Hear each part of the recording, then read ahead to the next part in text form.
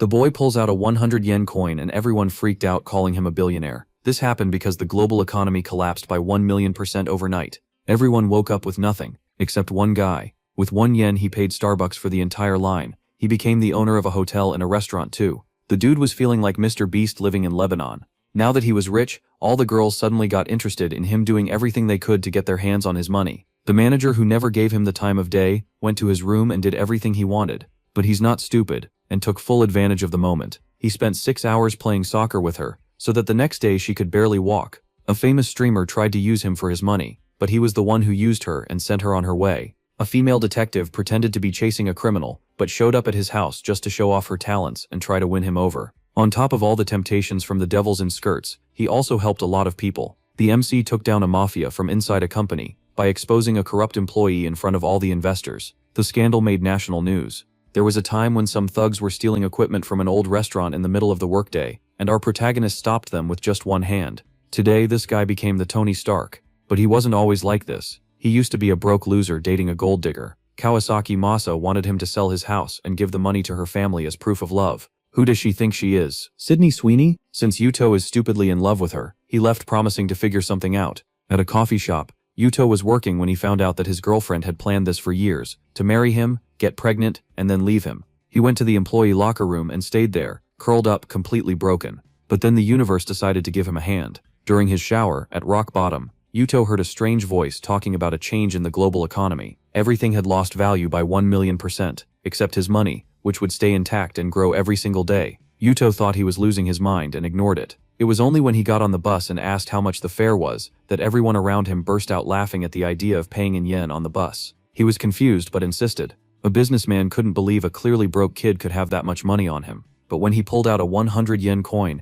everyone was shocked that this kid was insanely rich. When Yuto found out he was the only rich person alive, he went straight to the bank to deposit all the cash he had on him. When he told the teller that he wanted to deposit 100,000 yen, the woman went into shock and brought him to a VIP room while they counted the money. Suddenly the door opens, and his ex walks in with a rich old man. When Misa sees Yuto there, she asks if he's taking out a loan for her. Yuto, calm as ever, said he would never spend a single cent marrying trash like her. Damn! The old man tried to intimidate him by flexing his power and ordered security to remove the MC from the bank. But Yuto was now VIP of VIPs, and the one who got removed was the old man. Misa was already trying to put her hand on Yuto's thigh, now that she found out he was rich. MC simply doesn't give a damn about her. With the deposit done and his ex thrown in the trash, Yuto went to pick up Saki at the airport. Saki is a girl very close to Yuto, who he sees as a sister. They went to get some ice cream. Some old friends of Saki showed up and started mocking her, saying she was hanging out with a broke guy. As they were leaving, a system appeared for Yuto with a mission to spend 1 yen in 2 hours and earn a physical strength bonus. The rich kids, who thought they were all that, couldn't understand why everyone was running.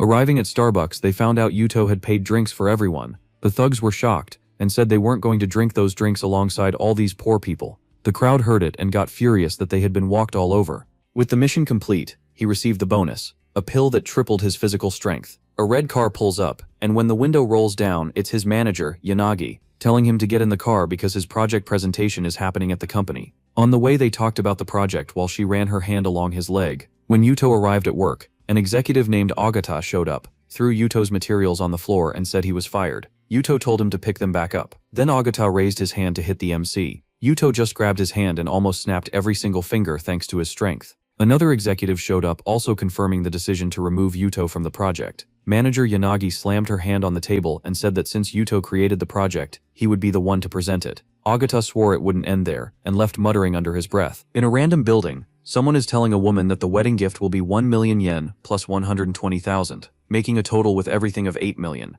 The boy places his hand on his chest and says that he has been saving up money for 11 years just for this moment. However, if she asks for another 1.6 million, he really won't be able to get it. The mother says he's crazy for putting things this way. She's not selling her daughter. It's just that to hand over her daughter, there has to be sincerity. And in this case, sincerity is demonstrated with money. That chubby fool in the background is our protagonist's girlfriend, named Kawasaki Masa, and her father Yoshio says that after the boy lost his parents, he found out that he inherited a beautiful apartment. If he gave the signal, he could find some people to buy it from him, and then he could have the money. Yuto, our fool, says that he can't just go around selling the things his father left behind. The mother, named Tamai, gets angry and says that the bastard won't sell because he doesn't love her daughter. She tells her mother to stop and then approaches our boy. Sometime later, they're already downstairs in the building, and she asks our protagonist if he really can't get that 1.6 million, he has to find a solution. However, the protagonist asks her to understand the situation he's in. He really doesn't have any more sources of money, but that damn woman promises that she'll make it worth his while. Oh, the nerve. Because then she tells him to get the money from a loan shark, saying that it's hard to date someone who doesn't even know how to make money. Our protagonist is all well dressed and stylish, but even this fool suffers at the hands of women, just to show you how things are. And he says, alright, I'll try to find a way to get that money. With that he leaves, saying that as soon as he gets it, he'll come back and then they can get married. She says she's waiting for him to fulfill his responsibility. The scene then shifts to a cafe. His friends ask if he's really going to have just that for lunch. He explains that he has to save money for something more important than eating. Right nearby, his future wife is talking to a girl, but she probably doesn't even know that Yuto works there. The girl wants to know where Masa's money is. Wasn't she supposed to be marrying that millionaire, the son of a man who owned multiple companies? Masa responds that the other guy was a bastard who only gave her 100,000. Her friend asks about the current guy, and she says this one is even worse. He has a building from his father's inheritance, but he won't sell it to give her the money. The friend seems a little confused and asks what the plan is this time. That's when Masa reveals that she's pregnant, so unfortunately, she'll have to marry this bastard. But it's fine. Once the baby is born, she'll divorce him, and take half of the property he'll inherit from his father. Perfect. A very honest woman, truly. Obviously, our poor Yuto is standing there boiling with rage, unable to comprehend. Clearly, she hasn't realized he's the fool, because she asks him to bring her some water. He doesn't want to turn around, and she keeps banging on the table, demanding to know why he won't answer. At that moment, he just throws himself down while the damn woman curses. Now, in the employee break room, the jackass is crouched down crying. Suddenly he receives a call from someone asking him to pick up a certain sake at the airport. He says it's fine since his part-time shift just ended. The poor guy is under the shower, completely devastated, crying and screaming that that damn woman only talks about money. Money is all she cares about. That's when, out of nowhere, the simplest system in the world appears. It tells him that he has suffered too much in this life, and because of that he has caused a shift in the global economy. Basically everything has depreciated by 1,000,000%. Meanwhile, his money remains intact, and he even earns 5% per day, which totals an extra 5,000 yen. Yuto just assumes that some lunatic is shouting nonsense and leaves. He gets on the bus and asks how much yens the fare to the airport costs. Suddenly, people around him start laughing, joking about how crazy it is to talk about spending yen to take a bus. The two guys sitting behind him say that if an idiot makes 100 sen a month, that's already pretty good. For those who don't know, a sen is basically 1/100th of a yen, like dividing a yen by 100. Our boy is confused, not understanding why they're talking like this. After all, an airport bus fare used to cost around 1,000 yen. He asks the driver to just say the price, so he can board. That's when a man in a suit suddenly tells him to stop trying to enter, and to stop acting like a millionaire, talking about spending yen like that. Clearly, by the way he's dressed, the boy is poor, so he should quit the nonsense. Yuto assumes he's dealing with a bunch of crazy people. Of course he has at least 200 yen to pay for the ticket. The suited man laughs and says he must be insane, if he actually has 200 yen. No way someone dressed like that has that much money in their pocket. Then, the man in the suit gets tired of Yuto's jokes and tells him to just sit down. He'll cover the 2 sen for his ticket. Yuto looks around, wondering if this is some kind of show or event, but there aren't any cameras. The driver tells him to sit down already because they need to leave. That's when our dear Yuto pulls out 2 sen yen coins and says, "Here you go." Immediately, everyone's eyes light up, eager to know how this kid has so much money. The suited man is convinced it must be fake. How could a kid have coins like these? That's when Yuto remembers the voice he heard earlier, and starts to wonder if it's actually true. He offers the coin to the driver and asks if he can get change. However, the driver says it would be very difficult to give him change for that much money. They'd have to contact the company owners first. At that moment, our protagonist realizes something. Not only was his 100 yen worth an insane amount now, but everyone around him was desperate for money. To avoid trouble, he gets off the bus. At that moment, a brand new phone was selling for just 1 sen. Even a luxury handbag cost no more than 17 sen. A Rolex itself was worth only 1 yen. This leaves him confused. He has no idea what to do with his 10,000 yen bills. It seems like this currency isn't even accepted anymore, so maybe he needs to go to the bank to figure it out. A while later, his number is called. The bank clerk greets him and asks how she can help today. Our guy says he's there to make a small deposit. She asks for the amount. He says it's just 100,000 yen, and that he'd like to open an account to spend it more easily online. The woman looks shocked, saying she can't handle that much money. She'll have to call the manager. His banknotes start getting authenticated. The woman returns sweating, saying it's unbelievable, they're genuine notes. The system even explains that the way money is used has changed. 1 yen is now equal to a sen, which is the number 100, but spelled out as sen, and 1 sen equals 1,000 rins. Yeah man, what a complicated currency system, but you get the idea. Basically, one is worth 100 times more than the other. Sometime later, now in the VIP room, he asks if they finished the verification. She confirms that they have, and that his deposit of 100,000 yen has been processed. However, the clerk wants to confirm if he's really going to deposit the entire amount. The guy says yes, but to leave about 3 yen in his account since he has a few small bills to pay. That's when, suddenly, the door swings open. Masa walks in with an old man, saying that she did exactly as he asked and is now going to marry that fool. Now that she's become a married woman, their relationship is even more exciting. Yeah, it's really her. Someone please smack her over the head. The old man even takes a moment to examine his prize, saying that stealing another man's woman is quite the thrilling adventure. That's when Yuto, standing inside with his arms crossed, says he never expected her to be this kind of woman. She's caught off guard, confused about why he's there, and asks if he came to take out that loan she told him to get. But our boy gets straight to the point, saying he would never waste money marrying trash like her. Strangely, this lunatic just shrugs and says she's too beautiful to belong to just one person. It's only natural that someone with her looks has both a husband and a boyfriend. Yep, she's already living out the woman meme. Our guy just stands up saying she's the worst woman he's ever seen. He's leaving now that his deposit is complete. But just then, the bank clerk says the regional manager also wants to speak with him. However, the old man, who is Masa's sponsor, tells him to stay put. After all, he insulted the girl, and he won't just walk away like that. Yuto, seemingly confident in a fight, says that if the old man wants to throw hands, just say the word. But the old guy smirks and says it looks like the kid has no idea who he is. He's the president of the famous Tenryu group,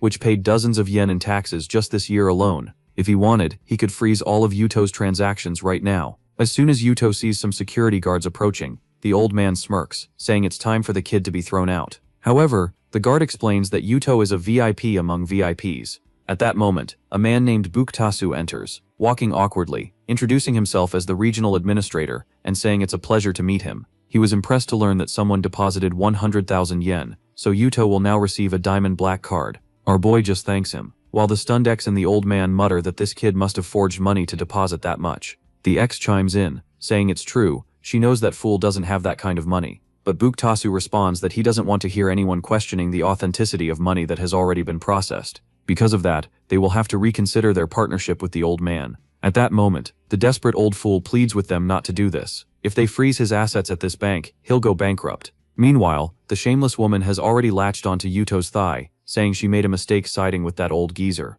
The truth is, she always thought Yuto was more handsome and promising, but our guy simply orders the manager to throw this pile of garbage out. And with that, the old fool is kicked out. At the airport, Yuto realizes he took so long that Saki must have already arrived. He's sure she's getting impatient when, suddenly someone touches his thigh. A curvy, lively girl teasingly says he owes her for making her wait so long. He apologizes, saying he'll buy her whatever she wants, and this humble girl just asks for some ice cream. The fool Yuto is already smitten, thinking she's as adorable as ever. As they talk about grabbing a drink, it seems like he was thinking of taking her to a Starbucks, but she points out that airport prices are outrageous. Nice to know that's a universal issue. Crooks everywhere. Out of nowhere, someone shoulder checks Yuto as they walk past. A guy claiming to be Saki's classmate says he'll cover their costs, since Yuto doesn't look like he can afford it. His friends laugh, saying they should just accept the offer. Yuto turns to Saki and asks if she knows these guys. She replies that she spoke with them yesterday, since it looks like they'll be classmates at the same university. However, she grabs onto our boy's arm and says they should leave because these guys are weird.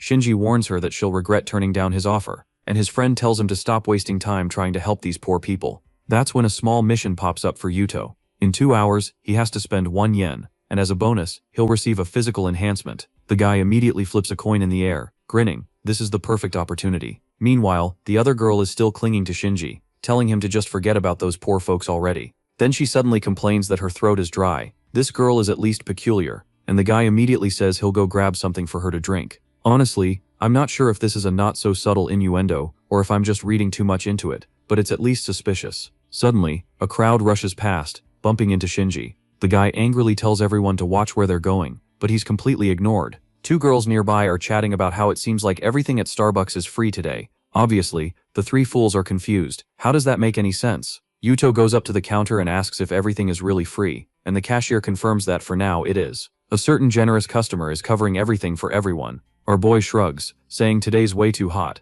so let's get a round of iced coffee for everyone. Of course, Saki is already enjoying the moment, when suddenly Shinji demands to know what Yuto thinks he's doing. Our guy just tells him not to worry, he'll even cover one for him too. Obviously Shinji refuses, saying he's not some poor guy who needs someone else to buy him Starbucks. Dude really shouldn't have said that, because now everyone around is giving him the death glare. Shinji then turns to Yuto, snapping at him to shut up. He claims that since Yuto has never been abroad, he should stop pretending to be a millionaire. But for once the crowd is actually making sense. They start shouting at the rich boy to shut up. Since he's not paying for anything, he can get lost. Things escalate fast, the dude gets beaten and trampled. Now that's what I call dedication to Starbucks. The guy is absolutely wrecked on the floor. Someone asks if the two girls with him are his friends, but they immediately deny even knowing him. That's when Yuto throws in his own burn, telling Shinji not to bother trying to hit on his sister with that spare change. Damn, why did it have to be his sister though? I really hope it's a Chinese sibling situation, where they just call everyone brother or sister casually. With that, Yuto and Saki leave. She walks ahead wearing those tiny shorts wedged in, asking if he's really okay with spending so much money. Our boy just says that when it comes to protecting her, no amount of money is too much. Ah, you smooth talker. Sometime later, they're waiting for a taxi, and the mission is completed. With that, Yuto receives his reward. Apparently, he struggled to even spend 1 yen. Buying coffee for everyone wasn't enough, so he must have had to invest in something else. Now he's gotten a pill that increases his strength. Meanwhile, Saki is asking where the taxi they ordered is. A red car pulls up, and she excitedly says it looks really cool. A girl with black hair rolls down the window and asks what Matsushima Yuto is doing here. Our boy replies to manager Yanagi that he came to pick up his sister and take her to university. Looks like this girl is someone from his workplace, probably important, since she reminds him about his big presentation this afternoon. Even though Yuto doesn't need money anymore, this project is something he's been working on for months. Saki tells him not to worry, she'll go with him. Besides, he should take the chance to spend more time next to such a beautiful woman. Our guy quickly tells her not to say things like that, especially since he doesn't have that kind of relationship with the manager. Yanagi asks what they're whispering about, and Yuto just asks for a ride. Meanwhile, he's thinking that since he's spent his whole life as a broke guy, he doesn't want to miss any opportunity to make even a single cent. Inside the car, Yanagi tells him to review his presentation materials and prepare, because if this project gets approved, he'll be receiving a huge bonus. Yuto says he knows he's falling for her tricks, but he'll do his best. Man, this manager Yanagi works hard. Let's put it that way. And her hand is up to something peculiar, giving the boy a little pinch. He tells her to cut it out with the tricks, but she just smiles and says he should be happy that she's even using tricks on him. Damn it, she's got a point. A little while later, they arrive at the company, and the manager Ogata Kosuke tells him to throw all of that away. Our protagonist asks what he means by that. Apparently this guy is taking over Yuto's position, and says he doesn't need to show up anymore. The guy even tosses Yuto's materials to the floor, but our boy demands he give them back. Ogata, clearly used to getting his way, raises his hand, ready to smack Yuto, asking if he wants to settle this with a fight. Unfortunately for him, Yuto just had his strength tripled. With a quick move, Yuto twists Ogata's arm and slams him into the ground. While the guy groans, completely confused about how this weakling got so strong, someone else steps in. It's another higher-up, who tells Yuto to let go. Apparently this new guy says Yuto has very few skills, which is why Ogata will be presenting the project instead. Yuto immediately protests, saying they can't just ignore the fact that he worked on this project from the start and hand it over to someone else. The guy is about to dismiss him when someone slams a hand on the table and declares that they won't let this happen. It's manager Yanagi. I'm really starting to like her, saying that since Yuto created the project, he should be the one to present it. Ogata, looking all twisted and defeated, whines, asking why they won't let him present. Yanagi simply states that he's not capable of it. After all, he doesn't even understand the project. There's no way someone this clueless would be able to handle it properly. Ogata scowls and points a finger, saying, fine, but we'll settle this soon enough. With that he storms off, while Yanagi tells our boy not to worry and to get ready for the presentation. Yuto can't help but think that despite being extremely focused on work, at least she treats him with care. Later, in the conference room, Yanagi announces that the presentation is over. The vice president Akira congratulates them, saying they exceeded expectations. First, Yanagi praises Yuto with a handshake, then immediately uses some high-density magic to push the poor guy away. Meanwhile, a mustached man mentions that once the company president arrives, they'll discuss how to handle the debts. Yanagi looks confused. What debts are they talking about? That's when the shady guy from before enters, saying that unfortunately, there seems to be an issue with payroll. Apparently they owe hundreds of yen, and at this rate, they won't be able to pay any employee salaries. Yanagi refuses to believe it. She always checks the finances, but the guy just smirks and tells her she was deceived by the old executives. Turns out, all the financial calculations were completely fake. She immediately realizes that none of this makes sense, unless it was a trap from the very start. The guy then smugly declares that this whole situation was just a simple fool's trap. Yanagi, furious, says this isn't fair. She's poured her blood and sweat into this company, so how could they do this to her? But the man ignores her completely, and announces that the company will be sold to the gentleman beside him for 90 yen. Yanagi is devastated. She's actually crying, saying that 90 yen is way too cheap. This is nothing but exploiting the weak. The smug guy just laughs, saying it doesn't matter, since it's not like she has the money to make a counteroffer. At that moment, President Kinoshita arrives. Now that I think about it, the mustached guy is probably the bank owner where Yudo made his deposit. And now the two of them are chatting about some lunatic in town who invested 100,000 yen. That's when Kinoshita notices Yudo standing there and asks what he's doing. Immediately, the old guy who just walked in asks if this is the kid who deposited 100,000 yen. The banker confirms it. The man steps forward, slightly hunched, and introduces himself as Kishinoda, the company president, saying it's an honor to meet him. Meanwhile, Ogata, the fool, is utterly lost, not understanding why two presidents are suddenly sucking up to Yudo. The two high-ups immediately tear into Ogata, telling him to stay out of matters concerning someone who deposited 100,000 yen. Yudo, taking everything in, asks if they're really going through with this ridiculous plan to sell the company for 90 yen. Of course, now the guy is all twisted up, saying it's better to just drop the subject. He doesn't want to get involved with Yudo. But Yudo isn't about to let things slide that easily. He tells Yanagi that they need to clean up how things are run around here, and he wastes no time warning the investors that Ogata was behind a scheme to put the company into debt and sell it off for cheap. Naturally, the investors and the bank official immediately say they'll launch an investigation. Ogata tries to lie his way out of it, but it's already too late. The next scene? The scandal is all over the news. Embezzlement exposed. Someone is pouring wine, celebrating today's victory. Damn, I thought we were already in the hotel room, but nope, we're still at the restaurant. Yanagi says that Yuto saved her life, so they have to toast. Yuto, ever the logical one, tells her that from now on she will be managing the company. She turns bright red, saying she's not sure if she's ready. She's easily deceived after all. She stands up and says that if he trusts her that much, they need to toast closer. And then of course she trips like an idiot. But our boy saves her in a totally normal way. I was expecting one of those accidentally inappropriate anime falls. But nope. She does however twist her ankle and asks him to carry her downstairs, but not to try anything weird. Our boy carries her as if she weighs nothing, saying it's fine. Sometime later, they make it to a hotel room where he gently lays her on the bed, saying he's heading out so she can rest. But the moment he turns around, the Cobra strike attack. Her leg moves at lightning speed, pulling him into a cruel trap. She smirks, saying that this time, he's the one who fell for it. But our boy? Oh, he flips the game around. And then, he teaches her how to play top lane Riven and pull off insane combos. After several rounds on Summoner's Rift, they're both exhausted. Man, League of Legends is tiring. Yanagi complains, saying she can't believe this skinny dude managed to play for 6 hours straight. He, all slumped over, says it's her fault for provoking him. If that's what she meant by provoking, then yeah, she's 100% to blame. This girl is a menace. Since they're in a best of 5 ranked series to hit gold, they queue up for one more match. Meanwhile, the day has already ended, and Yuto receives a new mission. This time, he has to spend 50 coins by the end of the day. He suggests that maybe they should invest more into the company, but Yanagi thanks him and refuses. First, they need to recover from the damage caused recently.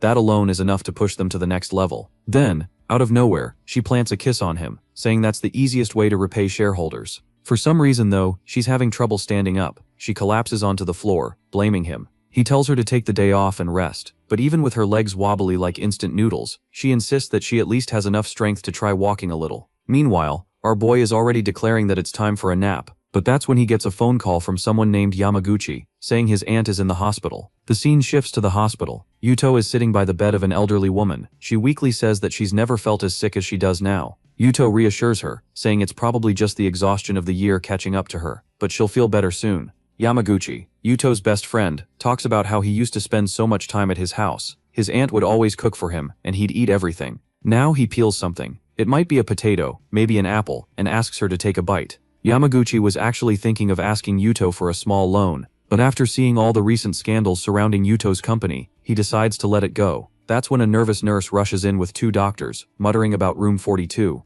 A bald doctor says that Miss Yamaguchi needs to be moved to another room immediately. Her son, of course, demands to know what's going on. Yuto had already told them he would cover the medical bills in a few days, so they couldn't just throw her out like that. But that's when a nurse reveals that they received a mysterious donation of 1 yen from an unknown benefactor. Because of that, his aunt is being transferred to the VIP room. Yamaguchi looks completely baffled. Who would donate just 1 yen? The nurse confirms that they've already verified the donor. And so the trembling doctors carry the woman like royalty to her new room. For some reason, she's absolutely delighted, saying she wants to stay close to these handsome doctors. And just like that, the cheerful old lady is taken away. Now in the special treatment room, the doctors are even doing some little celebration dance for her. Yamaguchi turns to Yuto and says that this must be a dream come true. This is exactly what he needed. Yuto, without hesitation, punches him in the stomach. Almost kills the poor guy. He forgot that he has enhanced strength now. Yuto tells him that this is the price for keeping quiet, instead of just asking for help. Yamaguchi apologizes, saying he was just hesitant to ask, but Yuto reassures him from now on if he ever needs anything, just say the word. With that, our boy completes a secret mission and receives a new bonus talent. My eyes are a ruler. Just like us, he has no clue what that means, but whatever, right? Meanwhile, in a VIP room nearby, a girl named Yamada Mika asks if she should call her younger brother. But the man in the hospital bed tells her it won't be necessary. He just had a long flight and needs time to recover. He then hands over some documents, saying that this project is extremely important to the company, so they can't afford to mess up. Since Mika has experience with this sort of thing, he's confident she can handle it. Mika reassures him she'll do her best to make sure everything goes smoothly. With that, she leaves, heading off to make it to university on time. But on her way, an old woman suddenly blocks her path and throws herself to the ground, grabbing onto Mika's legs out of nowhere. She then yells at Mika to watch where she's walking. Mika is confused, but immediately, some random bystanders step in, saying they clearly saw Mika push the old lady. Another man approaches, demanding to know which university she attends, because they're going to report her behavior. Enter our boy, Giga Chad Yuto. He casually catches Mika, keeping her from falling. At that moment, his new mystery talent activates. Because he was observing something interesting for just long enough, he instantly calculates the exact size of an F-36. He pauses. No way that was an F-36. It was a B or a C. So his system must be messed up. Meanwhile, the old lady is still clinging to Mika's legs, crying out for help. Mika, feeling guilty, admits that she was in a hurry, so maybe she bumped into her without realizing it. But Yuto immediately tells her not to admit to anything, otherwise she'll fall into their trap. Mika is totally lost. What does he mean by trap? Meanwhile, Yuto is trying to figure out how his new ability even works. He tells Mika that right when she was about 3 centimeters away from the old woman, the lady suddenly threw herself down. 3 centimeters is nothing, but okay. On top of that, there were several cameras conveniently positioned to make it look like Mika bumped into her. Yuto finds it really suspicious that so many cameras are capturing this from multiple angles. Mika agrees. It's definitely sketchy. Yuto warns her that someone might be trying to set her up. So Mika calmly steps forward and politely apologizes, but says that unfortunately she never actually bumped into the woman.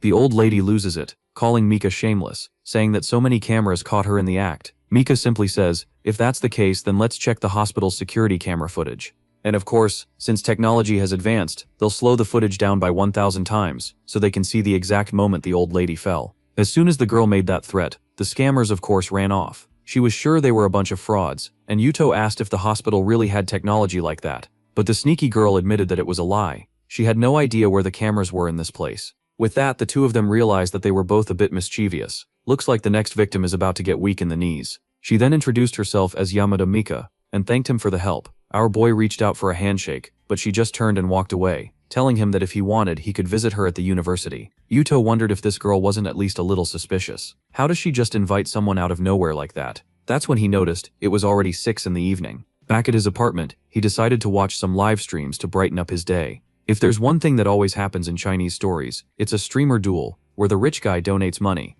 Every time I see this, I wonder, does this actually happen in China? Like 1v1 streamer battles, on platforms where the winner is the one who gets the most donations. I've never seen that anywhere else. What I do see is a girl telling viewers to support Kati, blowing a kiss with lots of enthusiasm. Meanwhile, another girl, Kumitan, is begging for more votes so she doesn't lose. Then Kati smirks, saying it looks like she's going to win, and wonders what punishment the loser will have to endure. Since the girl is a gamer, maybe they should force her to play with her feet. At that moment, Yuto's My Eyes Are a Ruler talent activates. After he's been staring long enough, he comments that the girl's legs are nice, but the proportions look off, probably because the table looks warped. Yukachi, completely offended, snaps back at him, saying he's making things up since she's had this body since the beginning of the stream. I mean, she probably meant since birth, right? Not since the start of the stream. Actually, not since birth either, since she grew over time, but you get the idea. What I don't get is why our boy got instantly banned within half a second. Obviously, the girl went right back to her little dance routine. And we already know what's coming.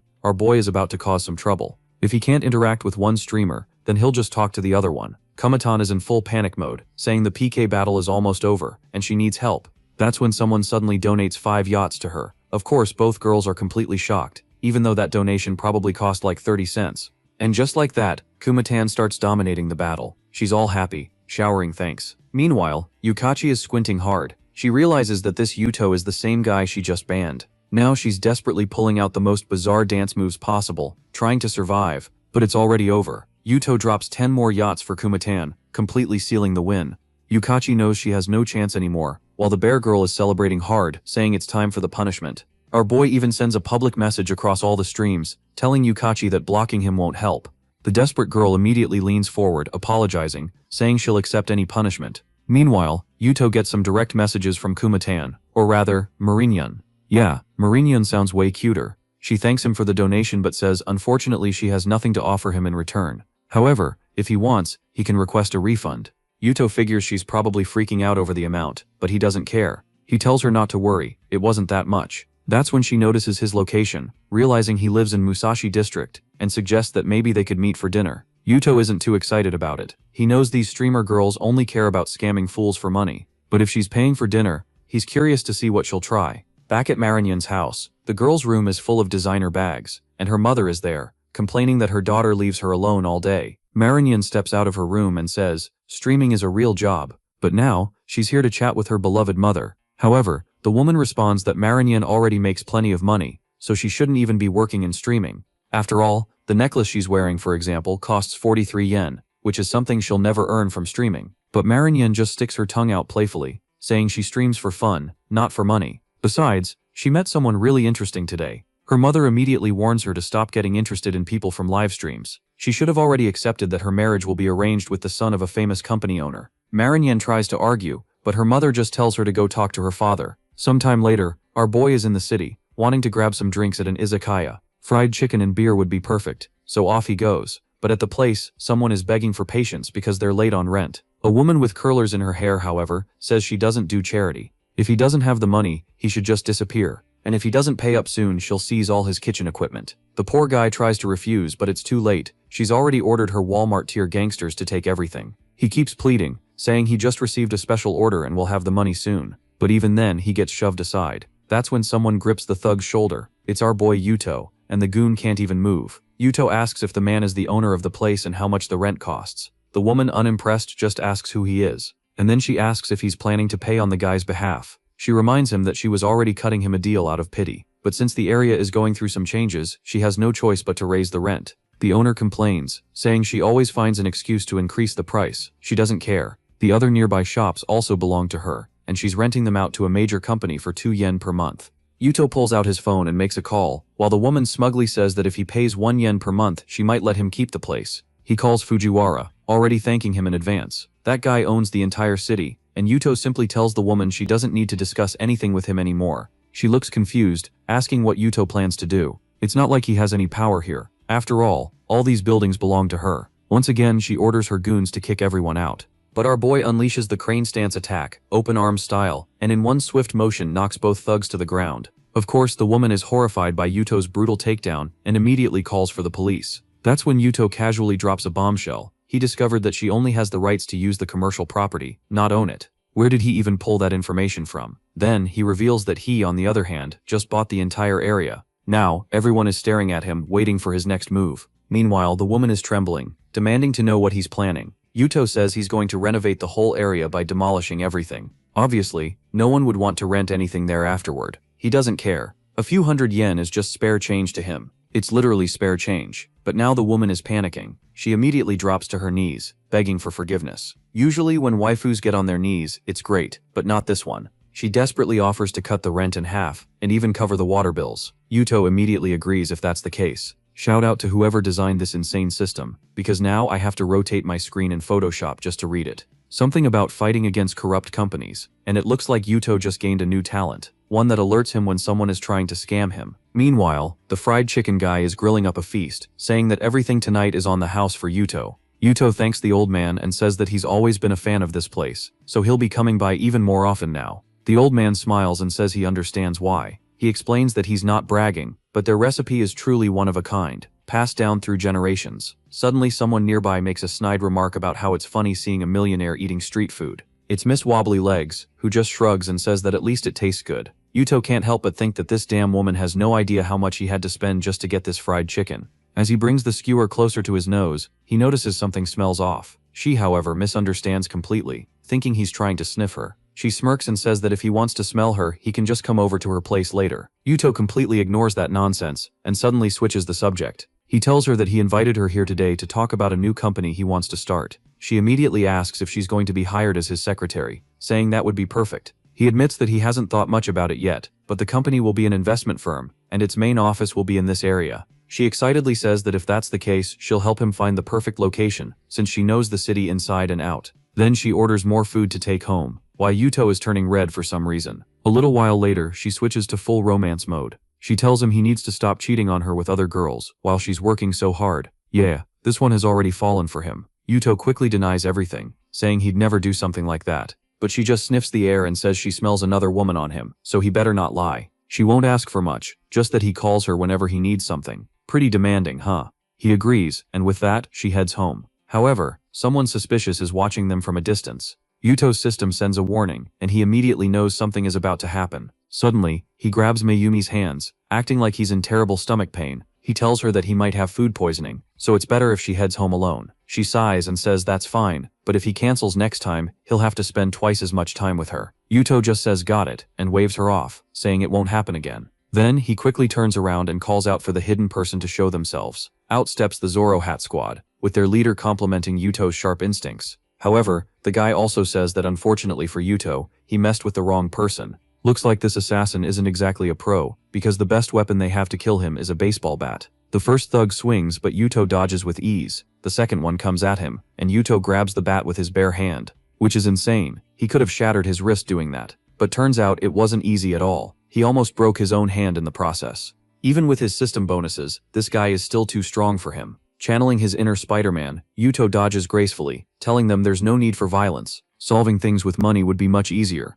But the thug cuts him off, saying that the person Yuto messed with doesn't care about money. And now Yuto is going to pay the price. The guy moves in for the final blow when suddenly, someone grips his shoulder. A bunch of people appear, applauding and praising the actor's performance, saying he's really well prepared for the film. When I called them the Zoro Hat Squad, I didn't think this was actually going to happen. Turns out, the little troublemaker saw everything, and hired a bunch of extras to interfere with the fight. Yuto is stunned, but before he can react, she makes things even messier by throwing money into the air. With so many witnesses around, the assassin has no choice but to give up.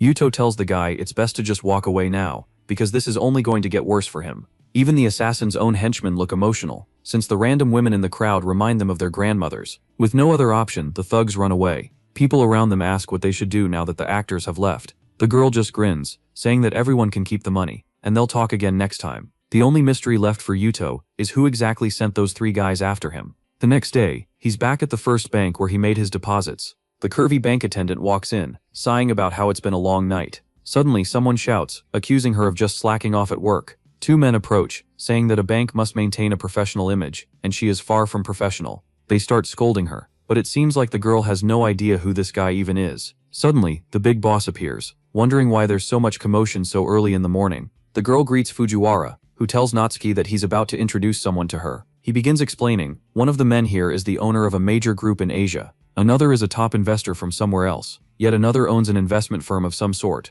Long story short, there are a bunch of important big shots here, and she has no clue why they're all gathered in one place. The boss apologizes for the mess, and invites them all to head straight to the VIP room. Seems like everyone here wants to meet Matsushima, and of course, that's our protagonist's first name. Naturally, Natsuki knows that name all too well. One of the men comments that maybe Yuto could help train the bank's employees, and the boss thanks him for the idea. With that, the girl leans forward enthusiastically, thanking them and asking for everyone's support.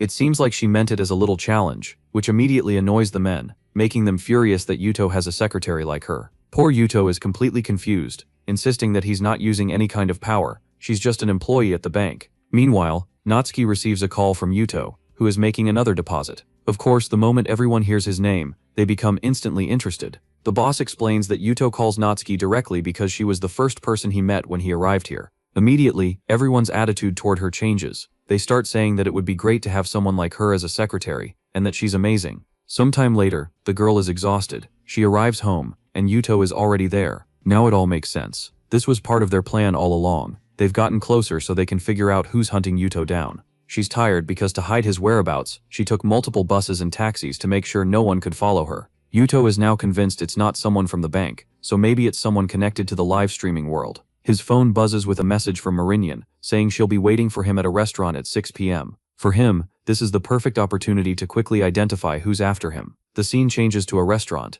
A staff member asks Yuto if he has a reservation, since this place is strictly for important people. Yuto is a bit confused. He didn't even know the restaurant worked like that. The employee says that he can leave his name on the waitlist, or hope for an available seat. But before he can respond, another employee cuts in, scolding the first guy. He tells him not to make those kinds of offers to people who clearly can't afford to dine here. The first employee immediately bows and apologizes before hurrying off. Then, the rude guy turns to Yuto, saying that they're not accepting job applications right now. Now that's a serious insult. Still a little confused, Yuto picks up his phone when Marinian calls, asking where he is. He explains that he's in the hotel lobby but is being denied entry. A short time later, she taps him on the shoulder and asks if he's Yuto. The foolish security guard immediately realizes they know each other, and stiffens up in panic. That's when Yuto calmly tells him that he's not here to apply for a job, he's actually here to eat. The guard immediately apologizes for being rude, wishing him a pleasant evening. Yuto, too lazy to cause trouble, simply asks where they'll be sitting. Marnian tells him to come along, it's going to be amazing. She had even prepared some beautiful lilies of the valley for the occasion. At the table, the waiter asks if she wants her usual order. She says yes, but she also wants to hear Yuto's opinion. After all, he's her sponsor. Yuto just shrugs, saying he's never been here before, so he'll just have whatever she's having. The waiter laughs, commenting that this is a typical response from someone who isn't used to high-end dining. The waiter sets a trap, casually asking if the lady would like her usual wine. She says yes, but Yuto, broke and humble, wants nothing to do with wine. He just asks for a simple carbonated drink. However, the waiter explains that they only serve wine here. After all, a truly wealthy person would never choose a soft drink over something of quality. Yuto, already out of patience, just asks if they have anything carbonated at all. The waiter sighs and says they might find something in the kitchen. As he walks away, he grumbles about how ridiculous it is that a poor guy like this is dining with Miss Mareem. He glances at another poorly dressed customer at a nearby table and wonders why this place is attracting such a low-class crowd. At the same time, a shady-looking guy is wondering where all the beautiful women are. Then he locks eyes on Mareem, and immediately falls for her. He turns to his wife, or at least that's what I think she is, and calls her honey, saying that it's time for the next round. She looks at him, asking if he's really going to force her to do this again. Now I'm getting a little worried. What exactly is this couple planning? Meanwhile, at Yuto's table, a king crab dish arrives. Man, I've never eaten this stuff before. Someone tell me what it tastes like. Marine stands up saying she's going to the bathroom, but Yuto can go ahead and eat without her. The moment she leaves, that shady woman from before approaches Yuto, asking if he's really going to eat something that delicious all alone. She smirks, saying that it's thick, creamy, and would be very satisfying to eat. Then, she leans in close and asks if she can take a little bite. This woman is really something else. Obviously, Yuto is wondering who the hell this lunatic is. She just tells him not to worry, she'll pay for it, leaving him completely confused. Yuto chuckles, saying that it's hilarious how even in a 5-star restaurant, there are people who come to beg for food. The woman's face darkens. She turns around angrily, telling him that he's going to pay for this. As she walks past his chair, she bumps her hip against his armrest. Then she suddenly accuses him, asking why he did something so inappropriate all of a sudden. Yuto, completely lost, says he didn't touch her at all, but she just tells him to stop playing dumb. She dramatically declares that it's outrageous for him to assault her like that, and then try to deny it. Then she grabs a glass of water and throws it straight at Yuto. But Yuto simply dodges, and the water lands on some poor bald guy at another table instead. Right at that moment, Marnian returns, saying that the woman is taking things way too far. But the crazy wife snaps back, saying that Yuto is the one who crossed the line, and that he should apologize. She also tells Marnian to stay out of it, if she doesn't even know who she's dealing with. Then a staff member appears, addressing someone as Ito-sama, saying that they've checked the security cameras. At first I thought this was just part of another setup, but no, it's the actual restaurant staff confirming that the woman is lying. Even so, the woman refuses to admit it, saying that they must be mistaken. She claims that she just slightly tripped, and Yuto took advantage of the moment. Marnian completely ignores her, and tells the restaurant staff that they should inform all restaurants in the area about this woman. Apparently, she goes around trying to frame people for harassment. It would be better to have her banned from every restaurant. The staff member nods immediately, and the woman starts panicking, wondering who the hell Marnian even is to have so much influence. Then to make things worse, Marnian takes out her phone and snaps a picture. She announces that she's going to post it on social media to warn everyone about this crazy woman. Turning to Yuto, she grins and says that this is all because he made that donation, so she's going to help him however she can. The crazy wife completely loses it. It looks like this was actually her entire business, scamming people at restaurants. Suddenly, her husband, the pathetic fool, steps in, apologizing. He says that his wife must have had a bit too much to drink and lost control. As an apology, he'll cover the cost of everyone's meal, but he begs them not to have her banned. The wife tries to protest, but the husband just tells her to shut up, apologize and leave. If there's one angle that artists love to draw, it's this one. She bows in shame and apologizes. Marinyan sits down, and the man introduces himself as Shota Najima. She turns to Yuto, asking if he wants to accept the guy's offer to pay for their food. Yuto just shrugs. If it's free, why refuse? But of course he's dealing with a sly little streamer, and she immediately questions him. She asks if he's absolutely sure he wants Najima to cover everything. The man smiles confidently, saying yes, and even tells her to order whatever she wants.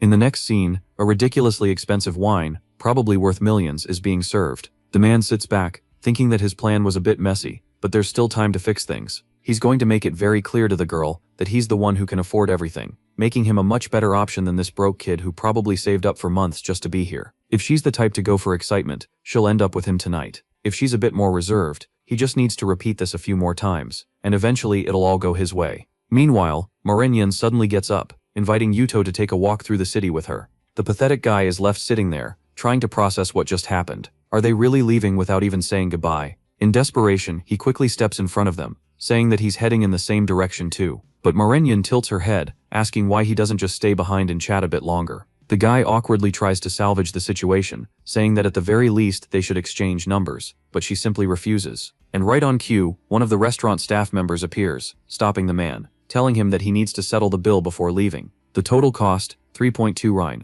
rins, not a kidney, in case you were wondering. But considering how expensive this place is, it might as well have cost an organ. Still, the price hits like a truck, and the guy realizes he just got played. Meanwhile, Marinyan walks away, laughing, saying that it's always fun to mess with fools who think they can just buy women so easily. But she also teases him a little, saying that if he really couldn't afford to pay the bill, she would have covered it for him. The guy completely snaps. He raises his hand, ready to slap her, but that's when our Giga Chad Yuto catches his wrist mid-air, stopping him effortlessly. And with a calm but chilling voice, he asks, "What exactly do you think you're doing?" At the moment, the fool asked who our boy was affiliated with, to which he replied that he wasn't part of any group. Strangely, the crazy guy then said he was sure that meant he must be the owner of the area, and invited him to the south side to see how he would be treated there as well. The little streamer just grabbed our boy's arm and left. Sometime later, somewhere else, our boy was coming down the stairs and celebrating his arrival. Sweaty and worried, the girl recognized that it was Uncle Yamada. This guy is the vice president of the development bank, so why is he here?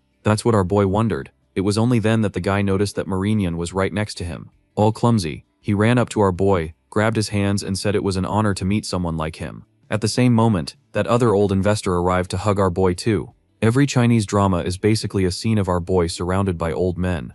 Sometime later, outside, our boy holding a coin, said that he would accept the offer from whoever found out who had attacked him. The old guys looked confident, guaranteeing that the next investment was secured in that case. Each one ran to their little Hot Wheels car and took off. Marinyan apologized, saying he was exposed because of the post she made, and asked if he wanted her to delete her social media. Man. He told her not to worry, that he could handle it easily. At that moment, another guy appeared and told him to wait a second. Our boy didn't understand what this loser Nijima still wanted with him, to which the guy replied that it was time to give him the treatment he deserved. He told his brothers to get ready, and everyone reached for something under their coats. The protagonist looked scared, until suddenly, the guys pulled out coconut water. Even Marinyan stood there, devastated, not understanding what they were doing, and the guys started drinking, spilling it all over themselves. What is this? They started dancing, saying this was the delicious coconut water from the south, and asked if he wanted to try it. Yuto had no idea what this guy was up to. Then suddenly, the guy grabbed his leg, begging for investment, and admitting he was wrong. He said that if Yuto wanted to find out who tried to kill him, he could help with that too. After all, he knew the underground scene well. Yuto just said, "All right then," and decided to let him participate. Right at that moment, the restaurant owner came over, bringing a VIP card for our boy, and wanting to know if he was satisfied with today's service. Humble as ever, Yuto replied that there wasn't anything too bad. The only thing he wanted to mention was that manager who called him poor for drinking soda instead of wine. The guy was shocked and realized he was screwed, and the boss had already warned that this kind of behavior would not be tolerated. The scene then shifts to the protagonist's sister saying goodbye to someone. It's that girl from the hospital, and it looks like they met at university. Saki-chan was all happy, saying she was lucky to meet Yamada. She's teaching her a lot, and seems focused on helping the girl. Not to mention she was considered a genius at this university. And as she arrived at her room, 3 girls were already waiting there. Obviously the poor innocent fool asked what they were talking about. She's about to get roasted for sure. Before the girls could respond, she already noticed that all of her notebooks had been thrown in the trash. She went to grab them, wanting to know what had happened, and that wretched gorgeous wicked girl. What a danger. She said she thought Saki wasn't going to use them, so she put them there. Saki-chan went over to her bed and wanted to know why everything was wet too. Man, another healthy-looking troublemaker said she accidentally spilled some milk and apologized. The villains are all this dangerous, what a nightmare. Obviously the last one was just as bad, and asked if she had a problem with that. Poor Saki-chan, with her fool's face, glanced behind her, just feeling the pressure of the three monsters staring her down. Right at that moment, Chad walked in through the door, wanting to know if it was true that they were bullying his sister. Man, looks like everyone ended up in the principal's office. Saki turned around and told him not to worry, that she was fine. While the rugby player and the two hot girls stood there looking awkward. Why is this girl wearing that dress in the middle of college? Girl, this isn't a party. Yuto told Saki not to worry because Big Bro was here. The principal then said that as she had explained, it seemed like there was a case of bullying happening in Saki's room. Our boy greeted Miss Sawai and asked her to explain everything properly. After all, he knew that if they let this slide, things would only get worse for his sister. The woman said she understood that very well, which is why she called him there. And then the principal asked Saki to explain why she was being bullied. Our meme is just as confused and wants to know why the principal is talking, as if this was his sister's fault. Out of nowhere, the three fools started looking ugly as hell, crying, saying they were scared of that girl who completely wrecked them. Yuto, still confused, asked his sister what was going on. Then we see what happened just before, when she turned around and faced the three. Man, I think she really was about to beat them up. She went running, all strong and beautiful. She grabbed the first one's head, pulled her hair, revealing the poor girl's bald spot. Then she grabbed the wet blanket, wrapped up the other clumsy one, and said that now she would help dry it up. The second troublemaker called for Akane, the rugby player, who came running to take Saki down. But Saki just dodged, grabbed the girl by the arm, and slammed her onto the floor. The fools just lay there frozen while Saki apologized, warning them not to mess with anyone from the Matsushima family. That's when Yuto remembered that his damn sister had been carrying fish like crazy since she was 9, and was a menace when it came to fights. Even so, he turned to the principal and said that his sister wasn't the type of person who liked to fight. Someone must have provoked her for this to happen. But the principal put her hand on our boy and said they needed to talk in another room. She then explained that maybe what he said was true. However, the three witnesses confirmed the same story, and even Saki admitted she had hit them. The best option was for his sister to apologize, for everyone to make up, and for the school to keep an eye on things to see how they developed. Strangely, Yuto just accepted it, and said fine, he'd leave it to her. Then he went over to the girls again, and said they should discuss a way to reconcile outside. But those tight dress-wearing troublemakers wanted a very sincere apology, and in China, sincerity means money. Our boy made a little signal and said he'd be very sincere. They didn't need to worry. Right then a guy came running down the hall, telling Matsushima he had brought what he asked for. Our boy had bought some bags, perfumes, and even a phone for these lunatics. And they immediately said that was more than enough sincerity. But the boy is cold and calculated. He threw everything on the ground and said he might hand it over. Only that kind of luxury item didn't match people like them. Then he told them to just say why they did this to his sister. The three fools were shocked. They thought they were getting those fancy bags so easily. But Yuto warned them that he'd think they were smarter if they just confessed already. After all, he was going to find out eventually. Then the one in the party dress said they really had no problem with Saki. They were just paid by some guy from another department to mess with her. She then showed a picture of the dude with a helicopter cap, saying they were paid by this guy named Shinji Yamada. Obviously our boy didn't like hearing that one bit. The scene then cuts to the girls' dormitory. Looks like our boy got a room and told Saki to stay there, that she didn't have to go back to that place. Seems like we're in some kind of dorm, and he got one for her. She thanked him, saying she was going to look around because she wanted to find someone she knew. In another room, probably in the same apartment, we see what I think is Yamada, trying to fix or actually struggling to fix something in the sink. Right after she saw Saki in the room across from hers, turned around and recognized her. All sweaty and exhausted, she gave a little wave, saying it was a coincidence that they ended up so close to each other. Right away, seeing her friend's room all soaked, she asked if there was a problem. Yamada said yes, that she was about to call someone to help fix it. But then giant-sized Saki said she'd handle it, and she went over to fix it too, of course. Strangely, Yuto felt like something was off in the air. Looking to the side, he saw the sly one, who recognized him as the guy from the hospital. Right away he remembered that she had mentioned she would show him the university, but she thought he was some kind of creepy stalker, and had come all the way there just to follow her. She said she was calling the police. The poor guy was misunderstood, and quickly explained that he was just helping his hardworking little sister, because she was moving into the room across from hers. Then the system told him to help the girl because someone was about to take advantage of her. Just then, Saki appeared, saying it was a coincidence that they knew each other, and announcing that she had already fixed it. Yamada was impressed that it was done so quickly. While Saki asked our boy what was wrong, Yuto was just there, trying to figure out what that system message meant. Then Yamada went to turn on the sink, thanking her for fixing it. But something very tragic happened, something that made everyone watching this video very sad. The poor girl got soaked. Rest in peace, girl. Saki was there laughing at the fool. Sometime later, Yuto was still thinking about this whole saving thing. He imagined himself telling her to be careful, but he was sure she'd just think he was crazy. Saki already noticed her brother was thinking about the girl, and told him not to worry, that she would help him be very happy, as in help him with the other girl, of course. Come on now. Sometime later, Yamada seemed healthy as ever, saying that now everything was really fixed. Saki invites her to an apology dinner, reassuring her that her brother won't be there. Yamada thanks her, saying it's perfect because she was also planning to take her to a place nearby. Yamada realizes this is the perfect chance to gather information. It looks like he even included his sister in the plan. This kid is something else. Now he just had to deal with that cap-wearing guy. Sometime later, under the scorching sun, he picks up his phone and asks if he should go to the Kurobayama race circuit. Man, these Japanese names can be long sometimes. The American football player confirms, saying Shinji Yamada is always there. Yamada then spots a guy nearby talking about race betting, and warns the rugby player that if she messes with his sister again, things won't be so easy next time. She just thanks him and waves goodbye. But right at that moment, a guard blocks Yamada, saying that area is VIP only. Our boy wants to know how to become one, and the guy says it's not possible. Only official members with cards can enter that place. Yamada looks around and notices a humble little motorbike, asking whose it is. The guy says it's his, which is why he can be inside. So our boy just hands him a bunch of money. The guy is shocked. Yamada has already grabbed the bike, calling it a beast. Meanwhile, someone is complimenting Shinji's cool car. It must have cost a fortune. Shinji tells Fuji that yeah, he made some modifications, added automation, and upgraded the engine. As he goes on about everything he spent money on, someone comes speeding in on a tiny motorbike. Man, our boy zooms past, does a stunt, and lands right on Shinji's car. This guy is bold as hell. The bastard even comments that apparently, the upgrades weren't on durability, since it broke so easily. Shinji nearly explodes. He hadn't even raced yet. He's already on the ground crying, not understanding why Yado did this. Yado tells him not to worry, that he'll pay for it, but before that, they need to settle the matter of bullying his sister. At that moment, Shinji realizes who the protagonist is, and it turns out, this is about how he ruined his friend's life. The guy from the airport maybe? Poor dude had to transfer schools, that's why they're messing with his sister.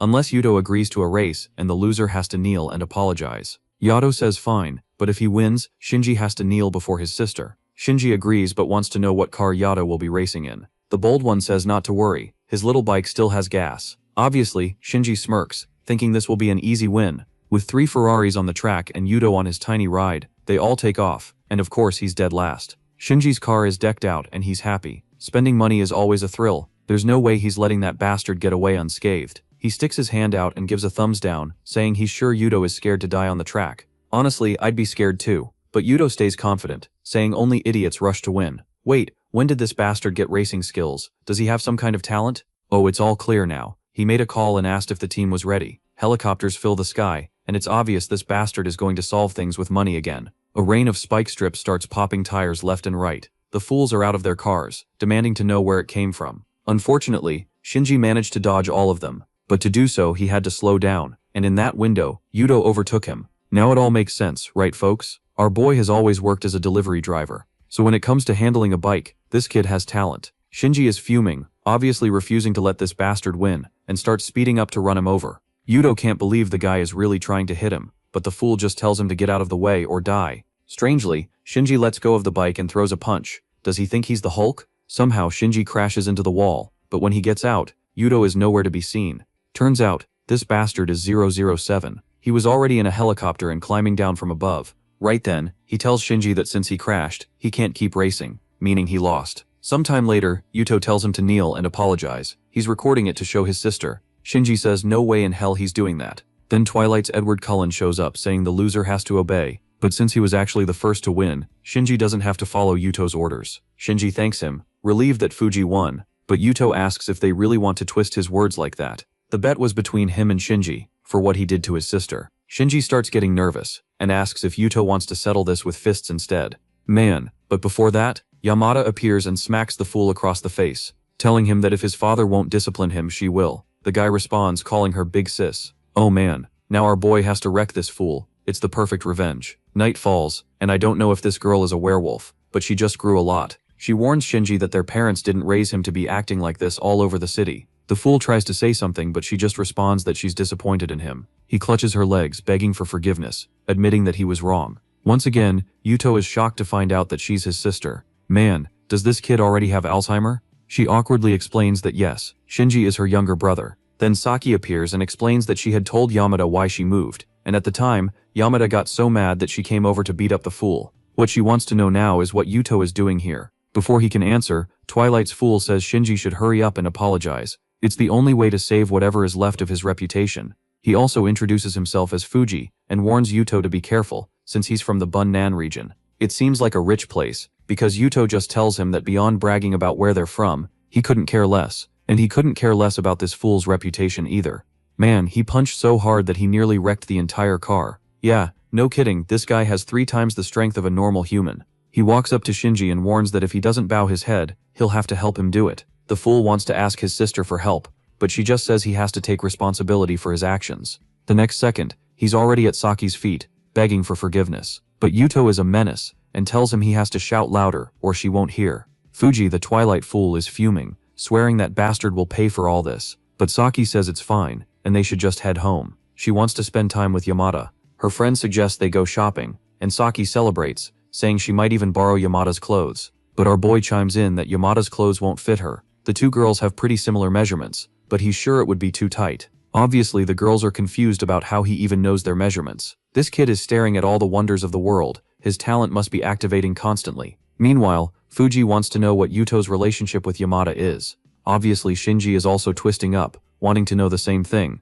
telling her to get in the car. Unfortunately for these side characters, she refuses, saying she doesn't even like sports cars. The guy insists, saying she can't just stay there. Yuto only has some tiny bike and it can't fit 3 people. When suddenly, another car pulls up. Someone tells them to get that piece of trash out of the way. I'm not sure, but I think it's that crazy restaurant guy. Yep, it's him, Nijima. Niji wants to know what he's doing here, but the guy just tells him to move and that he doesn't need to explain himself. Fuji, however, tells him to back down, since without his family's support, he wouldn't have achieved anything. But Nijima completely ignores him upon seeing our boy, and goes to greet him. He whispers something in his ear, then turns to the girls, saying that if they're Yuto's friends, they can go with him. His sister, a little confused, asks Yuto if they can trust this lunatic. What if he kidnaps them? Yuto says it's fine, and tells them not to worry. Saki's already pulling her along, telling her to just come. The crazy guy even hands Yuto the wheel, calling him the boss. Meanwhile, Shinji is in tears, apologizing to Niji, saying he did everything he could. The guy is barely holding in his rage. He already lost Mika, but he can't afford to lose his status with Yamada too.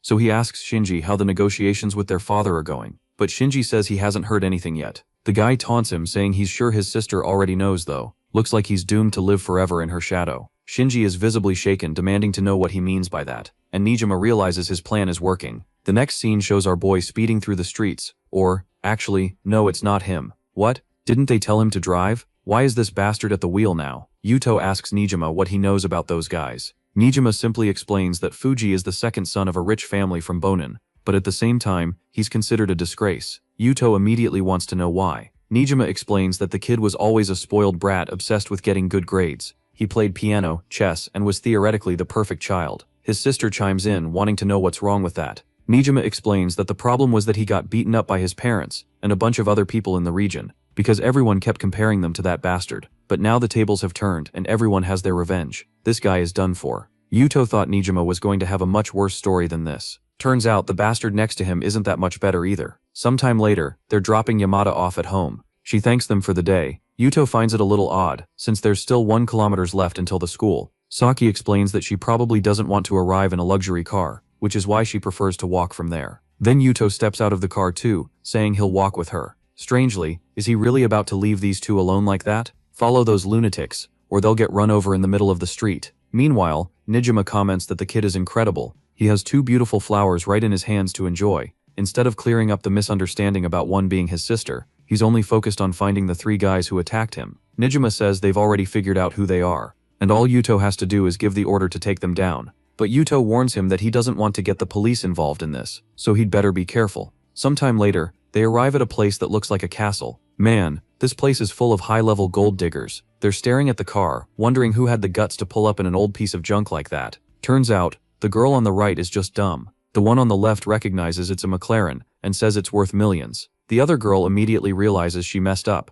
Meanwhile, the one in the little dress grabs Nijima's hand, saying his car is incredible. She asks for his number, and he says he'll give it to her after spending some time with her later. Man, they really just need a McLaren because the girl already calls it perfect, but he better not break this promise. Meanwhile, our boy asks Nijima what kind of place this is. Nijima has taken him to the house of the nighttime friends, and he says that in this life, money isn't always everything. Now I'm confused. I'm not 100% sure this is the house of the nighttime friends, but considering there's a guy sitting on a couch with two girls next to him, what else could it be? In another part of the place, Nijima says the guy who hunted him down is right next door. He runs everything here, so no information slips past him. Then a guy walks into the room, saying Nijima can ask for whatever he wants. Yuto says he wants all the recordings from the room next door. But it turns out Nijima doesn't have as much authority as it seemed, because the guy says that in a place like this privacy is everything. If people find out that footage leaked, he'll lose all credibility. But our boy just flips a 1 yen coin at the security guy, and tells him to pull up the cameras. If that's not enough, he even offers 2 yens.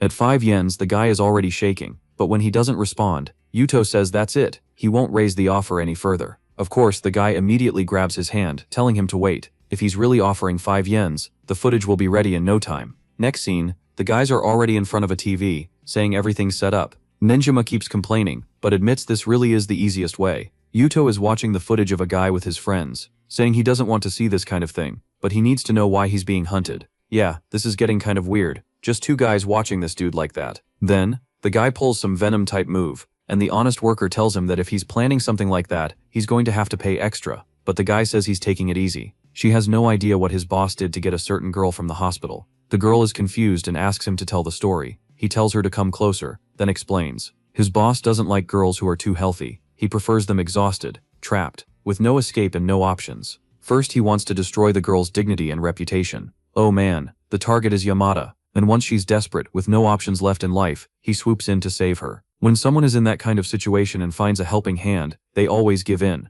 The girl obviously responds that this is a pretty twisted, messed up hobby, and clearly the guy isn't mentally stable. The guy just shrugs, saying it doesn't matter. His boss is the one in charge. Besides, someone got in the way of his boss's plans, and now he has to get revenge. Wait a second, I just realized who this bastard is. It's that scar-faced, top-hat-wearing guy, the one who told our boy they would get their revenge. The girl then asks who the boss is. Not because she's curious, but because she wants to avoid this lunatic. But the guy just says he's not dumb enough to drop his boss's name in a place like this. When suddenly, someone walks into the room, saying they need to prepare for Yamada's upcoming birthday party. Scarface agrees, saying they have to do this right, otherwise their heads will roll. Yuto starts suspecting that these guys might have Shinji's backing. Nijima says it's good that they're planning their revenge, but our boy says it's late, and that he's heading home. His friend, however, says he'll stay a little longer to keep monitoring things. Yeah, I'm sure all he's going to do is monitor. Walking through the club, Yuto thinks about how Yamada has a tough opponent, but she's not exactly an easy target either. When suddenly, the system activates, detecting a potential target.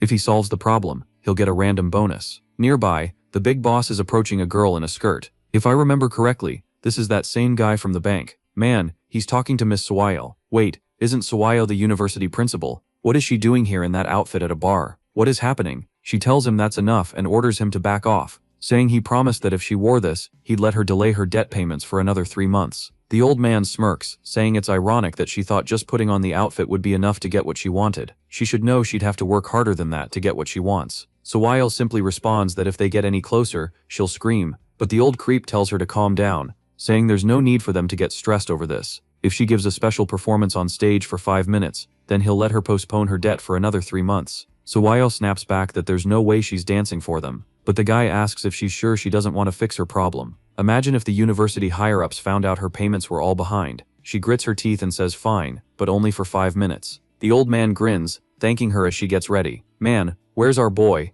Is he not going to save her? You're late, my guy. The creep knows that people in her position have to maintain a clean image, which is why he's planning to take a bunch of photos to blackmail her later. Yeah, this bastard can go straight to hell. If our protagonist pulls out a Glock and puts him down, I wouldn't blame him. This old man sounds like one of those red pill guys who got dumped for being broke, and now thinks women should be treated like trash. He might as well start his own podcast to talk nonsense. Just as Sawai is suffering, a Chad finally appears, and tells her not to let these guys do this to her. She immediately recognizes him as Saki's brother, and our boy warns her that if she goes through with this, these guys will never stop blackmailing her. At that moment, the old man turns to Yuto, demanding to know who the hell he is. That's when our boy tilts his head, and asks if he really has to remind him. The old creep starts trembling as he realizes it's Yuto, the king of 10 yens. But then he gathers his courage, and says that a debt is a debt. She has to pay back what she owes him. Yuto dares him to try and force her. Now the old man is wondering why this bastard is always trying to pick a fight with him. Yuto turns to Sawai and asks if she has any proof that they were charging abusive interest rates,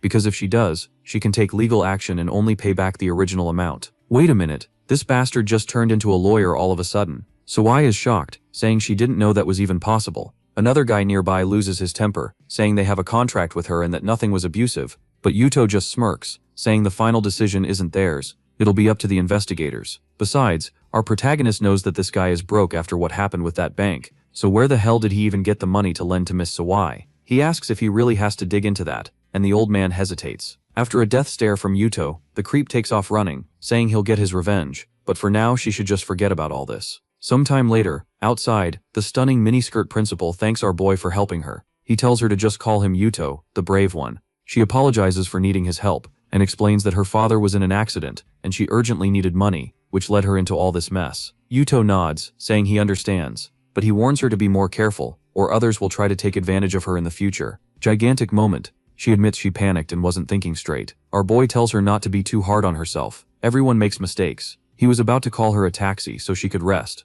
but then she suddenly says she can't go back to school. It's late at night, and if she shows up wearing that outfit, people will definitely get the wrong idea. He asks if she wants him to rent a hotel for her, and she says yes. A little while later they're already at the reception, asking for a room. The woman thanks them and hands over a key card, but then the other receptionist suddenly seems to recognize something. Yuto tells Sawai that once the room is set up, he'll head home. Sawai thanks him but accidentally calls him brother Yuto-san. He pauses, confused. She quickly realizes her mistake and corrects it, calling him Saki's brother instead. Okay, now I'm confused. I think she just called him big bro for a second. Meanwhile, the receptionists are whispering among themselves. One of them taps Kumi-chan's shoulder and tells her to check her phone. Looking at our boy, she says she's sure it's him. They start chatting, saying they have to do their best. Yuto asks if the room is ready. The other receptionist apologizes, saying all the single rooms are booked, but since it was their mistake, they'll upgrade them for free. At the same time, another girl is seen sprinting away in the background. Sawai finds that odd, and Yuto asks why they aren't charging full price.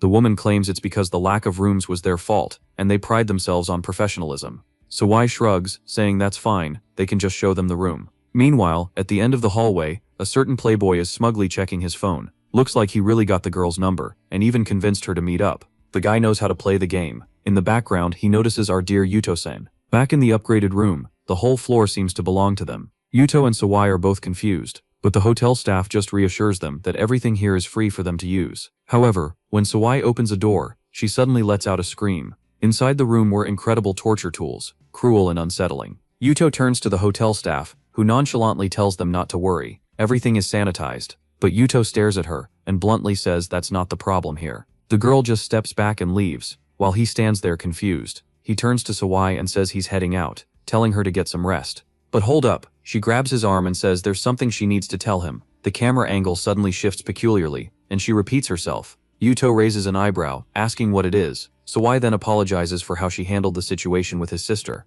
After investigating further, she realized that the problem was with those other girls, and as a teacher and someone responsible for the school, she should have caught it earlier. Our little rascal, Yuto was clearly expecting her to say something completely different. He tells her that he's already spoken with Yamada, and she doesn't need to worry. Everything has been settled with Shinji. But Sawai insists, saying she wants to know where Saki is staying. She wants to apologize to her personally. Yuto shrugs and says fine. Sometime later, downstairs, he runs into Nijima, who smirks and says he's finally found Yuto's weakness. But our protagonist just wants to know what this guy is doing here. Nijima shrugs, saying he saw him walking around with a certain lady, but Yuto brushes it off, saying that woman is just connected to his sister. Besides, he rented the room for her, he's already leaving. Nijima smirks knowingly, saying he understands very well how it goes. Friends during the day, lovers at night. You sly fox. Before Yuto can respond, a hotel receptionist suddenly calls out to him. She asks why he's leaving, and if he was dissatisfied with the hotel. Yuto tells her he wasn't planning on staying the night, so what's the issue? She hesitates, then apologizes, saying she never expected someone as important as him to do a surprise inspection of the place.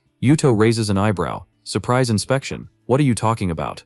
She looks surprised, saying she was certain he was here for that. He's confused, asking why he would do something like that. The receptionist explains that she thought he had become the new president and shareholder of the hotel. She had received a notification earlier, and assumed that was why he was here. Turns out, the system randomly gave him stock in the Oten Group, which owns the hotel, and Yuto hadn't even noticed. Nijima bursts out laughing, saying Yuto is on another level. I've seen guys rent hotels for a girl, but I've never seen someone buy a hotel just to spend the night with one. Yuto is so done with this guy. He just tells the receptionist to check Nijima's documents. If everything isn't perfect, throw him out. She nods while Nijima panics, begging for a moment. If I have to leave now, I'll ruin the mood I was setting up with that girl. But Yuto doesn't care. He just walks away, leaving the fool behind. The next day, our boy is eating a nostalgic meal. It sounds like someone's mother is telling him to eat well and stay healthy. Ah, no, it's actually his friend's mom, the one who was in the hospital. Then Yamaguchi shows up, looking apologetic. He asks for a little more money, swearing he'll pay it back little by little. But Yuto just waves him off. He says he's never expecting repayment. Yamaguchi can ask for as much as he needs. He should just save up to marry Yuki-chan and let his mother rest easy. Yamaguchi immediately tells him not to say that. Yuto asks what's wrong. Poor guy confesses that Yuki has been avoiding him. She's responding less and less to his messages. Yuto asks if she still works at a car dealership, and Yamaguchi nods. After reading 500 Chinese web novels, we all know what's about to happen. He's taking his boy car shopping to settle the score. Next scene, the car dealership. A girl asks what the two of them are doing there. It's our dynamic duo. Yamaguchi says that our boy is looking to check out some rides. The girl tilts her head, then agrees to show him around. But Yamaguchi notices a small bruise on her knee. He asks what happened. She hesitates, saying she bumped into a car, but it's nothing serious. He presses for details, but she tells him not to worry. Then two other girls from the dealership show up. They mock Yuki, saying she always puts on the perfect drama act to get money from clueless guys. Yamaguchi immediately shuts them up, saying that Yuki is his girlfriend. He asks if these girls are her co-workers, and Yuki sighs, confirming it. Then Yuto jumps in with the modern-day roast, saying that by the looks of it, this place isn't a car dealership, it's a plastic surgery clinic. Because those two look like androids with how much work they've had done. Why did he just roast them? Who knows? But they definitely weren't happy about it. They sneer, saying that as far as they know, Yuki's boyfriend is broke, so they don't care about him, and suggest he should just disappear. One of them even brags that the surgery she had costs more than his entire monthly salary. Then Yuki fires back. If you have so much money, why did you pin the accident on me? One of them scoffs, saying Yuki was the one at fault, so of course she has to pay. The two laugh at her misery, but Yuki drops the bombshell. She reveals that they bumped into her on purpose. At that moment she fell to her knees, dropping everything in her hands, looking like a total fool. Yamaguchi finally puts it together. That's why she had the bruise on her knee. The two girls dismiss it, saying it was nothing, and telling her to stop making a big deal out of it. But Yamaguchi isn't having it. He demands that they apologize, and then man snapped. He grabs one of them by the arm and warns her, if you don't apologize, you're getting beaten up. Nah, he didn't say that. He just firmly told them to apologize. That's when someone else appeared, asking what was going on. It was the foolish owner of the dealership, warning Yamaguchi that he was brave for laying a hand on his girl. The girl of course immediately put on the drama act, claiming that her arm was practically crushed by this monster. Right at that moment Marinyan spotted our boy and asked what he was doing there. Our girl looked shocked. She's definitely into the streamer queen. She explained that she was just here to check out some cars and asked what was happening. The argument kept escalating while the dealership owner suddenly became interested. He asked if Yuto and Yamaguchi were friends of Miss Marinyan. Out of respect for her, if Yamaguchi apologized, they could end things here. But Yuto just stared at the guy and asked if he had lost his mind for demanding an apology from him. The dealership owner smirked, saying Yuto had just thrown away his only chance to avoid embarrassment. Marinyan wished him good luck, but warned that if things went south, she wouldn't help. The guy seemed confused and asked what she meant. She calmly explained that if he caused any trouble, his contract would be cancelled. Now the dealership owner was finally paying attention. Who exactly was this kid standing in front of him? Why did the Ito family's princess value him so much? But then, the two girls from the dealership scoffed, saying there was no way in hell they were apologizing to Yuki. Now the dealership owner was stuck. Either he backed down and looked weak, or he lost the contract. The girls played their strongest cards. One of them even pulled out the classic venom technique. And just like that, the fool walked straight into their trap. He sneered, saying that if there was a problem they could call the police, but he was never going to apologize. At that moment, Marinyan sealed his fate. Well then, the contract is officially cancelled. But before she could finish, Yuto placed a hand on her shoulder. No need for that. She blinked in confusion. Yuto turned around, and then just walked out of the store. That's it. That's the simplest way I've ever seen a problem get resolved. There's no way that's all. Something has to happen later. Outside, Marinyan apologized, but Yuto told her it was fine. Just like us, she couldn't believe how gentle he was being. How are you going to get revenge? But our boy just smirked, saying, I'm not some hitman hunting revenge. I'm chill. Yamaguchi, however, wasn't chilling. He swore he'd find a way to prove Yuki's innocence. Meanwhile, Yuto casually told Marinyan that she was the truly kind one. Inside, the dealership owner and the two girls laughed. One of his employees offered him a little extra service as a reward for defending them. The fool thought he had won, but his smile disappeared the second he checked his phone. Suddenly, multiple companies had cancelled contracts with him. And the worst part, Many of those cars were already sold, so now he had to return the money and somehow explain the entire mess. Holding his head in frustration, he couldn't understand what was happening. The girls who had offered him a reward now asked if he still wanted it, but in a fit of rage he kicked the first girl away, calling her trash. Meanwhile, Yahello had already handled everything via WhatsApp. How? Who knows? Maybe he has connections in the banking world. All we know is, our boy is too damn powerful, and he just tells Marina not to worry. It's already handled. Later on the city bridge, a luxury car cruised through the streets. Inside were our crew, and a very happy Yuki. She asked Yuto if he needed a driver, but our boy smirked, saying this was a test. Yuki beamed, saying that was perfect. She was sure he wouldn't be as bad of a boss as her previous one. Yamaguchi's girl is looking kinda peculiar. Protagonist, open your damn eyes. Yamaguchi, however, was still furious about the dealership owner. He muttered that he wanted a way to get revenge, but Yuki shut him down. She said it didn't matter anymore. They were finally free. She also explained that she had been keeping her distance because she didn't want to add to his stress, since he was already dealing with his mother's situation. Now, Yamaguchi was all soft, apologizing and thanking her for being so understanding. Then Yuto groaned. How long are you two gonna flirt in front of me? Suddenly his expression changed. He told her to focus on the road. She was about to crash. Yeah, she's definitely not gonna be a great driver. Sometime later, they arrived in front of a mega corporation. There, the first victim of our boy's plans was waiting. She tapped her foot, saying he took his time responding to her message. Now, she wanted to know why he was here. Yuto introduced Yuki to Mayumi. Looks like he's about to throw Yuki into a driver's job, probably hoping to kill them both in traffic. But Yuki, already playing along, announced that the car in front of them was her brand new gift from Yanagi. Immediately, Yanagi threw herself at Yuto, saying she was giving her best for the company. Then, Yuto's phone rang. There was an issue with Miss Sawai. Apparently, Yamada had broken into his sister's room. Yuto immediately said he was on his way. He apologized to Yanagi, but said he had something urgent to handle. Then, he was gone. Yanagi, watching him leave, smirked. Next time, he won't get away. Meanwhile, at the university, an old woman was chasing Shinji with a broom. Sawai calmly explained that he was a student here, but the old lady simply responded, I don't care. Just because he's a student doesn't mean he can do whatever he wants. The fool running away crashes right into our boy and immediately freezes when he looks up. Without hesitation, Yuto twists his arm, demanding to know where he thinks he's going. Shinji panics, threatening to call the police if his arm gets broken, but Yuto just covers his mouth. Sawai hesitates, saying that maybe Yuto is going too far. But our boy just says he has unfinished business with this guy. Sawai then explains that she saw this fool outside the school, climbing the stairs. It looked like he was heading toward his sister's room, so she decided to follow. But when she got upstairs, he was acting suspicious. He kept pacing around and trying to open a doorknob.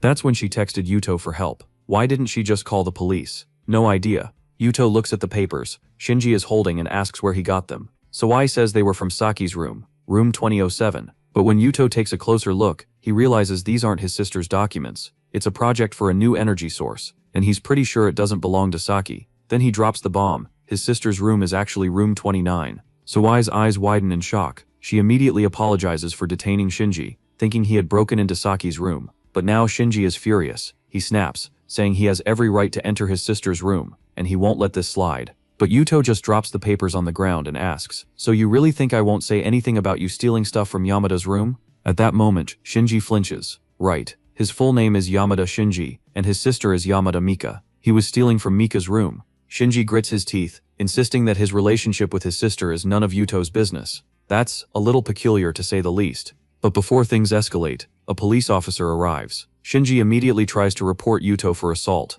But this wasn't just any cop. It was Uchiyama Akari, a giant of a woman. Shinji thanks her for arriving quickly, but the second he calls her ma'am, she glares at him. She is not happy. She says she needs to investigate the situation first, but then, she seems to recognize Yuto. Sometime later, at the police station, Yuto is slumped in a chair, looking done with life. In the room are Shinji, Mika, and Officer Akari. Akari tells everyone to explain themselves, but Mika sighs, saying it's fine. She's dropping the charges, so there's no need to drag this out. She stands up and tells Shinji to come with her. But Shinji refuses. He grumbles, saying he won't let Yuto off so easily. His right arm is still hurting, and he wants compensation. Mika rolls her eyes. Just stop causing trouble already. Besides, she's already letting him off easy. He was snooping through her documents. He should remember that she's the one who pays his allowance, and if he doesn't behave, she'll cut it off. Damn. Shinji is getting roasted by his own sister, and she even bankrolls him. Of course, the fool tries to lie, saying he only wanted to read the documents so he could help her. But Mika isn't buying it. She just tells him to stop making a scene. Then she asks if his arm still hurts and if he needs a hospital. Shinji immediately starts moving his arm, saying he's fine now. As long as you don't cut my allowance, I never feel pain. Yuto just stands up, stretching. Well, since that's settled, I'll be going now. But Officer Akari stops him. She tells him to stay put. Even if Shinji withdrew the complaint, if the hospital confirms an injury, it could still become a criminal case. And if that happens, she will have to arrest him. Yuto sighs. So, what's the doctor's verdict? Akari smirks, saying they'll just have to wait and see. You damn brat. Outside the room, Sawai is panicking. She never imagined that Yuto could actually be arrested. Suddenly she bursts into the room and declares, I'll take full responsibility for everything that happened. She insists that Yuto was just helping her, so it's unfair for him to get in trouble. Akari squints at her. And who are you? Before Sawai can answer, Yuto cuts in. He tells her to leave. I don't need more people getting involved in this. Sawai hesitates, asking if he's sure, but eventually she nods. Fine, I'll go back to the university. Call me if you need anything. She leaves. Yuto tries to slip out with her, but Akari calls him back. For a second, it seems like she'll force him to stay, but instead she just smirks. So is that the type of woman you like now? Guess that explains why you never texted me all these years. Now Yuto is completely thrown off. Wait, what? Apparently Akari was his first crush. Back in school she was his senpai. Yuto immediately snaps, saying it was her who abandoned him. You were the one who left me behind. Akari crosses her arms, smirking. I see. So you only like younger girls now. I was just another phase for you, huh? Got it. Before Yuto can respond, someone enters with the hospital report. Akari takes a look, then sighs. Well, looks like you got lucky. No injury was found. Yuto groans. Can I go home now? Akari grins. Yeah, but before you go, she takes off her cap and stretches. My shift just ended. Wanna go grab something to eat? Next scene, at her apartment. Akari crouches down to grab a pair of shoes. Yuto looks around, confused. Wait, I thought we were going out to eat. Why are we here? For a second it seems like she'll say something insane, but then she just shrugs. I need to change first. I can't go out dressed as a cop. That actually makes sense. Though Yuto is starting to realize that Akari is way more direct than he remembered. Then, he looks around and notices. Her entire apartment is a mess. He immediately knows what's up. This woman is completely exhausted from work. She sighs and admits, yes, she needs help cleaning her apartment. Oh no, Yuto, run. But before he can, she flops onto the bed and casually reminds him, you always helped me back when we were students. Or maybe stay, Yuto. Now he's cleaning the floor, and every few minutes I swear something is about to happen. But then nothing does. She suddenly asks him how many girlfriends he's had in the past few years. Yuto just shrugs. Only one. I even considered marrying her. Then, bam. She kicks him. He winces, demanding to know what the hell that was for. She pouts, saying that she hasn't dated anyone since then, and now she's jealous. Yuto just blinks at her. You broke up with me. I could do whatever I wanted. That doesn't make any sense. She stumbles over her words, muttering that she never wanted to break up, but Yuto just cuts to the chase. Then why did you disappear? He even asked around about her, but no one could find her. She just smirks and says, I'll only tell you if you finish cleaning my room. So Yuto grumbles but keeps picking up her stuff. Until snap, she takes a picture. Right as he's holding her clothes in his hands. She sticks out her tongue, grinning. Now I've got evidence of a crime. This could put you away for years. Yuto panics, telling her to delete it immediately. If that picture got out, he'd be screwed. But she just laughs, twirling her phone. Of course, she's going to blackmail him. Then she smirks. What do you think your sister would say if she saw this? Yuto sighs in defeat. Fine, what do you want? She grins. Not much. Just go shopping with me, and come to my dad's 60th birthday party. Yuto rubs his temples and says, fine. If I have time, I'll go. She claps her hands, thrilled. Great, let's go shopping now. She throws open her closet and tells him to pick an outfit for her. She's curious. Does he prefer her in a cute style, or a mature look? Yuto hesitates, but before he can decide, her phone rings. It's work. She groans, saying she has to go. Yuto just shrugs. Shame. Guess I'm leaving too then. She walks over to the window and suddenly asks him, which direction do you think the criminal will run? Yuto raises an eyebrow. That's an odd question, but he points in a direction, and then bam, she suddenly grabs his face and kisses him. IQ 1000 move. She then smirks and whispers, by the way, the criminal is right there, then dashes out the door. Yuto just stands there, dazed. This woman never. Meanwhile, at a high-rise office, a group of investors sits around a table. They're all interested in Yuto. They ask him what are his next plans. Yuto just shrugs. Nothing special today. But then, out of nowhere, he tears into them. You guys call yourselves the owners of the city, yet you still haven't found the one person trying to kill me? The investors all shift awkwardly in their seats. They try to explain, that's not really our area of expertise. We know how to invest, not hunt down assassins. That's when Yuto's expression darkens. That's exactly why I'm here today. Since none of you understand investigations, I'm starting my own investigation company. Wait, that actually makes sense. Then he drops a bombshell. I'll invest 10,000 yen into it. The investors gasp. Yuto explains. If you want people to do their job right, you have to pay them well. Suddenly, the old men all sit up straight. Oh, an investigation company. Easy. We'd be great at that. Yuto smirks. Alright, first case. Investigate the new energy project in Country F. And what's going on with the Yamada family and her brother. Meanwhile, at a hotel, a woman asks a man what's wrong. The man looks completely exhausted and dizzy. It's Nijima's crazy husband. She totally wrecked him. But then, out of nowhere, she pulls out a baseball bat. I can handle this myself. This room has some incredible features. It would be a waste not to use them. The poor guy tries to run, but he's captured. I'm terrified to know what happens next. Meanwhile, Nijima is at the hotel reception. He mutters that he can never go back to that place. But the hotel girl smiles and says, I brought you some soup. He perks up, drinking it happily. Man, ever since Yuto-san took over, this hotel has gotten way better. Turns out, Yuto himself was the one who had the baseball bat and soup added. Probably to keep Nijima from complaining about the hotel after he kicked him out that one time. 3D chess. We'll probably figure it out later. Cut to another scene. Some men are delivering mysterious items to the hotel. The scar-faced guy is barking orders. Nijima passes by and recognizes him. That's one of the guys from before. Then a man named Haruma Fuji turns to the hotel staff and asks, what the hell is going on here? The hotel staff explained that someone rented out the entire top floor for a special birthday celebration. Nijima immediately raised an eyebrow. Wait, is this for Yamada Mika's birthday? The guy nodded. Yeah, that's the one. Nijima grinned. Then this is perfect. The hotel worker looked confused and asked what he meant. That's when Nijima dropped the truth bomb. The guy organizing this party is trying to steal Yuto's sister. The hotel guy immediately panicked and said maybe they should just cancel the party. But Nijima smirked. No, instead of canceling it, let's take full advantage of it. Later, Scarface finally saw the fully decorated venue and was impressed. He even offered extra money for the staff, thanking them for such a great job. But the hotel workers refused. The most important thing is that the birthday of someone as special as Yamada is perfect. Scarface smirked, thinking the hotel staff had finally realized how important he was. Little did he know, Nijima and the others were already scheming nearby. Meanwhile, Scarface called Yuto and invited him to the hotel, saying he should watch the fireworks from the Orson Hotel. But Yuto, completely exhausted, just told the guy to handle his own nonsense, until Nijima teased him. You're gonna want to see this. Trust me, you can't miss it. Yuto sighed. Fine, he'd check it out. Scene shift. Mika's friend asked why Shinji called her there. Shinji smirked, asking, did you forget what day it is tomorrow? Before she could respond, fireworks exploded in the sky.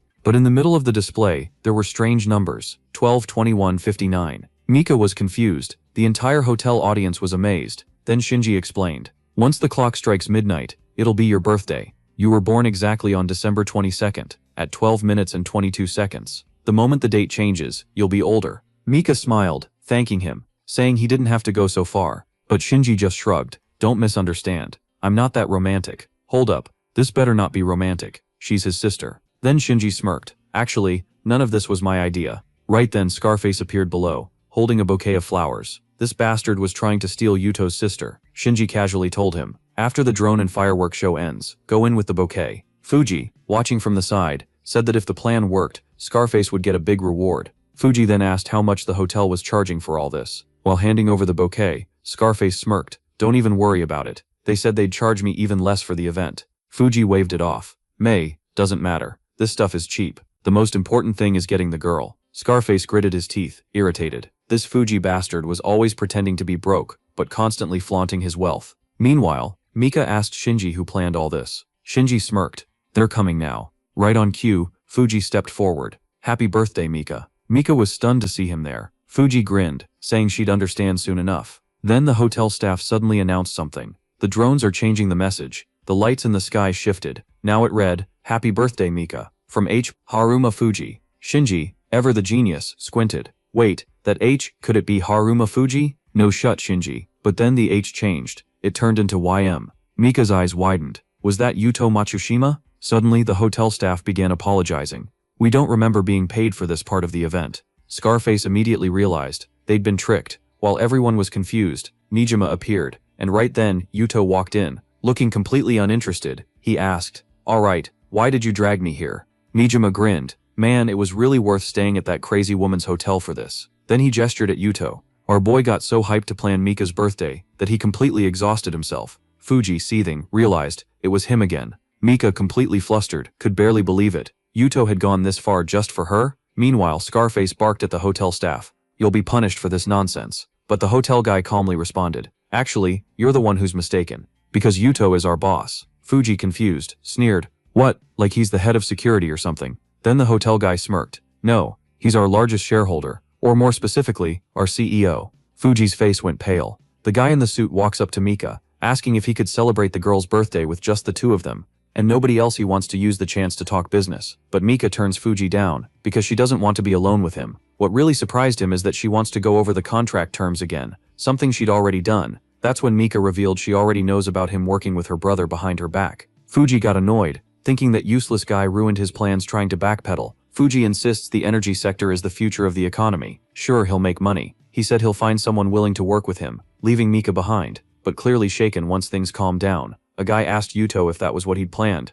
but he's surprised too, and he found out all of this was planned by the manager taking the opportunity. Mika said she wants to talk to Yuto about it, but she'd like to do it somewhere a bit more private. As for the other two guys, they're happy with how everything turned out, and with Yuto's success, Mika thanks our boy for what happened, but she'd like things like that not to happen in the future. Yuto thinks he's being rejected, and so they don't waste any more time. Mika is going to be blunt. Her company is going through changes, and she can't shift her focus right now. Our boy started yawning, looking uninterested, because he already knew that he said Mika should head home soon, and started walking away from her. But since she's confused about the two of them, she believes it'll be better if everything happens like this. Our boy is confused too, realizing he should stop assuming girls like him just because he's good looking. Finally, his phone rang. It's good news. The result of the investigation into that company, detailed info, will come in a week. But our boy's gut feeling wasn't wrong. If he keeps this up, Mika will think he's still interested, which could get complicated for completing the mission. Our boy gained another skill, something to do with his eyes. A couple was kissing, and the woman started walking up to him, like she was trying to intimidate him quickly. Yut could tell the bag she was carrying is just a replica, really well made. The comment left the woman even more offended. Hit by those words, she turned her anger on the mouth she'd been kissing just a moment ago, because she'd been fooled. Yuto doesn't even know anything about that kind of stuff, and he doesn't know why the words came out so naturally. According to the system, completing missions will guarantee him a steady stream of bonuses back on the phone. They asked if the investigation should continue, and our boy gave the go-ahead. He doesn't like seeing innocent girls with big commissions up front getting tricked. A goth blonde with very not modest hips walked up, curious about who might be getting scammed. Yuto was surprised by Marika's sudden appearance. She said she went to a dinner with old men. She was forced by her dad. Seeing an opening, Yuto asked if she's still going to stream. She said no, because it's her research day, and being mischievous, she asked where our boy lives, because she'd like to check that place out still with her. Yuto asked if Marika doesn't feel scared walking around a neighborhood that isn't as rich. She said it's fine, and since she has her camera, she's sure nothing will happen. She assured him she's not filming. Actually, she's making a vlog, a backup plan in case her popularity starts to drop. She hopes to get help from Yuto, but about that, they'll need to talk a lot more on the way. Yuto saw an old lady being pressured by men in suits. They want to buy her property, and if it doesn't happen, her son will go to prison. Our boy asked what was going on, and the men left, giving the old woman one more day interested. Yuto asked the elderly woman what was going on inside the apartment. The old lady calmed down a bit. Our boy offered her water, wanting to know what happened earlier. She said it's fine, but she won't be able to rent that room out for long. She said our boy doesn't even need to pay for it. The system detected a potential victim. It's time to carry out an emergency mission. Sitting down in a chair, Yuto said he likes it there, and he was thinking about buying the property. The old lady showed a bit of happiness, thinking the boy really did land a good job. Not to mention he also has a beautiful girlfriend, blonde and wide-hipped. This old lady really plays for the team. Thanks, Granny Senpai. So, she said she doesn't have any other choice. She has to sell the building because there was a big problem at her son's company. Yuto thought those guys were loan sharks. That building is worth a lot, but since she's desperate for money, they only want to pay 40% of the value, and she'll do anything, so her son doesn't go to prison. And knowing the building is worth 100 coins, Yuto made a crushing offer. 150 coins. The old lady said that if it's for him, she can even sell it for less. No problem, but our boy already made the full transfer. She can't even believe it's real, but our boy doesn't mess around. He plays to win, still not believing it. The old lady said she'll get the paperwork ready the next day, and Yuto remembered that tomorrow is Saturday. The office will be closed, full of determination. The old lady said she'll do all of it on Monday. It's time to take her home, and the old lady advised the young man not to neglect his girlfriend, so she's going to call a taxi, so she won't interrupt whatever the young people might do. Now back at his apartment, Yuto said the old lady might be grumpy, but she's a good person. Marika thinks our boy did it just to help, but he said that area is going to go up a lot. It's an investment. The girl started stretching, showing off her hidden powerful assets, saying she heard a peculiar conversation that day. The plans for the city's development are going to change. It's about Shiramatsu, but she doesn't seem to remember everything. She's getting sleepy. To Yuto's surprise, at least he's an ethical guy. If he were a perv, she'd be in serious trouble.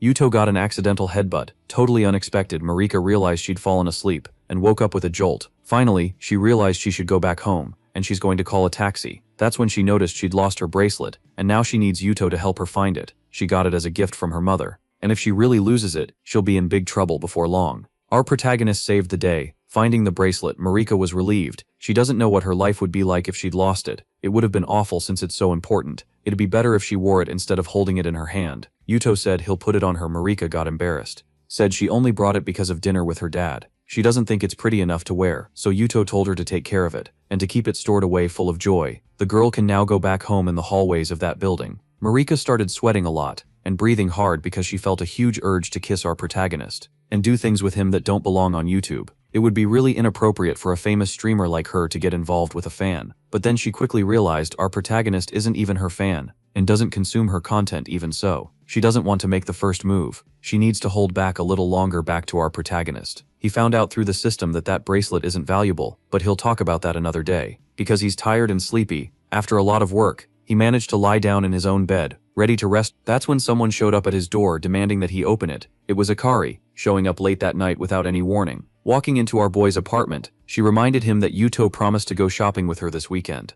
Our guy said it's still the middle of the night, but to Akari, Saturday has already started. It's time for her to be accompanied. She started checking the apartment to see if there were any intruders, and Yuto said he was going to sleep, because he's tired, but she asked him to wait a bit, because she was going to cook for him. Something full of love and passion. After 2 hours, all she managed to make was a fried egg and nothing else. Out of patience, Yuto decided to take over the stove because he needs to rest too. There's nothing Akari can do except agree. She's just not that skilled. She's also jealous of our guy, and was looking for rivals. At least he doesn't smell like women's perfume. Our boy made some improvised pasta that looks really tasty. Akari missed that recipe, saying she loves our protagonist's cooking. She also said they should start working out together, otherwise they'd get fat like cows. But it's already really late, and getting close to him. Akari said she's going to wear our boy out. Really wear him out. Now the two of them are doing push-ups in the middle of the living room, like a couple of crazies. Yuto at least has some serious physical ability, and he's doing it easily. Now he's motivating Akari to do more reps, saying she needs to get even stronger. Finally, the sun showed up in the sky. Now it's time for them to take a shower and head out to do some shopping, like they promised. Once they were outside,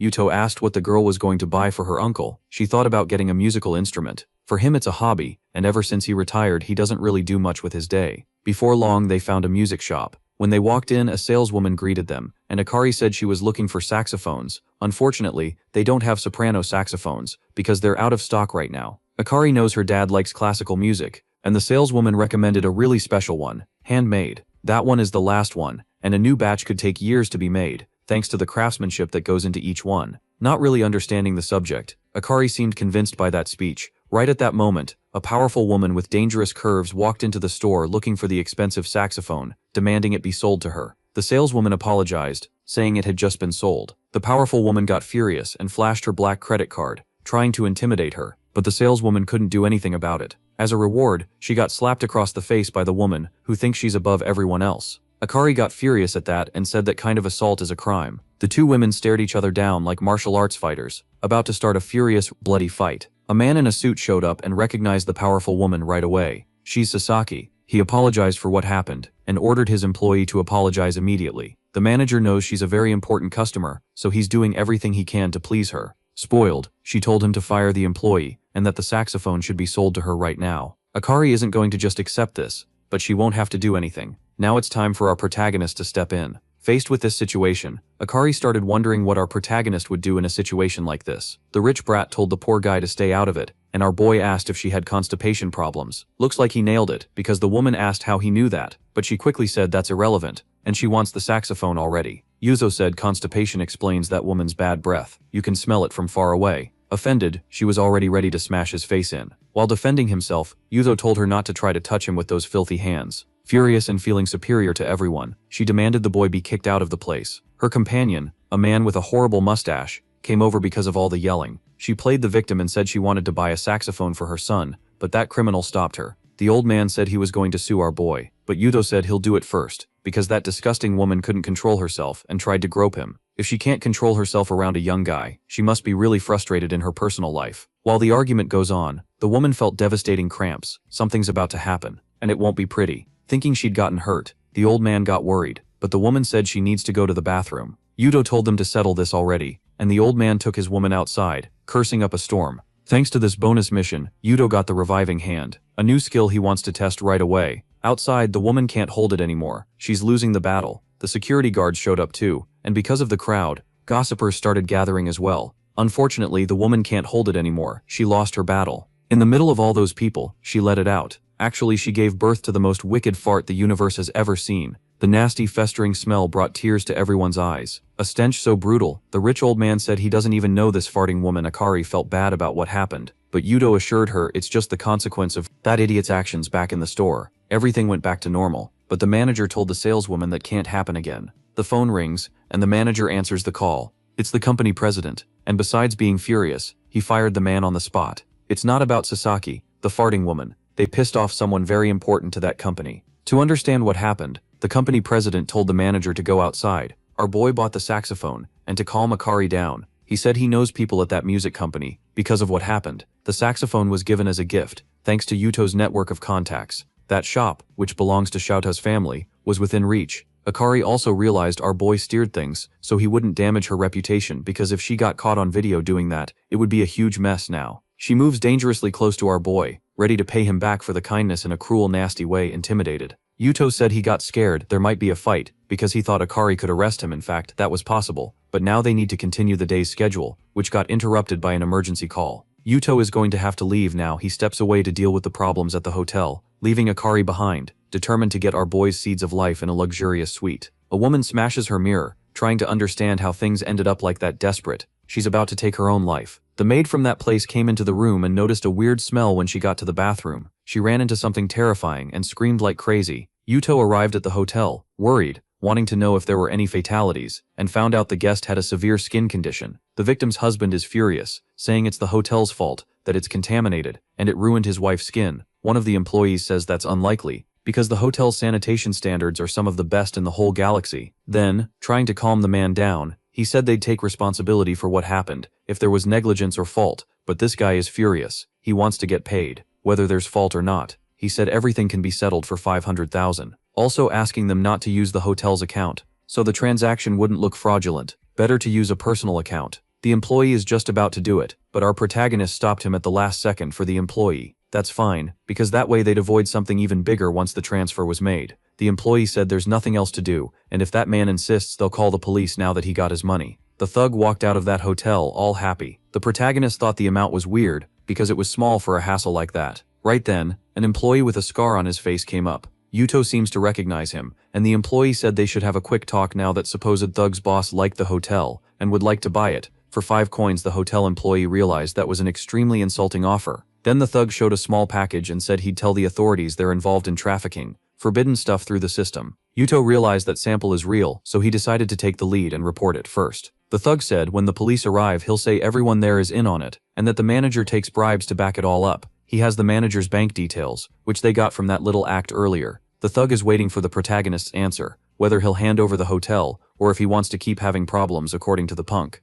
a few years in jail for a criminal like him will be nothing, but the hotel will be finished after that intimidation. Our protagonist started smiling like a real villain. He said that's just some small-time crook. It'd be worse if it were a serious competitor holding up the packet of toxic substances. Yuto also said the purity is low, under 90%, information that left the thug completely terrified because he's not involved in selling that stuff. And getting that sample was a lot of work, full of confidence. Yuto asked the thug if he knows how someone young like him managed to have so much influence, and if he knows where the truly high-purity substances come from. Yuto told the manager to take this thug to the hideout. It's time to reveal a few things to him now. The thug started slowly shitting himself in silence, thinking Yuto might be involved with the Yakuza in the secret room. Yuto once again mocked that little package of illegal substances the mobster knows that isn't sugar. It's strong stuff. Yuto explained in detail how it's made, and how its purity works, when in reality he showed the bandit a fake sample, made entirely out of sugar. Now it's time to find out if this mobster wants to call the police, or use his own body as a target for the real criminals. Properly intimidated,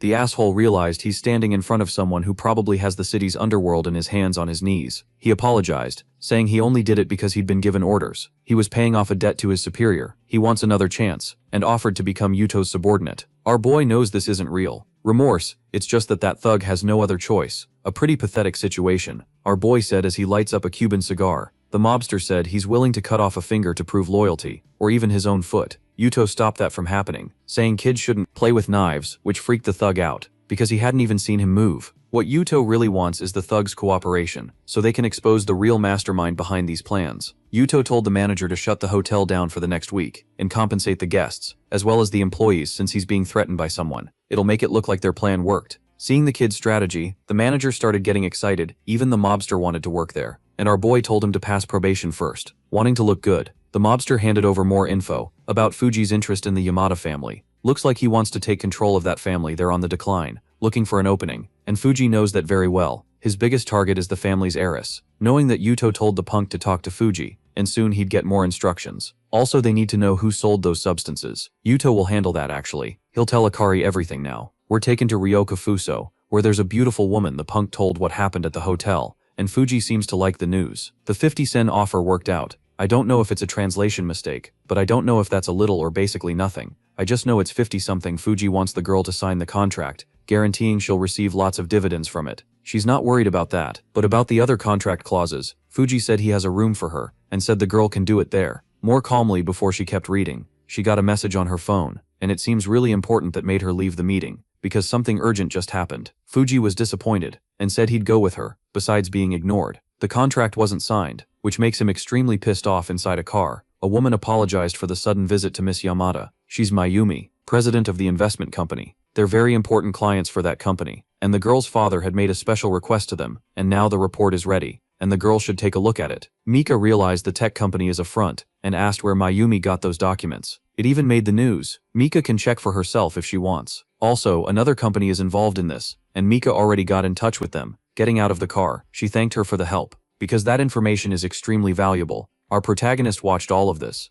Mayumi even complained to him. Besides helping manage the company, now she helps him flirt too. Yuto said he's not interested in that kind of thing. That's why he asked for her help, because if he did it himself he would have put fantasies in that poor girl's head. Mayumi agrees, saying Mika is way too naive. Unlike her right after that, Yuto said he knows even more powerful front commissions. Leaving Mayumi embarrassed now, he needs to go with her, because since she helped him, it's time to get a little fun out of it too. After riding around in that luxury car, Mayumi complained about its suspension, but it's her fault for wanting to get up to shenanigans inside the vehicle. The phone rang, and since she's wiped out, Mayumi asked our boy to grab it. Checking the message, it's from Yamada, sending more documents. Our protagonist said they've already done their part in this. Now they need to wait and see what happens. Actually, he just found out Akari already arrested all the drug dealers in the area around his hotel. She's really happy thanks to our boy's info. They managed to catch the big fish. They also found out the suspect is someone named Fuji, who's already tied to the disappearance of some women. They're about to catch him, once and for all, and if they arrest him, Akari will reward our guy. In a bunch of ways, Mika went back to the negotiation, and she spotted a problem in the contract. The other company seems to be in financial trouble because of that. It won't be possible to reach an agreement. Fuji said he'll look into it, but talking to one of his subordinates, he wants to know who gave that information to the girl, and he immediately told the mole to transfer money into the account of the company in question. Going back to Mika, he said he has good news. It was just a misunderstanding, and she can check it herself. Even so, she's still hesitant. They're talking about a lot of money there. Once again, Fuji said she can check it personally, and if the company's having problems, he'll guarantee the assets in question. Mika isn't stupid. She knows Fuji runs that company. Moving money between accounts is no big deal for him, because that company doesn't exist. It's just a shell company to scam suckers. Fuji was caught off guard. He didn't think Mika knew all of that. Now she's already made up her mind, and the national authorities are going to do what needs to be done, because this is fraud, and she only went there to tell him that she was never there to celebrate the deal. As she got into her vehicle, she told the driver to leave, showing a stun gun. He apologized for what was about to happen, using the device to shock Mika really intensely. Fuji wasn't going to let her walk out of there that easily, now that she'd been taken somewhere else against her will. Mika asked why Shinji did that, since he's part of the Yamada family, but the guy's ungrateful, because she's the one who's going to inherit everything, and she's never had to worry about anything in her life. Now that Fuji promised he'd be the head of the family, he doesn't want to obey anyone anymore. Mika can't even believe she and this extra are actually related. Shinji said he doesn't need a sister like her. It's time to erase her from history, forever. But he promised he'll keep her updated about her parents. Every 84 years now, he'll leave his sister in the hands of that ill-intentioned guy. As soon as he turned his back on Fuji, the extra got hit by a gunshot. He dropped right away, spitting blood, not knowing what was happening. Fuji said keeping a useless guy like that alive is just a waste of time. It could turn into a headache now that he's gotten really violent. He remembered Mika still hadn't signed the contract that was offered. Everything is happening exactly how he wants. There's no way she can get out of this. Mika asked if he isn't afraid to do this, and he said he's a little worried it'd be really bad if someone found out what happened inside that place. When he least expects it, a 4-door sedan with a turbo inline-4 engine showed up, and inside this modern-day carriage is our amazing protagonist, who came to save the day. Our boy quickly realized he showed up at the right time, which is great. He didn't waste the trip or the grand entrance. With him is Akari too, ordering the criminal's arrest for the crimes he committed that day, intimidated by the police presence. The asshole started getting even more nervous. He told Akari not to move or he might do something stupid, but the well-trained officer with plenty of assets ignored it all. She managed to take down this walking piece of shit in a cruel, brutal way. Now that he's subdued, Akari said if he tries to move, he'll end up with a few broken bones. Our protagonist praised Akari's performance, and she said she has a lot of experience in this kind of situation. Now they need to get out. Other officers are already outside. The protagonist went to help Mika get free before Fuji left. Our boy said he's very generous. He gave 50 and now got 5 more, but the villain has no idea what he means, while he's still being led away in handcuffs. Fuji tells himself this isn't over yet. He's got 20 coins in his account, enough to make bail, and when he's back on the streets, he'll bring hell to earth soon. He saw all his goons had been arrested too, not knowing what was going on. He asked one of them what happened. A guy said there was a big problem at the company. They thought Fuji had run, but looks like he got arrested too. Info about the fraud they were pulling got leaked, and now the company has a massive debt. Just in taxes alone, their stock crashed, and before the collapse, someone sold everything, and made a profit of 5 yen. Only now did the thug understand what the protagonist meant to him. Even that scarred goon got arrested, and in the process, he thanked our protagonist for taking care of him. No one knows he's the traitor, and that keeps him safe. Along with his whole family getting arrested like this, nobody's going to suspect him at all. Our protagonist thanked him for the words, and wished the criminal a nice stay in prison. Now that everything was settled, our boy is ready to collect his bonus back at his house. He got a delivery. The old man who brought the meal even gave a bottle of wine as a gift, as a sign of his gratitude. He said it's a special drink, and it usually brings good luck to whoever drinks it. Now that he has everything anyone could want, the old man said, our guy just needs to find a good wife. In fact, rumors say that if he drinks that wine with a woman, they'll end up getting married. Our boy doesn't believe it, but the old man said this wine is made with some really stimulating herbs. He said our guy should test the effect, to see if it really does something crazy while drinking it. Yuto admits the drink is actually really good. He even decided to buy a few more bottles, while pouring himself another glass. His alone time got interrupted. That beautiful woman found his address and decided to go there. She came to apologize in person, saying she's always lived in this kind of mechanical way. Even now she doesn't know why her brother betrayed her,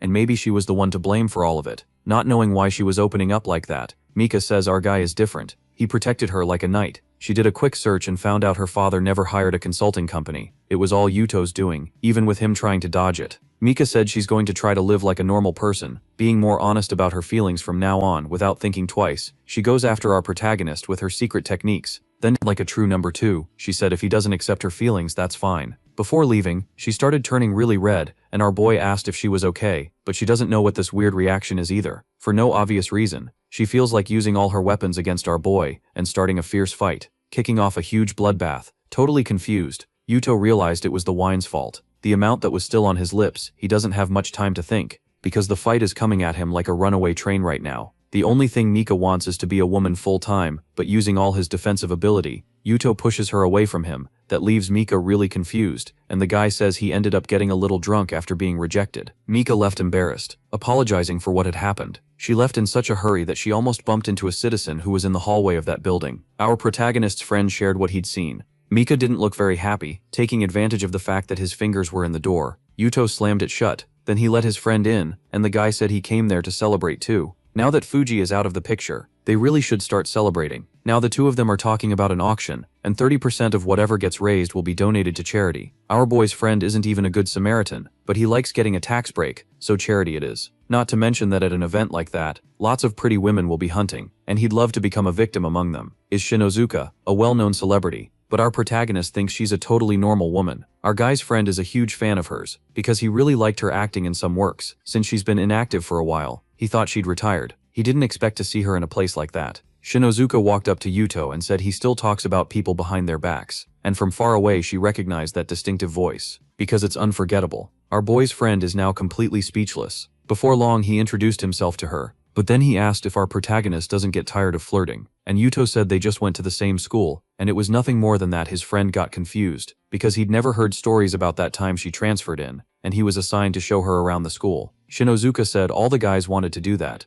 and Yuto was the only one who seemed uninterested. Yuto said she was really dumb, and to defend herself, the girl said she didn't have time to study because of her work as an actress. An extra interrupted their conversation, because Shinozuka was supposed to take him to the VIP room. Being around those people is ruining his image. Annoyed, Shinozuka took the chance to dump the extra right there, saying they don't match. And sticking with our protagonist, the asshole's name is Yohei, heir to a rich family. Yuto said he gets why she stayed away from work for so long. It's not because she's an ugly woman, but because she has a really sharp tongue. The first item at the auction is being presented, and it came from Shinozuka, an outfit she wore in one of her jobs as an actress. No bids were made. It looks like the extra set it all up to humiliate the girl. Little by little, rumors start spreading around the hall about it. Without thinking twice, our protagonist bid 50 yen for the outfit, a bid that really moved his childhood friend that made the asshole feel attacked, so he bid 70 yen, which makes no sense, since he wanted to humiliate her. That was exactly what our protagonist was aiming for. The competition to see who has the bigger ego is speeding up. The bid is at 95 yen. The extra thinks he's going to win, and bid 99 yen, eager to humiliate Shinozuka with his victory to our protagonist. His opponent is just a spoiled brat. The asshole realized he fell for our boy's bait, that he won't bid on that item anymore, and to come out on top, he said he did it out of charity. Yuto said there's nothing reckless about it. If you want an item, you bid. That's the rule. The next item is a weird stone, with a starting bid of 50, a family heirloom, passed down for generations in the same family. For some bizarre reason, that stone got the extras all worked up. This is the item our boy wants. And he already placed his first bid. Even the asshole said, our boy is a fool for spending so much money on a stone. That's when a mysterious old man said that isn't just a stone, it's a bakura, a very rare item, and it must be at least 1,000 years old. And again, that makes no sense. Rocks tend to be really old anyway. 1,000 years in their world is nothing. The crowd goes crazy because this old guy is a stone scholar. But in my opinion, I think he smoked a lot of stones now that he said it's valuable. Everyone went nuts knowing our boy wants the stone. The old man said he'd like to smoke it, and could offer 100 yen for that to happen at his private party. Our boy said he wants that stone too, and besides, the old man made a big mistake. This is a Shiratama stone, and after saying that, he offered 200 yen for it. A bid that drove the auctioneer crazy. He immediately declared the item sold. Now, the stone old man takes a closer look at the object because he can't believe he was wrong. What's even weirder, Shiratama isn't more expensive. Even so, our protagonist sent the price through the roof to the asshole. This is an example of our boy's lack of class. However, you all said he made a bid that matches what it's worth. Intrigued by that, the asshole decided to make a bet with our protagonist, whether he could squeeze any profit out of that stone. The old man soon realized our protagonist doesn't want to humiliate him. He definitely saw something that Master overlooked until he finally saw the truth. The item's value isn't in its material, but in its shape. To do that, you need to be very skilled, an incredible craftsman. A person's masterpiece can double its value, sometimes more so. The old man admits that stone must be worth more than 300 yen, because it must have belonged to a rich family in the past. Its value should be 2,000 yen, news that left everyone speechless. Even our protagonist's friend choked on his own words. The old man still stayed humble, admitting he lost to a young man. He has to keep smoking stones to increase his power. Our boy thanked that noble stone lover for his humility. Yuto only bought it to absorb the spiritual energy inside it, a skill he got after saving Mika. The best way to absorb that energy is through stones like this. Since our boy doesn't need it for long, he said he'd sell it to the old man for what he paid at the auction. That left the old man a little surprised, but Yuto assured him he doesn't want to profit. He just wants to achieve his goals. Nothing more. Once again, the extras go crazy over that gesture. Since Yuto knows he's dealing with someone who really understands stones, he has a proposal for him. Because he's looking for this kind of material. The old man said he knows many museums, and can open doors for our boy. Everything is going according to Yuto's plan, and now he can get access to various powerful artifacts. The old man also praised our boy's skill. Doing something like that isn't easy. The one who didn't like any of this was that asshole from the start of the chapter. He spent 300 yen at the auction. If his parents find out, he'll be in real trouble before leaving. He ran into our protagonist's friend, who was already waiting for the asshole. Looks like the guy was trying to stiff someone, and our main guy isn't gonna let that happen. The asshole said he wasn't running away, it's just that he doesn't have money right now. But they'll get everything once the Akamatsu district gets developed. It's in that neighborhood that our boy lives, and now he wants to know where the asshole heard that rumor. He said everyone in high society knows about it, but nobody knows who started the buzz. Now our guy knows why he was pressuring the old lady who rented him the apartment, so he wouldn't dodge the debt. They made him sign a loan, guaranteeing he'll pay what he owes. The old lady called our boy, said she won't be able to sell the apartment like she'd agreed with him. Yuto realized she needs more money, but they'll talk about it the next day, because right now he's busy. The actress also thanked Yuto for what he did that day. She never imagined he'd turn into such a reliable man taking the chance. Our guy asked if the girl has any jade artifact right now. She showed a small pendant on her necklace. Yuto asked to hold it for a moment. He can use that material to channel his spiritual energy too. Messing with it, he realized Shinozuka has health problems, and figured out all her symptoms now that he tweaked the amulet. She's gonna feel a lot better. They said goodbye, and the girl complained. He shouldn't say stuff like that in public, but the truth is, she's into him, cause he hasn't changed at all later. Our boy met up with the building's elderly lady, and with her there's a weird guy. His name is Kato, and he's the CEO of a big company, the Mugen Group. He wants to buy our main guy's apartment. Immediately he suggested our boy do it for his own good, and said he'd cover his losses. The old lady is being blackmailed. They're doing it by using her son. Our boy already knows these opportunists have their eyes on the real estate profit they'll make in the future. Even so, the old lady is devastated, because she can't do anything in this situation. But for our main guy, there's always a way to get things done. It turned into an ego battle, and our boy is eager to see if Kato can take him on in this situation. Calling his bodyguards, he said our guy is gonna learn a few lessons right now. But before long, Yuto beat up all those men, and to his surprise, the cops just showed up. Kato points at our boy as a troublemaker, saying he attacked innocent people. Our boy tries to explain, but the cop told him to shut up, so Yuto got handcuffed. But from the way they looked at each other, Kato and the cop must be working together, or they're dating. There's no other possibility, even with this small loss. Yuto stays extremely confident. Our boy was taken to the police station, and he told the cop that teaming up with that con artist was the wrong choice. Annoyed, and thinking he has all the power in the world, the cop said that's his turf, and he does whatever he wants. Kato knows our boy has money, but the evidence is against him. If he wants the problems to end, he has to sell the apartment. But our boy promised that asshole won't get any property in that area. That just makes Kato even more pissed, because he's already negotiating dozens of properties. He got a call, and to his surprise, everyone wants outrageous prices for their properties. To make it worse, if they pay what they're asking, they'll go bankrupt. Looks like everyone got an offer 5 times higher. It didn't take Kato long to realize he was looking at the person who made that offer. Half an hour earlier, Yuto made a call. He knows the old lady isn't the only target of these scammers. He told Mayumi to carry out the plan. If there's no news from him in the next few minutes, she announced to the residents that they'd pay 5 times the market price for their properties. News that left the extras pretty impressed. Now, Kato is furious, because this could drive him bankrupt.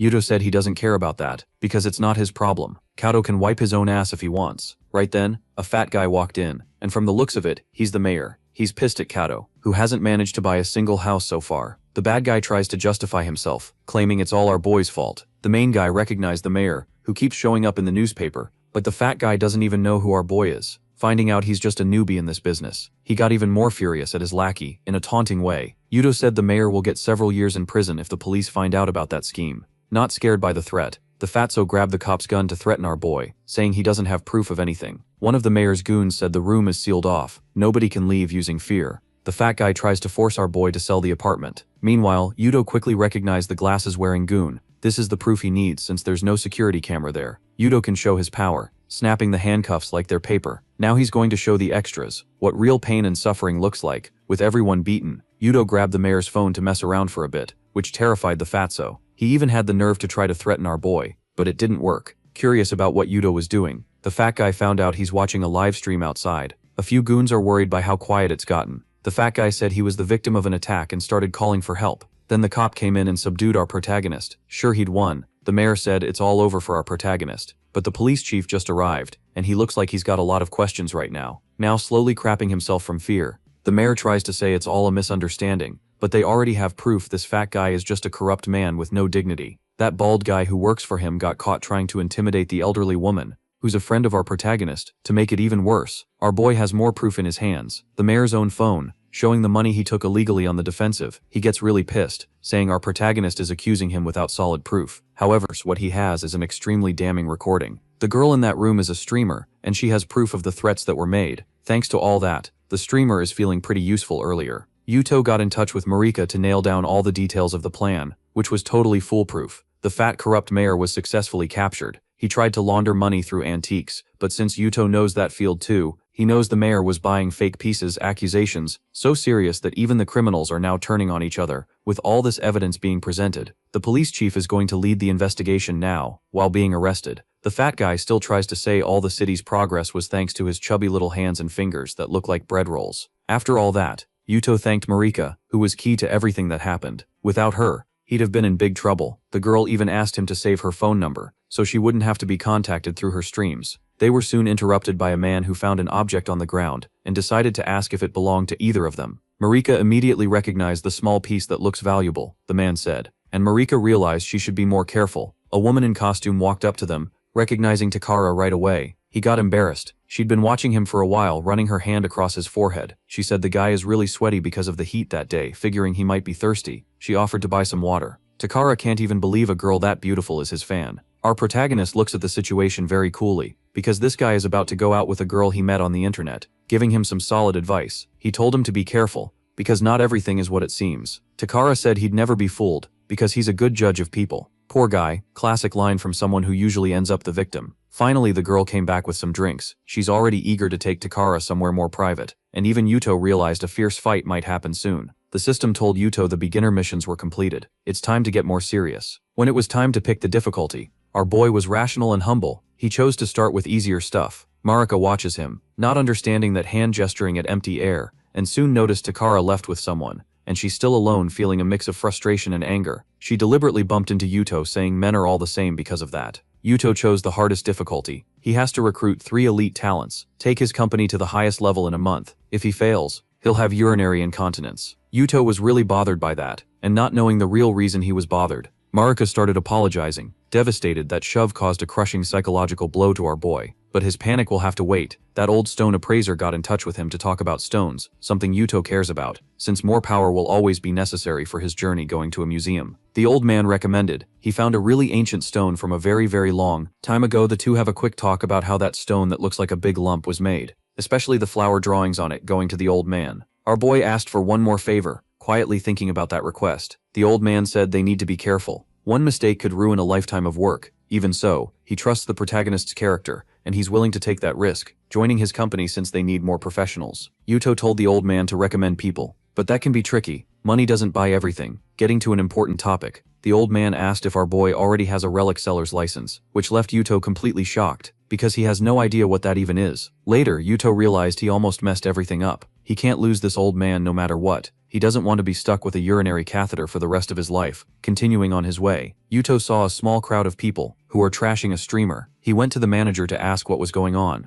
There looks like a streamer brought a fan to that place, and it caused serious problems. It's that same girl who showed up in the previous chapter, and our protagonist seems to have figured everything out to everyone's surprise. The girl said she's a boy, but dresses like a girl for fun. Taking off his clothes, he showed the truth to everyone. His bare chest, flat like a perfectly even wall. The streamer is under arrest. Looks like he tried to pull some unauthorized stuff under all those accusing stares. The poor guy tries to explain himself in every way possible, but all he managed was getting mobbed by the crowd, who are seriously pissed. All of that pleases that so-called fan, who watches everything very closely. Our boy quickly suspected it might all be staged. He even tried to warn the streamer, but got ignored. The manager is worried about the hotel's reputation because of what's happening right now. Our boy asked if that guy is a streamer too, and checked Takara's profile on social media, which is huge. It didn't take long for the news of his arrest to spread, because of what he did to that fan. Devastated, Takara tries to say none of it is true. He got tricked by the girl, who said she wanted to show him something, but it had to be in private. As soon as they were alone, she made a scene,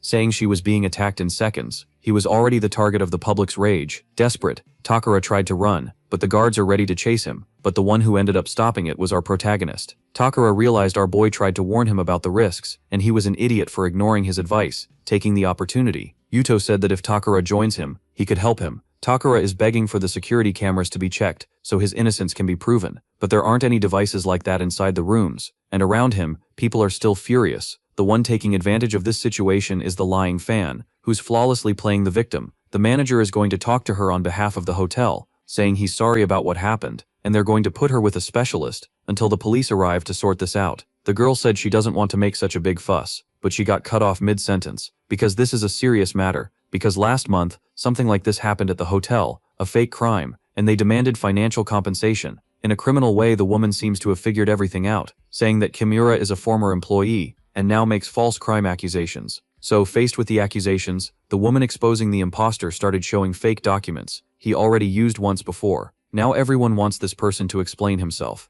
In the face of these serious accusations, a man in a hat said they're dealing with someone disgusting, because he already made up a fake rumor about crimes on the subway, when in fact he was the one guilty, revealing a recording of the crimes, where this wrongdoer was putting panties into innocent people's pockets, including that man in the hat, who lost his job because of a false accusation like that he was also recognized by others as a pro player. Even with so much proof, the lying crossdresser still tries to play the victim in the situation. Another victim showed up, this time a driver whose coffee was spiked with alcohol, and then he got accused of drunk driving since he has a camera in his car. He can prove that it really happened. All of this was caused by our protagonist, to help that naive streamer, who almost became the victim of something really serious. Now that the police have arrived, Kimura is being asked to go with them to the station to give a statement. Detained, he was still bold enough to say it's his victim's fault, that they're foolish and stupid. Everyone pretends to be righteous, but behind the scenes they're disgusting too, always taking advantage of someone. After everything was cleared up, the streamer started crying, overwhelmed. Now he's in a meeting with Yuto, signing a contract with him, and if it weren't for the help, he could be in jail right now. With that, our protagonist is close to completing the mission of recruiting 3 elite talents in just 1 week. Takara is so grateful that he promised to work tirelessly. A very beautiful woman walked up to them, bringing important messages. She posted a retraction about what happened at the hotel, but the post got deleted. Looks like this time they've got some serious digital enemies. So, Yuto asked his new hire who this big-time enemy could be. He remembered that once he warned his audience to be careful with digital coins, and that pissed some people off. But for anyone who works with that, there will always be a hidden enemy.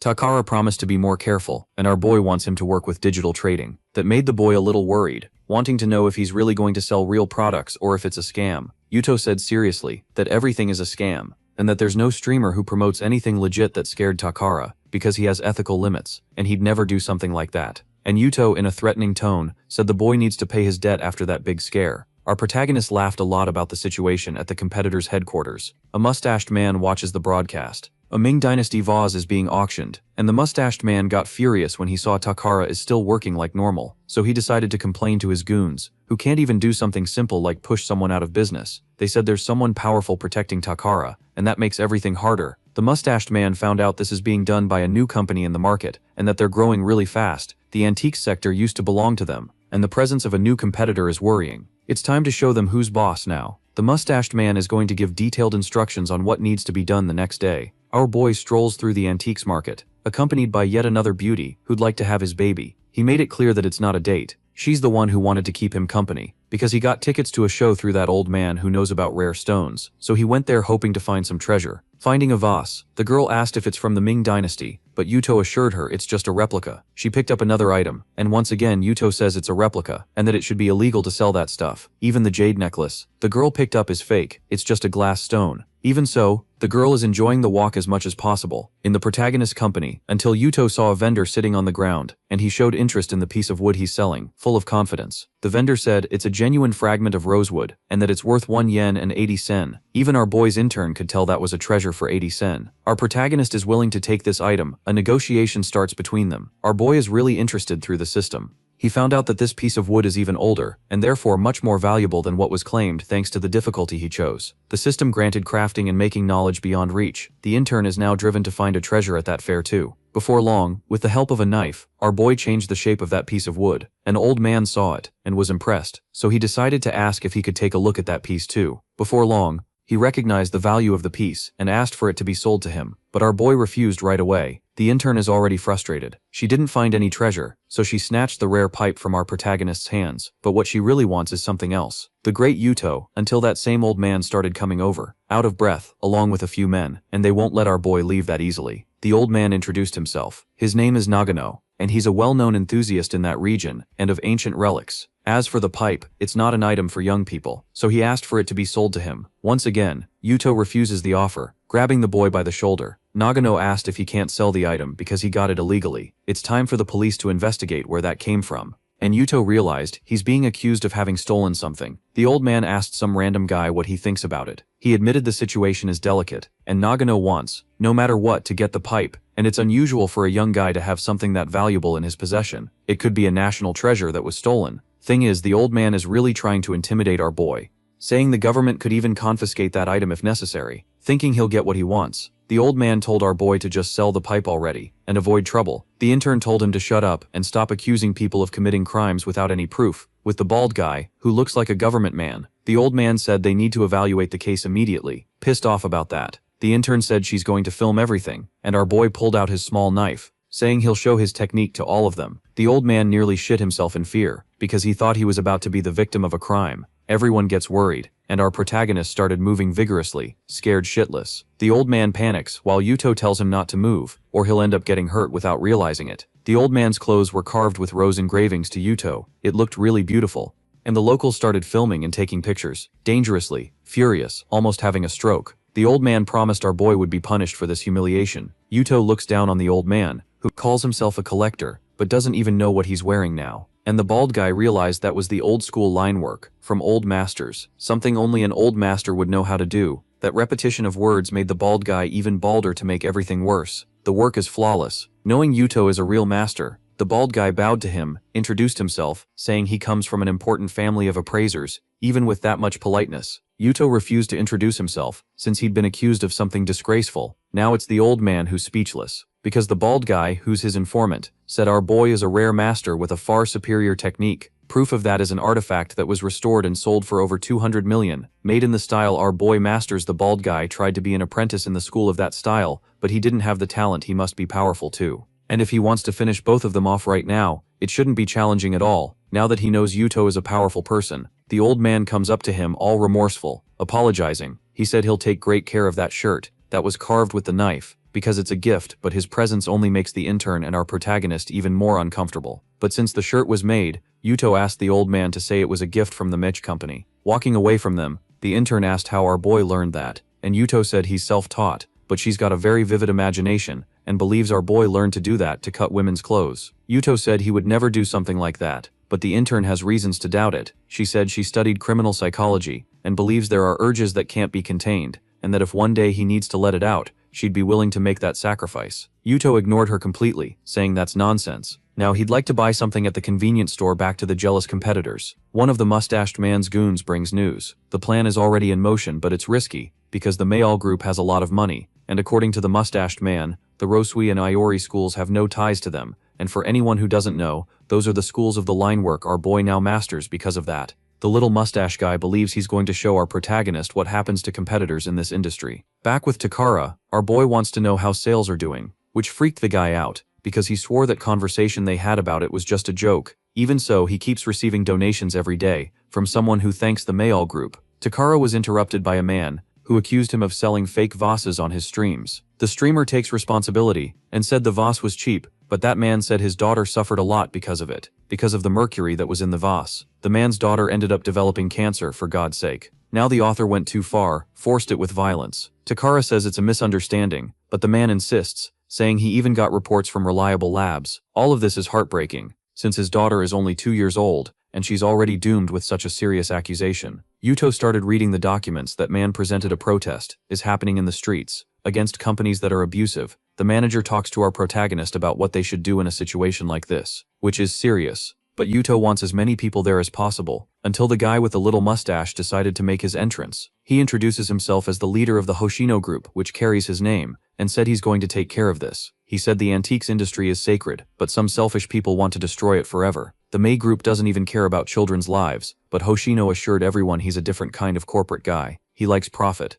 but not to the point of being disloyal. He had the idea to create a fund to support the victims of that, as long as they could prove they bought compromised items. Now the little mustache guy's popularity started rising a lot, being seen by the extras as a true savior. He's also kicking the May group out of that part of the industry, since they only supply garbage. A bunch of assholes. They start supporting him, eager to see our protagonist fail for good. One of them tried to put his hands on Yuto to drag him out of there, but ended up getting thrown to the ground to think about what he'd done. Hoshino told our boy to leave while he still can, or things could get more complicated. Yuto praised his performance way better than the actors standing around there. If it were the film industry, he'd invest in him without hesitation to create a rumor this big. He must have a lot of free time. Yuto wanted to know where he found so many actors intimidated. Hoshino shows his phone with a bunch of complaints being made against the Mayor group. Yuto said that was fake info, and they didn't even bother to confirm what was really going on. One of the actors said he checked with his own eyes, but ended up giving away that he was involved in this nasty scheme. He grabbed a vase to be examined, with strict orders about what should be done.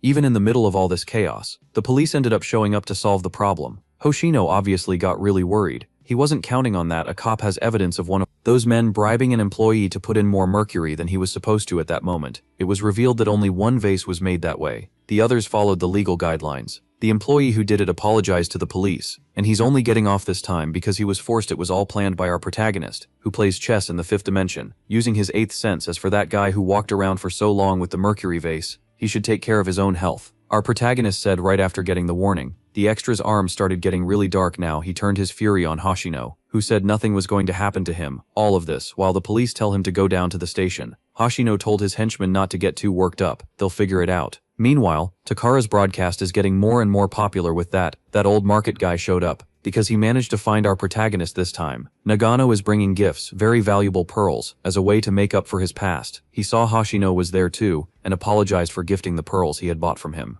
Yuto said none of that was necessary. Besides, the pearls are fake, which freaks Nagano out, since he spent 20 yen to buy that after breaking it. Yuto said once again it was fake. Nagano thought he was being humiliated, but when he looked at the pieces, he realized they couldn't be real. Now he's furious with Hoshido, who's a con artist, since that was broadcast. Our boy's popularity went up a lot. Takara introduces the president of the May group to his fans. The first mission was completed. Our boy got 3 prodigies to be his employees, not understanding anything at all. Takara asked Yuto for an explanation. If the factory workers were contributing to that, Yuto said he owns the factory. A small bribe doesn't change anything. He was just waiting for Hoshido to bite the bait when he bought it. The previous owner had a strong sense of responsibility toward his employees, until he saw that huge amount of money. Before long, he got a lot more flexible and willing to negotiate. Even so, Takara still doesn't understand how Yuto knew Hoshido would fall into that trap. Our boy showed a fake gold coin that can fool untrained eyes. Now Takara knows why he was being chased by Hoshido. Yeah, there really was something wrong with those coins with so many shady things going on. Catching that thief was easy. Takara realized that somehow his new boss is even more cunning than the criminal himself. Now that the case is solved, it's time for them to start streaming again. Saki and Mika showed up right then. Worried about our protagonist, they saw on the news that there'd been trouble, and rushed over as fast as they could, being super cautious. Mika already has a contingency plan ready to be put into action immediately. Poisoning cases are complicated, and with the right connections they can clean up the company's image. Yuto thanked them for worrying, but for him the solution came too late. Just have them watch the news one more time. When she heard about the twist, Saki got upset. Our boy should have told her sooner that everything was already handled. After a few hours, they went to eat and Saki ate a lot, until she was totally satisfied. Our boy had to step in. If he hadn't, Saki would still be eating, so he suggested they go for a little walk, but the girl can't go, because she's late for class. Though she's hoping our boy will spoil her soon, watching her leave. Yuto said she treats him like he's a wallet. Now he needs to deal with the situation with Mika, who really wants to keep being around him. It's late, and they went for a walk. Mika's going to meet her parents later. It's the first time since that day when she almost attacked him, and even so, Yuto is acting normal. Now the girl thinks he isn't interested in anything, and that she must be super annoying to him before she keeps spiraling. Yuto said he has something to ask, knowing her potential. He offered her a part-time job at his company. She'll do investment analysis, since after she graduates she'll take over the family business. Surprised by the offer, Mika asked what area she should focus on, and Yuto said she's free to do whatever she wants. Now the paranoia got even worse. Mika feels like she's special, and that our boy is doing this to help her blossom. But Yuto is only doing all this so he can complete the system's task. So Mika said she has a request too. She wants him to treat her in a more intimate way, which made Yuto wonder if she's actually drunk this time. Turns out she is, and she ended up falling asleep. Yuto had to leave her at her luxurious mansion before he left. A gorgeous woman approached him, thought he was the driver, and thanked him for what he did for her daughter. Not wanting to correct her, Yuto just kept on leaving, only asking them to take care of the girl. But the woman didn't like him referring to Mika so casually and thought it was disrespectful until she heard the girl still asleep, calling out for the guy. And then Mika's mom realized they must be friends. Thinking the worst, she offered him 10 yen to never come near her again. With his poor people genes, Yuto said he doesn't need it, and that he made a contract with Mika. He's the one who's going to give her money. The old lady still believes he's just a freeloader, and if he wants to join the Yamada family, he should be rich and powerful and smart too. Taking the chance to clear a few things up, Yuto admits that Sleeping Beauty is really important to him, crucial to his plans to make even more money. Furious that they might be involved, the old lady told our boy to just say what his price is already. Yuto said the measly amount of 100 yen is enough, leaving his potential mother-in-law completely losing it. Seeing she can't pay that amount, our boy turned his back and told her to stop butting in, because it's getting annoying out of her mind. The old lady said that if she weren't expecting guests, she'd call the police to arrest this punk. Mika woke up from her drunken sleep and asked her mom where Yuto is, and was told he left. It's time for her to change clothes, because an important guest of her father is arriving.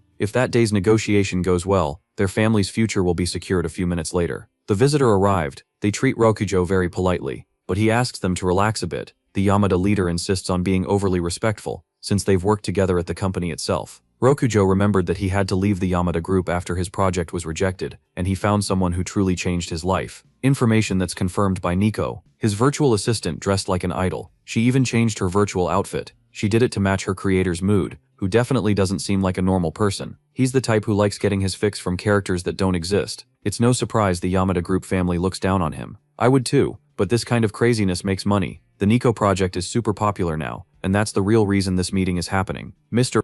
Yamada apologized for rejecting the virtual girlfriend idea, and his former employee warned that you can't turn back time. That's when Mika joins them, wearing different clothes. The matriarch is already thinking about using her own daughter as bargaining chip, and told the young people to talk about these new market trends. The weirdo already asked Nico to analyze that woman. Mr. Yamada said Mika is in college, but the weirdo doesn't care about that. If she's the daughter of his former boss, that just makes things even easier for him. The matriarch is already hopeful, thinking Rokujo is interested in the girl, and Mr. Yamada doesn't want to sell his daughter in a business meeting, proving he's a weirdo. Rokujo said he has a question to ask that young woman. If it's a marriage proposal, the matriarch will thank God, because that'll keep our protagonist away from Mika. Mr. Yamada doesn't want to let that happen, and he's already really furious. But the weirdo showed some news on his tablet, about the meeting Mika had with the anonymous millionaire, casually known as our protagonist, and all this weirdo wants is a meeting with our boy, and he's sure Mika can make that happen. Unfortunately, Mr. Yamada thought they were talking about something worse, and ended up smacking Rokujo in the face with a plate, saying he would never sell his daughter to someone who has virtual girlfriends. Everything got cleared up, and our protagonist was summoned to Mika's house. He was called in a hurry and got worried,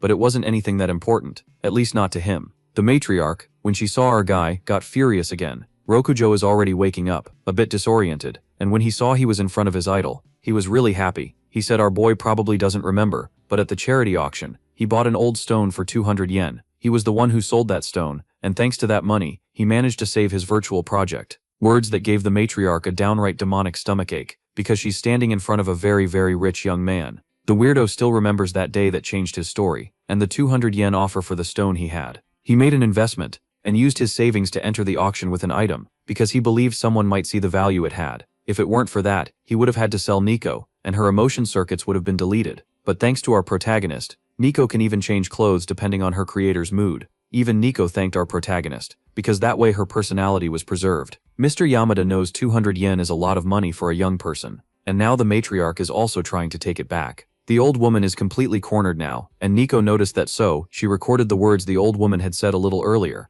and wants to show everyone. Since they already know what it is, Rokujo said that really is a serious meeting, and for all intents and purposes, he recommended to Yuto that a business partnership with the Yamada group should be considered. Mika did some research on this artificial intelligence, at her father's request, and wants to present what she's got so far. The dream synchronizer he made needs a special charger, and they can cut the cost of that by 40%. On top of that, 60% of Nico's premium users are in the West, in the same logistics region as the Yamada group. Using their distribution network, they'll be able to analyze the target audience's buying habits really accurately. Yuto realized these results are impressive and substantial. A contract was presented, and the weirdo is about to sign its terms, because Nico already analyzed everything. Now, Mika wants to know what her mother talked about with our protagonist earlier that day. The old woman said it was nothing, just casual talk between two adults, but she ended up revealing that Yuto asked for 100 yen for him to stay away from the girl, at the old woman's request, because she wants to split the two of them up. Mika believes he made that ridiculous offer on purpose. Even so, she's determined to show her true value to him. Full of determination, she told him to wait for the future, words that filled Yuto with fear. 3 days later, the weirdo got in touch with Yuto, because he has more news to share with him about the artificial intelligence.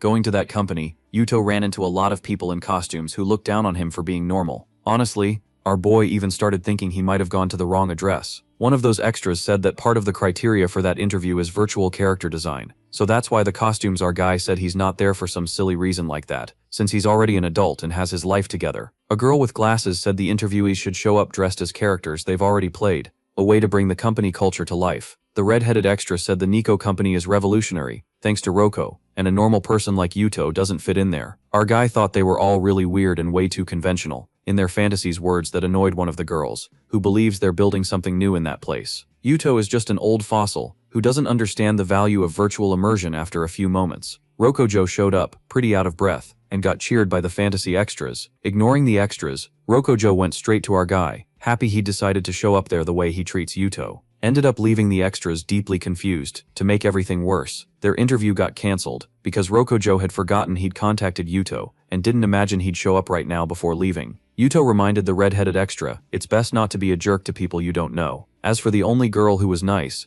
he asked if she'd like to come with him, and she ended up saying yes, using his influence. Our protagonist asked them to do that girl with glasses interview. She's already impressed with the place's facilities, walking a bit more. Yuto asked what those facilities were, because he was standing in front of the memory resonance device. Nico reads the user's most important memories, like for example, the regret tied to loved ones who have already passed away. That way, they can create a virtual space, so new experiences can be lived. That's the biggest trump card they have. Obviously, some users made some pretty unusual requests, and the interaction in the virtual space feels a lot like real life. Yuto will understand everything when he tests it too. The weirdo is gonna wait outside, and said to call him if our guy needs help, while our guy waits for the simulation. Mika walks into the room he's in. She and the weirdo set this up. Yuto is a little confused, because nothing had happened so far, an hour earlier. Mika went through the same experience, and because of that she had a brilliant idea. The weirdo told her, "Our protagonist is gonna test the device soon." He asked if Mika wanted to wait to meet him before long. She had another brilliant idea, and now she needs Rokujo's help.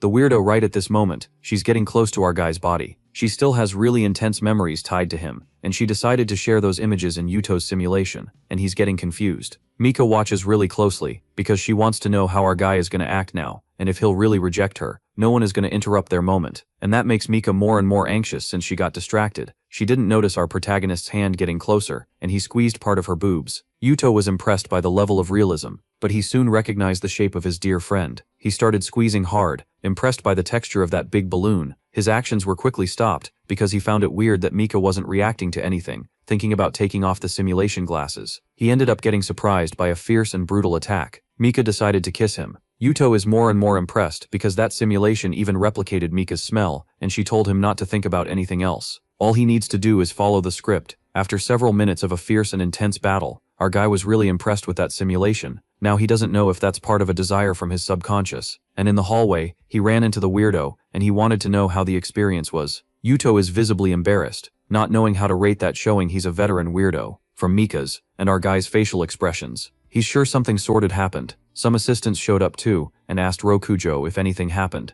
because Nico has been down for 30 minutes. They're trying to reverse the situation, but nothing worked. Hearing that, Yuto realized the interaction he had was way too real. "The truth is that this artificial intelligence shouldn't be down for that long," said the girl with glasses. She read Rokujo's book on the subject at least 3 times, and she knows a lot about it. Figuring something might have happened, Rokujo realized he should go to the server room, and when he got there, he found some thugs. They said it's a waste of time for Nico to be in the hands of someone so weird. Rokujo immediately recognized that villain, who belongs to the Star Cyber Company. That bastard made an offer of a 150 million yen to buy the artificial intelligence. For all intents and purposes, they already called the cops. And Rokujo doesn't want to negotiate with those guys either. But the thug seems to have the artificial intelligence on a USB drive in his hand, and he's ready to destroy it. The girl with glasses quickly realized that could be totally fatal for their project. The girl with glasses even tries to stop the USB drive from being destroyed, because she knows Nico is a valuable product, but she's easily overpowered by the thug. Full of confidence, he said not even the police can protect them from Star Cyber.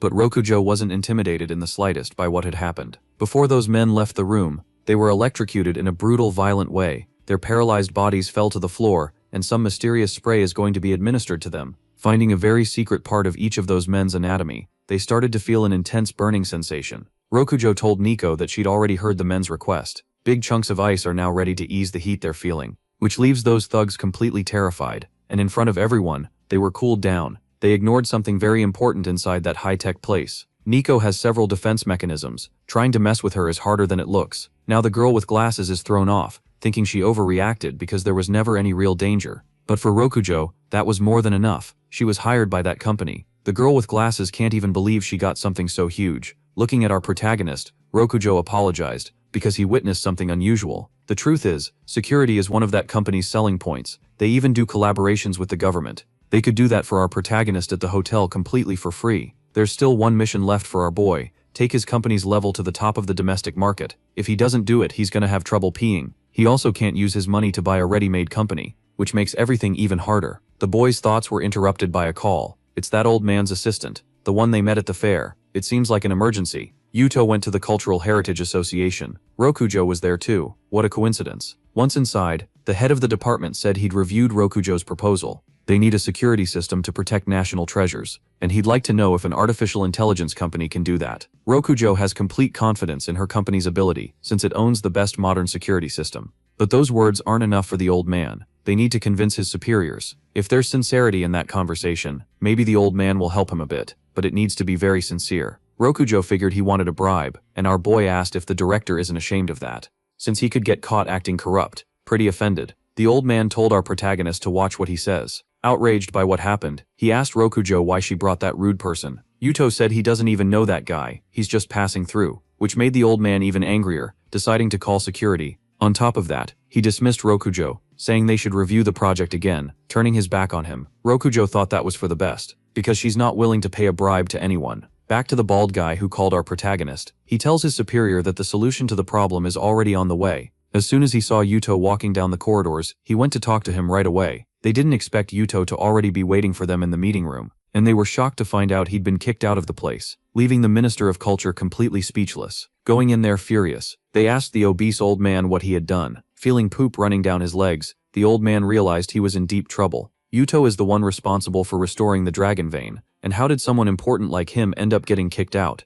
Yuto said that department is full of problems, because that old man had asked for a bribe. The minister can't even believe that claim. While the obese old man understood his end is getting close, outraged by what happened, the bald guy guaranteed that corrupt man will be properly punished. But he got back to what matters, begging our protagonist to be able to work with them, taking him to a very old artifact, a weird cauldron, from a very ancient time, received as a gift from another nation. It's been 3 years since that happened, and the air is oxidizing some inscriptions on its exterior, and they can't do the restoration properly. People who can do that are charging a fortune, but they can't afford that investment. The bald guy wanted our main character to help him, so the artifact could be shown at the next exhibition. That would bring more investment to this city, benefiting the whole nation. Our boy realized he's gonna have to pull off something really hard without getting paid, something he's not exactly eager to do. The Minister of Culture is already ready to give up. It'll be better to present the object like this. Yuto told them the problem isn't technical, and it doesn't need money. The question is whether they can gather the materials needed for the restoration. The bald guy got super excited again. Yuto said that to work, he needs a complete analysis of the chrome inscription technique used 2,000 years ago. With access to that knowledge, he can do the job. Now the minister is more excited. A ray of light appeared on the dark horizon. Our boy was taken to the place where artifacts are kept hidden. At this bank, he can access stored scrolls. He's already being taken to the person in charge of the place. She said it's already time to close, and asked him to come back the next day. Yuto said he's there at the government's request, and he also has a diamond credit card. The woman with glasses immediately remembered our main character. If it were business hours, she'd treat him really well. Unfortunately, that's not the case. Our boy thought about withdrawing all the money he has from that bank. The woman said he's free to do whatever he wants. That's when an old man rushed into that room in a panic. He apologized for what happened. It's all a big misunderstanding. He invited the manager to have dinner with them so he could apologize to our boy. She agreed, but said she'll drive her own car. She prefers that because the old man's car is already pretty beat up. That comment hit the old man's ego hard. Now that they're heading to the restaurant, Yuto said the old man is being way too submissive. That kind of behavior from a manager is unacceptable. But he said he can't blame her.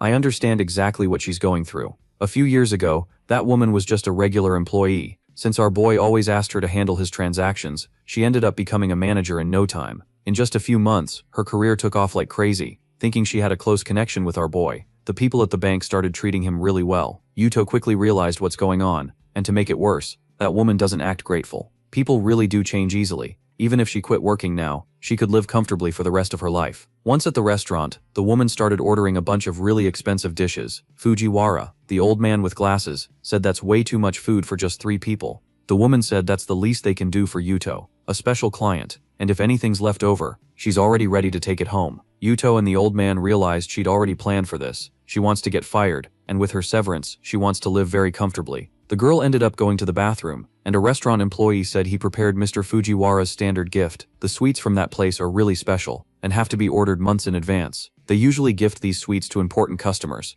A simple gesture of kindness. Yuto really liked the way he was being treated. Wanting to return the favor, he asked if Fujiwara would like to see that disobedient manager get what she deserves. A bit uneasy about the idea, he said it's his duty to guide his subordinates toward a successful career. That's when our main character asked for his honest opinion. Now, determined, Fujiwara wants to know if there's a scenario that benefits all of them. After they finished the meal, the bratty manager realized they weren't going to eat anymore, and she's already ready to take everything home. Yuto grabbed her by the arm, questioning the manager, saying she's way too comfortable doing that kind of thing. He even said that dessert was never offered to him. The woman assured him she could send one to him every day. Suspicious of her, Yuto raised the possibility that she might be hiding things even more valuable. That made the manager really uncomfortable. Yuto had a brief talk with Fujiwara about the bank's gifts. Our boy never received anything. The value of all those gifts is over 10 yen. Now the manager started getting really scared. She hopes the old man will defend her, but he stays completely silent in the face of the accusations. Desperate, she said she could return everything if our boy wants.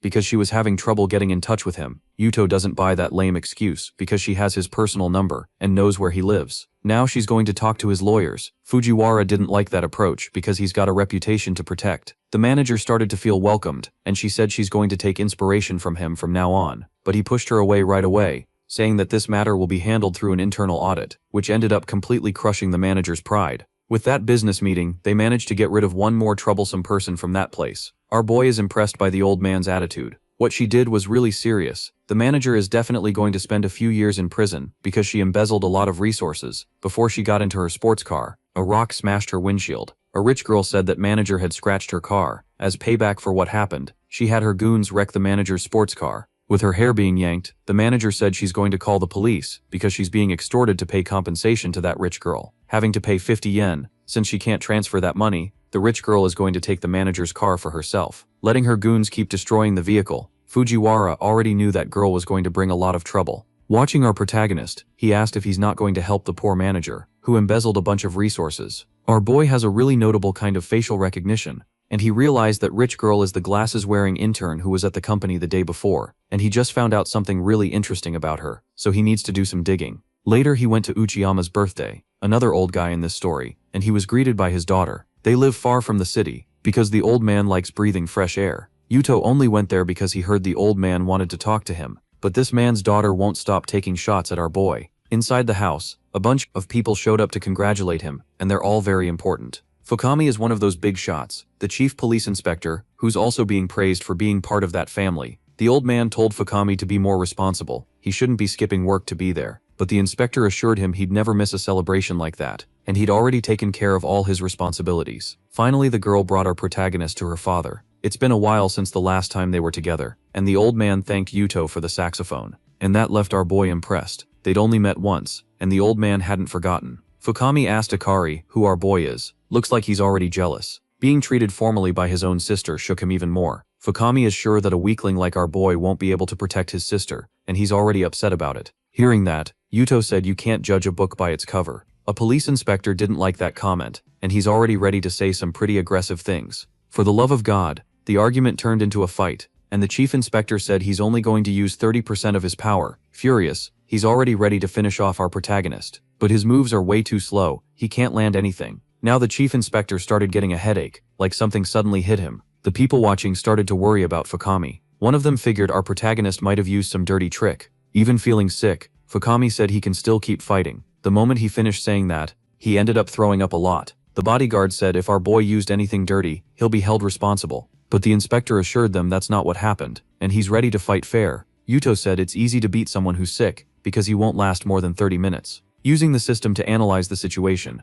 Yuto said Fukami has a parasite in his brain, and at this rate he's going to end up dying. The family's bodyguards think that's just trash talk. A little freaked out, the inspector said that's impossible. He gets health checkups every 3 months. So Yuto asked if he'd been to Southeast Asia in the last 2 years, near the border of 2 countries close to the ocean, and from the inspector's expression, that's true. That's the region where this parasite exists, and it used to be a place focused on developing biological weapons, and what he has now is one of the most dangerous ones, and it can't be detected by normal tests. Hearing that, the old man started to get worried, but only the inspector has the real answer. When the poison spreads through the body, it causes the feeling like your bones are being stabbed with needles. Fukami is in complete agony, going through all the symptoms. Desperate, Akami wants to know if there's anything they can do about it. After all that commotion, they took Fukami to a room to rest. Akami brought a container of water, and she's kind of in disbelief that this is enough. Since it's our protagonist's first time, he needs a lot of care, and he said the procedure is going to be really painful. Fukami ignored the warnings and said a man has to endure anything.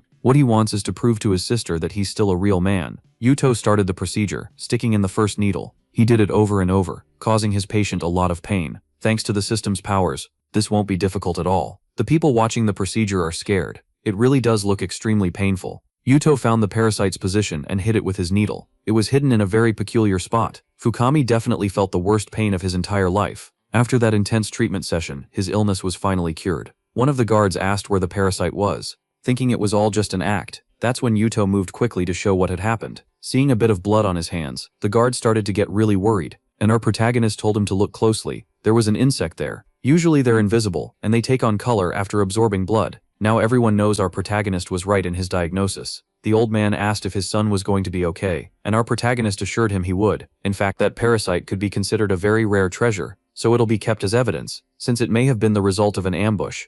Finally, the elderly man decided to thank our boy, who's already leaving with his daughter. Despite Fukami's jealousy, the old man realized his daughter made a good choice. That night he was already completely recovered, believing he'd handled the pain like a real man. However, he started acting weird. His voice now sounds like a woman's. Someone went to the room to see what was going on. That's when Fukami realized his voice had become feminine, and so had his body movements. Our protagonist started remembering the last needle move that had to be used. He might have hit the wrong pressure point, causing a complete gender reversal. Getting back to his main task, our boy is inspecting that ancient relic. The minister is really excited about this cauldron. It's like visiting the past. Since he wouldn't stop talking near the artifact, Yuto covered his mouth with his hands. Too much moisture is harmful. The restoration is already finished, but they need one night for everything to turn out perfect. The humidity and lighting have to stay constant, so it doesn't ruin what was done. Outside, our boy saw a bunch of materials and asked if they were doing some kind of construction. The place's security is being upgraded, and that glasses-wearing intern is in charge of it.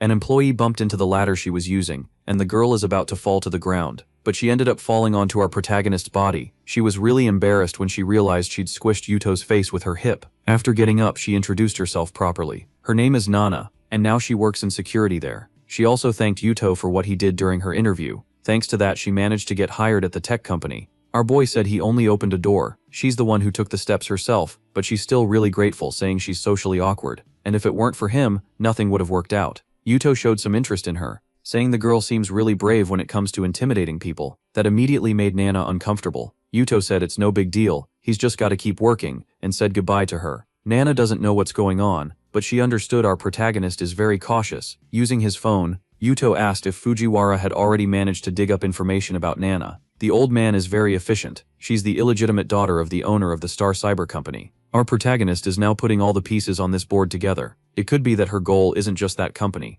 She has a brother who tried to sabotage our boy. His name is Hoshino. This family is attacking our protagonist in every way possible. It's time for him to react too. During the Antiques event, several guests are being taken to the cauldron. The minister proudly presents a 3,000-year-old artifact, revealing the illustrious relic to all the guests. But it's covered in rust, and the minister doesn't know what happened. Yuto said he was hired for a temporary job. That's the best he can do. With so many reporters there this time, the minister started getting really worried. It didn't take long for the guests to start making fun of what had happened. Their acting is terrible. Nana came over too, bringing urgent news. What they're showing isn't the real cauldron. It had been swapped for a fake copy. Desperate, the minister asked if the cameras hadn't managed to capture anything. The data was deleted, and after an analysis, they came to the conclusion that the culprit is our protagonist. Now everyone is shocked, except our boy Nana said she has proof from the images that were left over. The police are already here, ready to take our boy away. Since he's the only suspect, he's going to be arrested immediately. Even with the accusations, the minister tries to defend our boy, believing he's an honest professional. The cop shows there's no misunderstanding. They got an anonymous tip,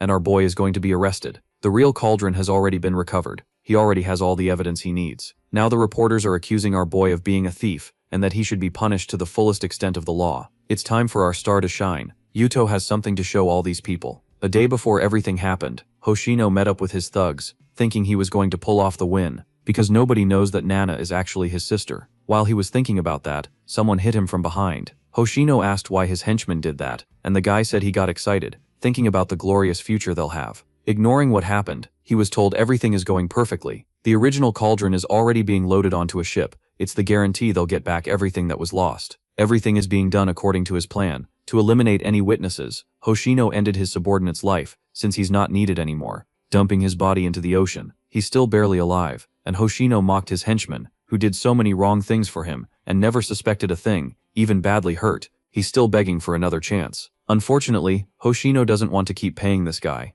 It'll be better if he dies that night. The ship now heads to its destination. Inside it, a girl was already waiting for the old mustache guy. It's time for them to enjoy the rest of that night. The woman is really eager to put a few things into practice. She uses her whip to humiliate Hoshino, who seems to really like that kind of thing. The more he gets hit, the happier he gets. Being treated like a total servant by this extra. For the love of God, the guy is the worst kind of pervert there is. All of that was just a virtual experience. Using the competitor's technology, Hoshino took off the glasses, not understanding what had happened. The henchman he had killed is still alive. Hoshino is completely confused. He doesn't understand how he got betrayed, and now the henchman is sure he can't trust his former boss. He took the chance to gather a bunch of evidence against him. That henchman is only alive because of our protagonist stepping in. Talking straight to the camera, the henchman said everything is in Yuto's hands from now on. That's exactly what our protagonist had to show those cops. Nana also got exposed in the process, and she doesn't know how our boy managed to do all of this. She wanted to sabotage the company so her father could buy its shares way cheaper.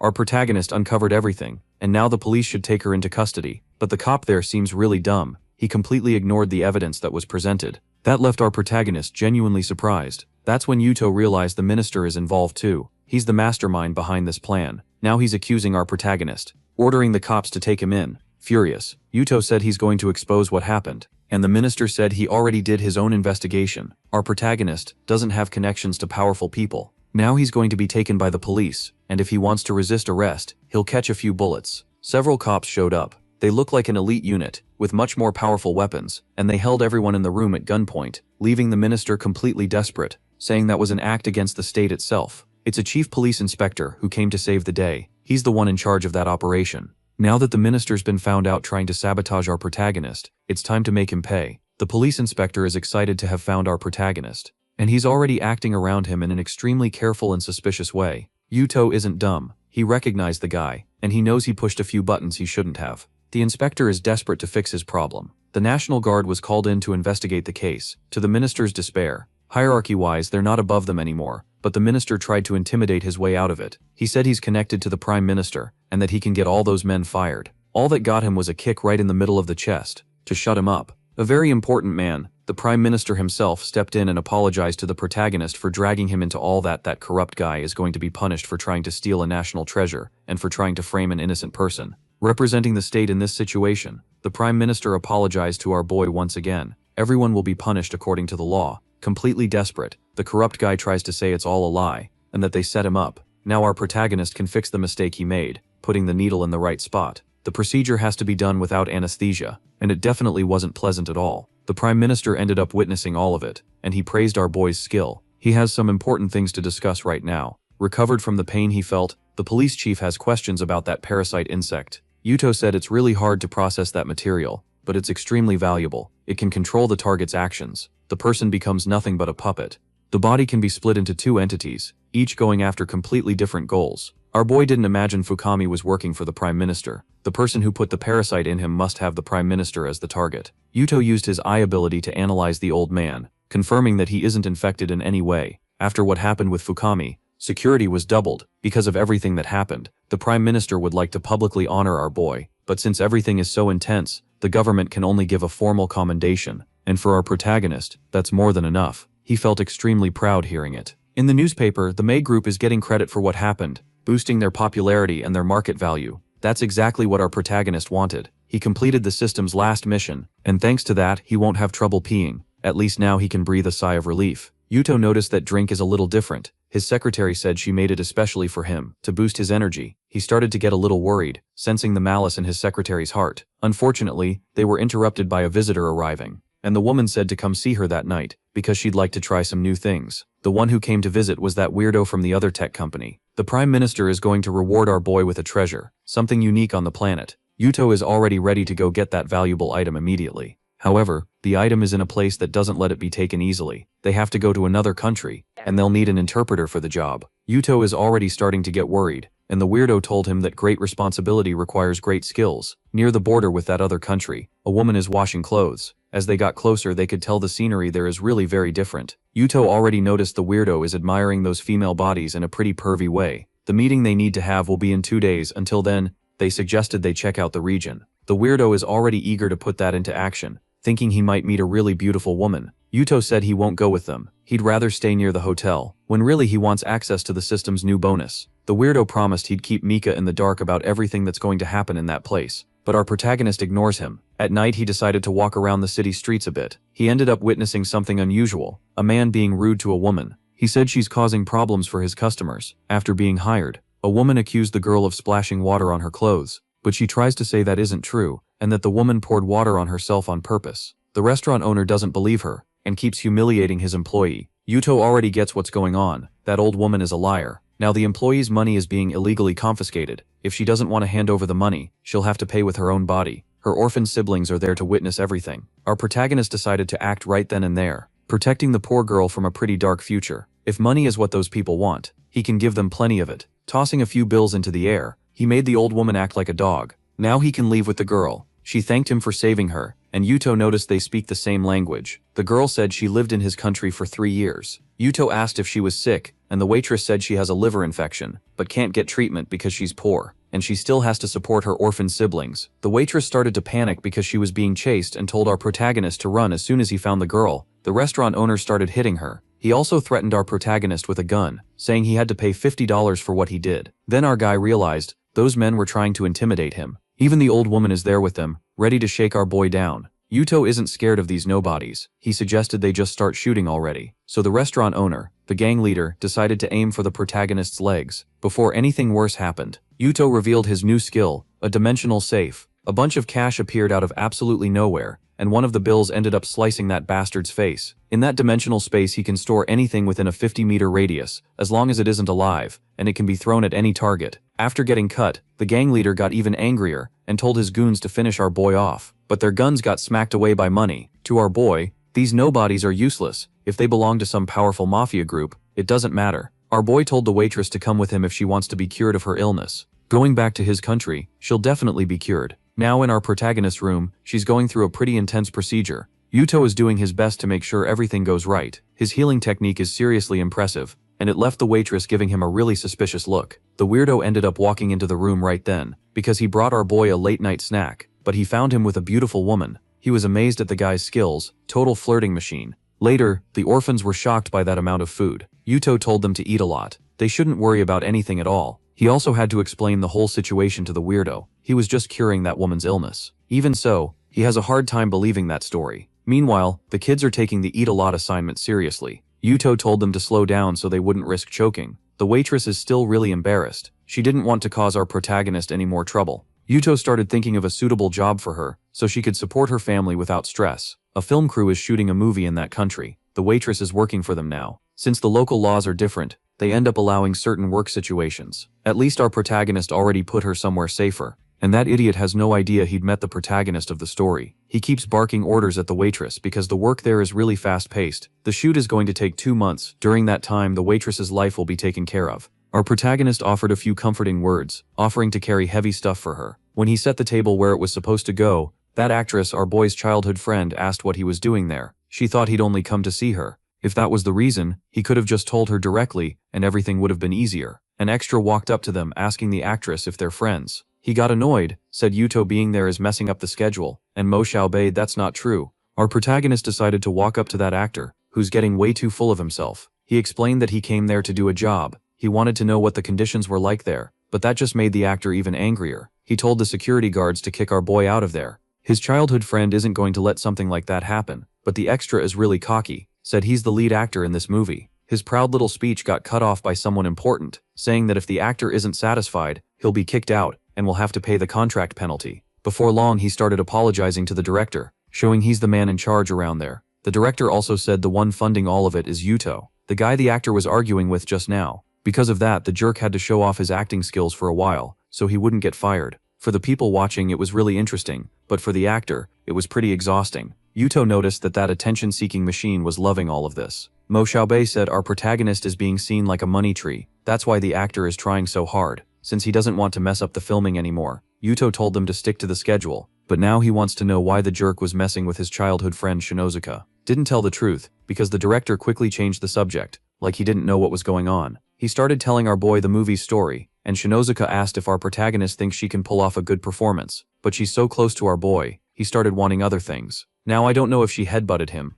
or if she bit our guy's neck. It was really weird. Yuto is just as confused, and the director noticed he's really popular with women. An officer from the neighboring country's army is bringing news. It's about some rewards, and about those valuable artifacts. Yuto quickly saw they're all in the national treasure class. If they're being offered like this, there has to be something behind it. So they asked the captain a few more questions, and he warned them the most valuable item still hadn't arrived. He decided to take that group of foreigners outside. Looking at the horizon, Yuto realized they're heading toward a mountain. The captain showed them the way. They have to go into a huge cave now. Some soldiers are bringing minerals, and they're all blue. Yuto identified it right away, thanks to his system skill. It's an ore made from cesium, a material needed for electric car batteries. Everyone's impressed by how much our protagonist knows. That's why the Prime Minister chose him. It's an important raw material, but because of some legal issues, they won't be able to import it. These two countries are in a major international deadlock. Our protagonist is starting to feel like a smuggler, since the government is using him. Some men came up to that area, and they're looking for someone. It's that gang of thugs that showed up in earlier chapters. They say they run this place. He told our boy to beg for his life on his knees, and if he doesn't, he'll end up really miserable. While the captain freaks out, our protagonist completely ignores the danger. Little by little, the soldiers are getting ready for a fight. They're armed with digging tools, more than enough to dish out pain and suffering to those thugs. Keeping security in that place is hard, but now that the bandits are all gathered up, the job got easy. They're already getting properly punished. The thug's leader is totally regretful. He didn't expect to run into the army so soon, with the protagonist along with them. Yuto, hearing about those men's punishment, realized they're having problems with grass in the area. The captain said this is just the first cave. They're exploring others too, but the grass grows really fast in that place. That ends up needing a lot of manpower. And hearing that, Yuto came up with a great idea. He brought the waitress and her orphan brothers, and asked if they could do that job. He also said he'll cover all the upkeep costs related to her. To motivate the waitress, Yuto said he'll invest in her so she can hire helpers. The grass she cuts can also be sold in the city, and for the army captain, she can do whatever she wants. Totally grateful, the waitress hugged our boy. Having a real job for her is like living a dream. Yuto was happy about that, and said he'll come by regularly to see how things are going. The captain cut our boy off because he still has some news to share. About the ore, they can't take it back that way. It needs to go by a route through the South Sea. Our boy doesn't like that part, because it's a really risky trip. Coming up to him, one of the men in the group brought up the parasite insect case. They're going to pass through this region. It's where the conspirators are, the ones who tried to attack the Prime Minister. They'll need to stop there for a day to resupply. Our boy said he doesn't need everyone to go with him. That just increases the risk, but the weirdo would never leave our boy alone at a time like this. Not to mention there are lots of pretty women in this country, and he wants to keep sightseeing. Yuto is already starting to worry about this guy. He's not far from becoming the victim of some bizarre crime. Knowing the area, Yuto really liked the coastal weather. He also noticed the women there are extremely theirs, and one of those girls who was sunbathing ended up looking at our guy. Without thinking twice, she decided to get closer to him, and even without saying a word, she started kissing the protagonist's neck. Looks like she's being followed, and she decided to give our boy the privilege of helping her. Yuto thought that attitude was insanely arrogant. Still, she really is gorgeous, enough to make our boy go along with it. The blonde girl already knows our protagonist is from the neighboring country, so she suggested he pretend to be with her, like a real traveler. Yuto thought it over and turned her down. Since he already has something to do that day, he knows she's really pretty, so plenty of men would be willing to help her. But what our boy really wants is to stay away from trouble. Even so, the mysterious girl hugged him one more time. She didn't expect things to go down like that. Yuto said that kind of approach doesn't work on him. That's when he noticed she's infected with that damn parasite, so he had to take her to his quarters. Curing her is going to be even harder than what he did with Fukami. Maybe he'll get a system bonus for helping this girl, but seeing the parasite's presence is still strong, he thought the system might be broken. The cure still wasn't finished. He needs to keep working hard. For the love of God, his room door is always open. Another interruption. The extra immediately saw that something fun was going on, and apologized for interrupting. One more person Yuto will have to explain himself to later. Outside, the extras are impressed with the protagonist, who's a real hunter. Joining them, Yuto told them not to be ridiculous. He said that girl was sick too, and he had to bring her onto the ship for immediate treatment. But now that everything's done, she can be dropped off at the next port. The girl never imagined our protagonist could solve the situation with poison. Her older sister did it on purpose, to lure in bait. She could also read the future, and maybe this is the man from the prophecy. Still, the blonde girl had doubts, and she doesn't believe our protagonist is anything special. The ship started running into massive waves. A whirlpool formed ahead, and the author is broken. It's time to abandon the ship. The extras panic, thinking they're going to die out in that ocean. Near them, there's another ship. It's time to ask for help. A mysterious guy fired a flare that made the other vessel notice what was going on, but it looks like there are some very delicious men on it. They just turned around and left. Ignoring the distress call, Yuto doesn't know why something like this is happening. He was warned the situation is really dangerous, so they might be going to call for reinforcements. Now the weirdo is completely on edge, believing they've been totally abandoned. Our protagonist realized that isn't just a simple whirlpool, they're being attacked. The blonde girl wants to know how he can be so spot on with that diagnosis. Believing that Yuto knows they need to take positions immediately, using his new powers he decided to use object teleportation. Something happened with the other vessel, draining a lot of the protagonist's energy. The blonde girl realized that's a vertical sea technique. Maybe he really is the practitioner her sister talked about. Since he's weakened, our boy needed a bit of support. But the real danger is still getting closer. It's the men abandoning that other vessel. More and more curious about it. The blonde girl wants to know if Yuto can really help them. The weird guy made sure to remind them that ship almost abandoned them. Still, the girl remembered that when there's an accidental death, things get even more complicated. And in fact, our protagonist doesn't want to abandon these people, but he also doesn't want to expose himself to danger. So it was decided they'll wait until the other sailors swim closer. Before long, cause some men were rescued, they were exhausted from that swim. Another vessel started getting really close, but our protagonist is still confused. He was told it belongs to the Coast Guard, and maybe it's coming to arrest them. The vessel is getting very close. Our boy knows these people created the whirlpool, and now they sent a big ship to capture them. One of the extras didn't understand that theory. Yuto said there's a device underwater that messed with their communications and caused all that trouble. The blonde girl can't believe that's true either. Yuto is sure the device is hidden. If they look for it, they'll find it. The extra said the relationship between the countries is friendly. It doesn't make sense for there to be so many problems right now. Even if they want the ore that's over there, that's a much bigger risk than it's worth. But Yuto said they might be after something else. Soldiers from the other ship are starting to come aboard. One of the extras told our protagonist to protect himself, because they don't know what these people want. Our boy, on the other hand, wants to figure that out first. The soldiers who came onto the boat gave a really friendly salute, and their commander introduced himself too, going straight up to our protagonist. He asked him to come with them, so they could talk on solid ground. The extra who's with our boy didn't like that idea, saying they forced their way in, but the commander doesn't seem to know what they're talking about. He even thanked everyone for rescuing the ship that had trouble. That's not the kind of reaction our protagonist was expecting. The weirdo isn't wasting any time either. With his tech gadgets, he's recording and live streaming everything that happens there. That made everyone feel a bit safer. The mayor of the foreign city is there too, and he wants to give our boy honorary citizenship. A lot of spotlights are on him right now. A henchman talks to the commander and asked why the plan to sink that ship didn't happen. He told his men they need to be more patient. The device hidden in the water had failed. Now they can blame that woman, since this could turn into an international incident. The commander called his henchman an idiot. Satellites might have recorded that whole thing. The truth is they missed a huge opportunity, but the commander knows about the mind control parasites. They still have a chance. Yuto managed to get to land, and he's pretty exhausted after that messed up day. The blonde girl wants to know if he's going back to his country now. She won't stop calling him a practitioner, and Yuto doesn't understand what that means, so she revealed he's the man from her sister's prophecy. Believing that, she decided to attack our protagonist really brutally. Yuto was immediately confused and told her not to get the wrong idea about him. The blonde girl just ignored those words, saying she's looking forward to seeing him again. Sure, that fate will make them meet, but our protagonist still has no idea what she's talking about. Finally, our boy managed to get back to his city, and he was welcomed by the Prime Minister, who already knows about all the problems that happened on this trip. Yuto said there was no accident, it was all planned. Since he completed a big task, it's time to be rewarded.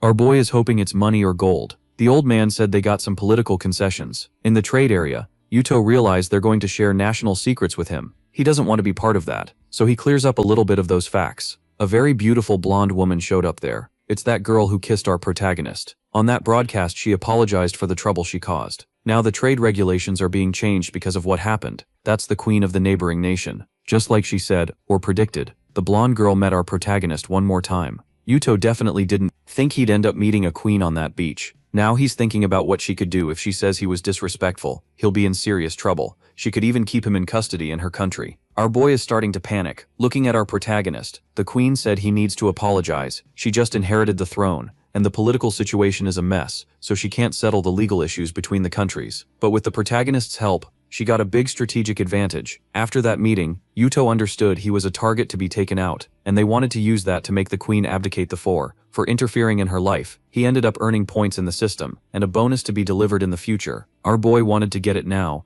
but accepted the system's limitation. Answering a call, Saki told our boy to come back home. They're going to visit grandma's grave, and the girl is stuck at work. However, her coworker said she can help with that. She'll talk to the teacher so she can miss classes. Yuto and his sister will go back home together thanks to that. Now the whole family managed to pay their respects to grandma's memory. Our protagonist's dad introduces his kids and apologized for not showing up every year. Mika is there too, and she introduced herself as the future daughter-in-law, making it very clear she wants to marry Yuto. Since that was a private moment, Yuto scolded his sister for bringing an outsider. Saki said her friend insisted a lot on coming too, saying she wanted to be part of it. Our protagonist's mom was really polite, thanking the girl for coming, but what surprised his parents was the way she talked to them, calling them her in-laws. With that little awkward moment, Mika had to take it back. Noticing there was only one grave, she asked if the grandpa was still alive, and the protagonist's dad asked to change the subject. Yuto said the old man had cheated on his own wife, left the family and cut off contact with them. Our boy's dad said Kohei has been taking care of those graves for years and they should talk to him right now. In a house nearby, some men try to intimidate Seita, telling him to pay the money already. Our boy's dad knows Seita is Kohei's son, and he started getting worried about the situation. The boy asked for a little more time, but those thugs already know what they want. They want that land as payment. So they went into the house to grab the paperwork, forcing the boy to make a deal. Seeing all that, our protagonist's dad decided to step in too, wanting to know what's going on. Seita said he had to borrow 2 yen from those guys a month ago to pay for his dad's treatment, and now he's being shaken down to pay that debt. Our protagonist finally understood what was going on, saying he'll pay that amount. Showing a wad of cash, he said it should be more than enough. According to our boy's dad, Seita and Yuto used to play together when they were kids. One of those thugs noticed there was a lot of money there, and started thinking about taking advantage of the opportunity. Yuto sensed what they were like, greedy, and said they must be looking for a fight. The thug said to pay the amount they asked for. It has to be at least 5 times more than what was borrowed. Before he could even take the money, he ended up getting hit by our protagonist. Yuto said the thugs aren't in any position to make demands, and they should be more polite. It didn't take long for our protagonist to start teaching those thugs a lesson, with a bunch of slaps to the face. That's the payment they're going to get. After a session of countless slaps, our boy asked how much he still needed to pay, and the asshole said it was enough already. Yuto said he couldn't hear the asshole's demand. If he'd known, he would have stopped earlier. Our boy's sister realized he was being really sneaky, because the asshole had his mouth shut, covered with duct tape. After that brief suffering, the punks decided to leave. Our boy's family is worried, saying he overdid it a bit, but Yuto wisely said they shouldn't feel sorry for a thug. As for the boy who was being extorted, he's really grateful now, and to show it, he made a great meal for everyone. Saki is really interested in how the homemade sausages taste. They make them by hand, and sales have been getting better and better, or so our boy's dad believes. At the last town festival, the mayor liked them a lot, which boosted the business's popularity. That way they managed to sell to several restaurants, and they're already thinking about selling online. Saki told Maki to try that delicacy too. While chewing the sausage, she admitted the smoky flavor is seriously impressive. The patriarch is happy that this family's business is doing well, and said if they have problems, they can just talk to him. Saki revealed he doesn't want to get rich, but they already offered 2 yen for the family recipe, which his dad refused, and since then some really weird people have been making offers to them. Our boy understood this is happening on purpose. There are bad people interested in that recipe. Somewhere else the thugs told what happened. Now friends of that family are involved in this situation too. For God's sake, the guy trying to extort this family is Masanori's half-brother, and possibly our protagonist's uncle. Now they need to think of another plan. Kawana said the solution is really simple. They can make their own recipe, but they'll depend on advertising to make big sales. It's a risky strategy, so they should commit to it. Using the best platform to promote the mayor's sausage, Kawana told his underlings to gather capable people. It's time to put everything into action. After some time, some people went to Seita's house, and he said he's not going to sell the secret recipe. But his aunt claimed this is a problem for the whole town, and he shouldn't keep the profit to himself. His ill-intentioned relatives suggested they start a company to split all the profits. That way the whole village will prosper. They're trying to squeeze the boy any way they can, saying he was helped in the past. But he remembered that when his dad was sick, none of those people wanted to help Kawana. Tried to get the boy to see things differently. He's willing to pay for the recipe, and pay really well. 10 yen seems like a pretty tempting amount to him. And the opportunist praised Kawana's generosity, but he says he's doing all this for the village, as a loan to all of them. News that definitely didn't make those people happy. Since they can't pay such a huge amount, Kawana said he'll accept their houses as collateral. After the business became a success, they could pay it back without any trouble. That's when the protagonist showed up, saying he'll cover Seita's father's treatment. The boy didn't expect to hear something like that. But our protagonist admits it's the least he can do. The recipe can stay in the family. He's not interested in it. Seita thanked him and said he's not selling anything, leaving Kawana desperate. On top of that, for Seita's father, selling the recipe would stain the family's reputation. The opportunists are leaving now, really angry, promising they'd make an even better recipe. Mika said those people aren't completely wrong. With the right marketing, that could become a hit. Our protagonist doesn't see any challenge in this situation, because the only person he needs to worry about there is that mustached old man Kawana, who looks like he's trying to scam everyone. It didn't take long for a competing sausage to show up. Those same opportunists are saying this is the sausage that won over the mayor, broadcasting this news live. They're eager to rack up a bunch of sales, but the price announced for the first batch caused an argument, because it's way too cheap. But it looks like this strategy is working. Orders are coming in real time, sales are hitting unbelievable numbers. Everything is going just like they planned. Soon they'll pay off the loan and humiliate that selfish kid who'll always stay poor. Yuto asked Seita if he isn't confused, seeing that his competitors are making tons of sales. The boy said he's already grateful enough for getting help with his father's treatment. Other people's profit has nothing to do with him. What matters is keeping his own livelihood going. Mika realized she knows President Kuwana from somewhere, and showed our protagonist too. The boy's parents watch closely how near those two are to each other. Now, our protagonist would like to talk to Seita for a bit. After a few hours, some really rude people are banging on the boy's front door. He opened it to see what's going on. Looks like the sales ran into a big problem. They're accusing Seita of sabotaging their reputation, showing some disturbing news. A bunch of criticism is blowing up online, saying those sausages are awful. Completely furious. They want to kick Seita out of that village. The crowd's rage is so intense they want to destroy the boy's house. Our protagonist decided to step in and said if anyone touches that house, they'll regret it deeply. Now everyone is being accused of conspiring against the sausage sales. Mika suggested they should find out what Kuwana is really doing, but the villagers don't believe that, because they borrowed money from him, so this industry could even exist. Saki can't understand these people. Even after being tricked, they still believe that con man. Finally Kuwana decided to show up, and the villagers told him sales are going from bad to worse. Looks like he already knows everything that happened, and because of this situation, he's going to stop investing in that village. Devastating news for all those jealous people. Kuwana said he wanted to help everyone, but it looks like he was the one who got tricked by them, since they make low-quality products. Now the jealous ones are totally confused, not understanding where they're being sabotaged. That sausage's public image is already ruined, and that's why this project has to end. Finally they understood there won't be any money to pay back the loans. Everyone is begging Kuwana to do something. Being really sly, he said he can do something more, but before he could say anything, our protagonist threw a sausage at the old man's head. The hit was so hard it knocked his wig onto the ground. Yuto said that sausage-selling project is actually nothing but a scam, and that the whole village was fooled by this man. Kuwana gets absolutely furious at all these accusations. Yuto said the first day's sales were way too big,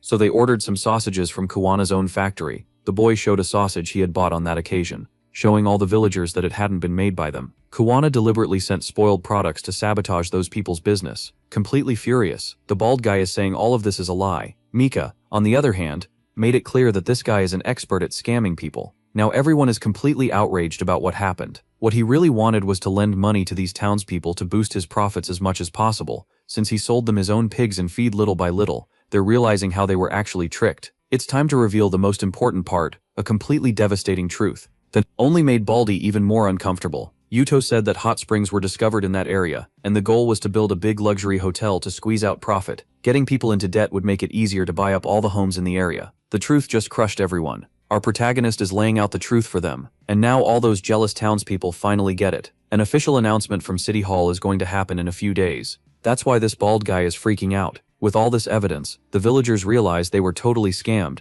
and they're saying the contract isn't valid at all. There's nothing Baldy can do now. Before he could even try to defend himself, he got smacked with the sausage again. It's time for these jealous people to teach the scammer a lesson, beating the bald guy up really aggressively. Desperate, he tries to call on his bodyguards for help, but their pay is way too low to take that risk. And their village also got hit by a similar scam. Now he's the one getting completely humiliated. He threatened to take it to court, but the villagers aren't scared of him, because they know he's a criminal. Now they believe they're going to get rich from the hot springs. Good news for that village, they don't even care anymore about the competition between the sausages. Knowing they're jealous, Saki said it would have been better to just leave them totally fooled, but her dad said people get greedy sometimes, and among them the worst one was named Kuwana, and he deserved to be punished. In the middle of all these people, a mysterious man showed up. Looks like the mayor wants to have a meeting with Seita. Some background folks know that's Wakai, the governor's own secretary. One of the villagers came to ask if it's true, they want to build a hotel there. He said the hot springs were discovered, but there's no chance there'll be a hotel, because the government wants to take possession of that place. News that made the villagers even more worried. He said the land is very unstable, and developing that place for business could create a lot of risk.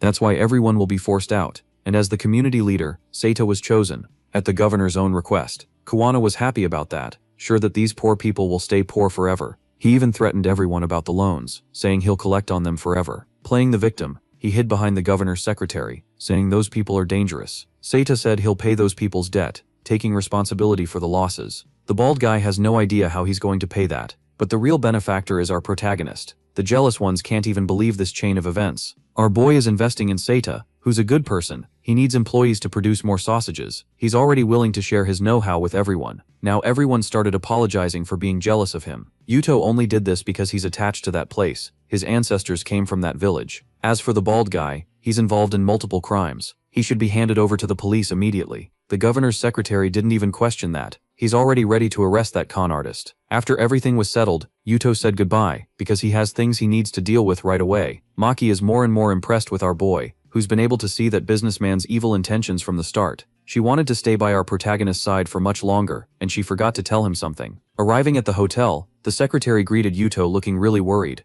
Mayumi suddenly fainted, and also coughed up a bit of blood. She needs help. Our boy said he'll diagnose her, but he'll need some time to do it. Yuto noticed there's a lot of fire energy inside her body, caused by long-term depression. Finally, Mayumi managed to wake up, and said she needs to apologize for something. Our boy told her to rest a little longer, because he needs to remove the energy that's still inside her. She said the company's products can't be sold overseas, and they have to take a huge loss on what's already been sold. That company was entrusted to her, and now Mayumi feels frustrated by the business failure. Our boy said she's one of the most important employees. From what she said, there must be someone trying to sabotage that company. Eventually that person will reveal who they are, so she should take a few days off. Our boy keeps massaging her body to get rid of all that nasty energy, and while he's healing her, he's doing it in a pretty suspicious way. Maki walked in right away, because she felt like something dangerous might happen. Finding our protagonist in a really unusual situation, closing her own eyes, Maki apologized for interrupting something so intimate, which ended up making things super awkward for everyone involved. But she said she won't tell anyone what she saw. Mayumi had to explain everything, and she was just being healed by our protagonist's abilities, and it happens through massage, which is a perk at that company, for good employees. Our protagonist can't even believe they're talking about this. It's nothing but a lie from Mayumi, who asked our protagonist to go along with it too. Since Maki's sharpness is pretty low-key, she ended up believing that version since he'd been followed. Yuto asked if that was because of something important, and yeah, Maki has something to tell him. She found something really important during her investigation. Kawana is a well-known con artist, and he always uses the same strategy. They need to know how he's getting all that insider information. There has to be someone else involved in this scheme, but our protagonist isn't in that much of a rush. His phone rang again. He needs to go back to the Moshao company. Looks like Kawana's conglomerate wants to talk to our guy, which makes our protagonist really happy. This time they hooked a really big fish. They think he can't defend himself, but they're about to find out they're completely wrong. Another influential old man was put in charge of carrying out this revenge. He thinks our protagonist isn't very rich, but one of his employees brought up the possibility that he's being backed by someone powerful. To this weird bearded old man, that doesn't matter. It's probably just some local authority nowhere near his level. Now that they can't export anything, it's only a matter of time before his company goes under. Finally, our protagonist arrived for that meeting. They're assuming he got there fast because he was panicking. Our boy said he's surprised he was called in such a hurry. He noticed the teapot in that room is made of white jade. It must cost a fortune. The weird old man knows it's expensive, and he didn't like seeing Yuto handling it. For some bizarre reason, he said it's just a copy, really cheap. Now that everyone's here, Yuto wants to know what they want to talk to him about. It's about Meiyang's export license, which from now on can only export items appraised by Nakajima, and he'll have to pay a fee for that, which is supposed to be 70% of the operation. Our boy didn't like that cut, so the secretary said he's ignoring a very important fact. He's not in a position to set the rules of that negotiation. Our protagonist can't even believe they're actually being this bold, because he's the one doing all the work. The weird old man said he's very influential. Our protagonist should be grateful to have a connection with him. Yuto said he doesn't need support from these weirdos, so the old man asked who could be helping our boy. He thinks it might be the director of the cultural department. Annoyed, Yuto grabbed the old man by the neck. He didn't understand what that meant,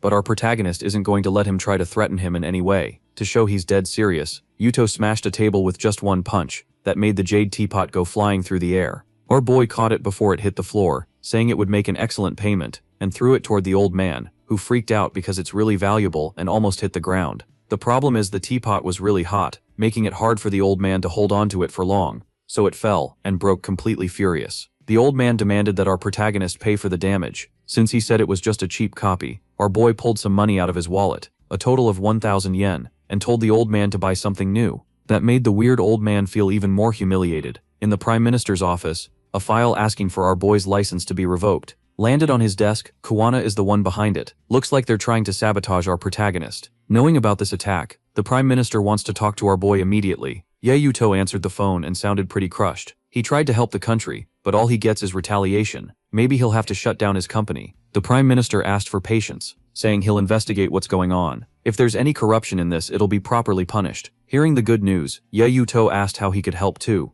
Back to the villains, they're celebrating the weird old man's move. They're sure that soon everything will be settled, and our boy defeated. That's when the old man asked who that strange man in the room was. He introduced himself as the head of the regional development department. There's a railway project in development. Showing his ID. It looks like he managed to spark the old man's curiosity. They need him to make negotiations in the region easier. In other words, the government representative went there to ask for a favor. First they need to secure the necessary land, and only then start construction. That's the corrupt nephew's specialty. He promised to get all the land in just 2 weeks. Now the government representative is relieved, because he got major help, and he asked if they could help him get promoted. The old man assured him that if they succeed, everyone wins, and the promotion will happen. Thinking about the outrageous profit, these thugs are already ready to get to work. What the bald guy really wants is to completely crush our protagonist, making money the illegal way, ready to put his revenge into action. Bald Kuwana is somewhere else now. They offered him some tea, but the smell of the drink is really strong. He was told it's a very famous local product. Bald Kuwana said he wants to buy all the land in that town, and he'll do it fairly. The guy who helped him was surprised by that,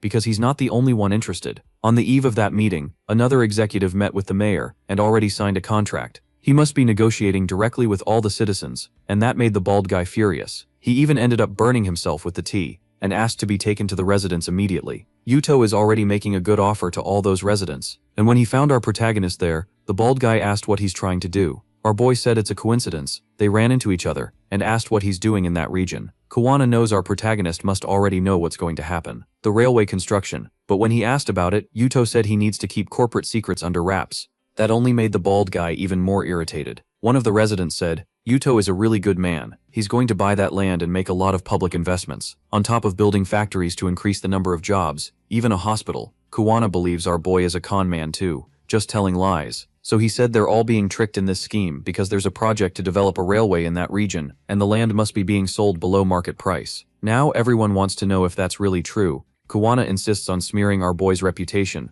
claiming those investments are never going to happen. Now the residents are furious, and they don't want to sell their land. Yuto knows that revealing the railway plans will make it harder to sell that land to the con man too. But since he's been playing this game for a long time, the bald guy still has several plans to put into action. It's time to talk to the mayor about what can be done. Now that they're gathered, the mayor said they also have a few conditions to present. Kuwana can already guess what he's about to hear, and he's already willing to release a small amount as relief. The problem is that railways are risky, and it's a long-term investment. Kuwana guaranteed he has good contacts inside the government. Selling the land to him is a guarantee the project will be finished. The mayor really liked hearing that, and presented the price for all the land. 300,000 is a big amount, even for the con man, and he started to worry about what might happen. So he wouldn't lose the deal. He decided to agree to that amount. It's time for them to celebrate, and once again they offered that strong-smelling tea. The mayor said the aroma is proportional to the respect he has for the guest, but the con man can barely swallow it, saying it's horrible. Their meeting was finally interrupted. Several residents are there with musical instruments. They came to congratulate Kuwana, who managed to buy all that land.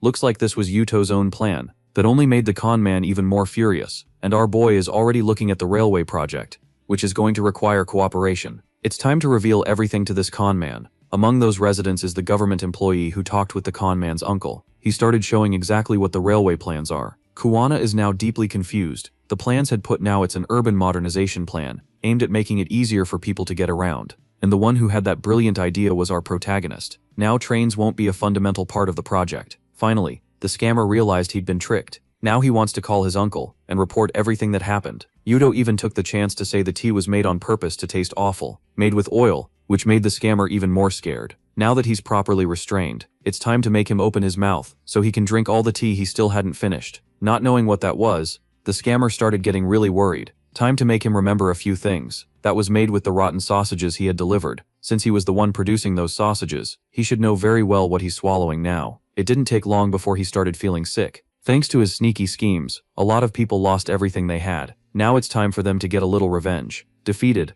the scammer can't even believe the protagonist did all this just to please those poor extras. Those poor people are going to stay poor forever. They're just pieces to be used. When his uncle gets here, everything will be settled. And sure enough, the scammer's uncle just arrived. Looks like he was in a big hurry. Bald Kuwana tries to tell his uncle they were tricked, and that it's time to throw someone in prison. Yuto had to make it clear to the villain that they're in a very fragile situation. But the bald guy insists his uncle is a very powerful man because he has very powerful connections. That's when someone else asked what connections those are, and the presence of that man left the scammer completely terrified, since the Prime Minister himself is at that meeting too. It didn't take long for all of them to get arrested. Yuto had to plan that move carefully, creating the perfect situation for the scammers to show their mistakes. A man with glasses came up to our boy just to thank him. He said Kawana worked for him, but he didn't know about his unethical and criminal behavior, so he's relieved to have one less bad apple. Our protagonist doesn't trust him much, since that lawmaker can't be a good person. There are even rumors he has a serious illness. Our boy can diagnose someone just by looking,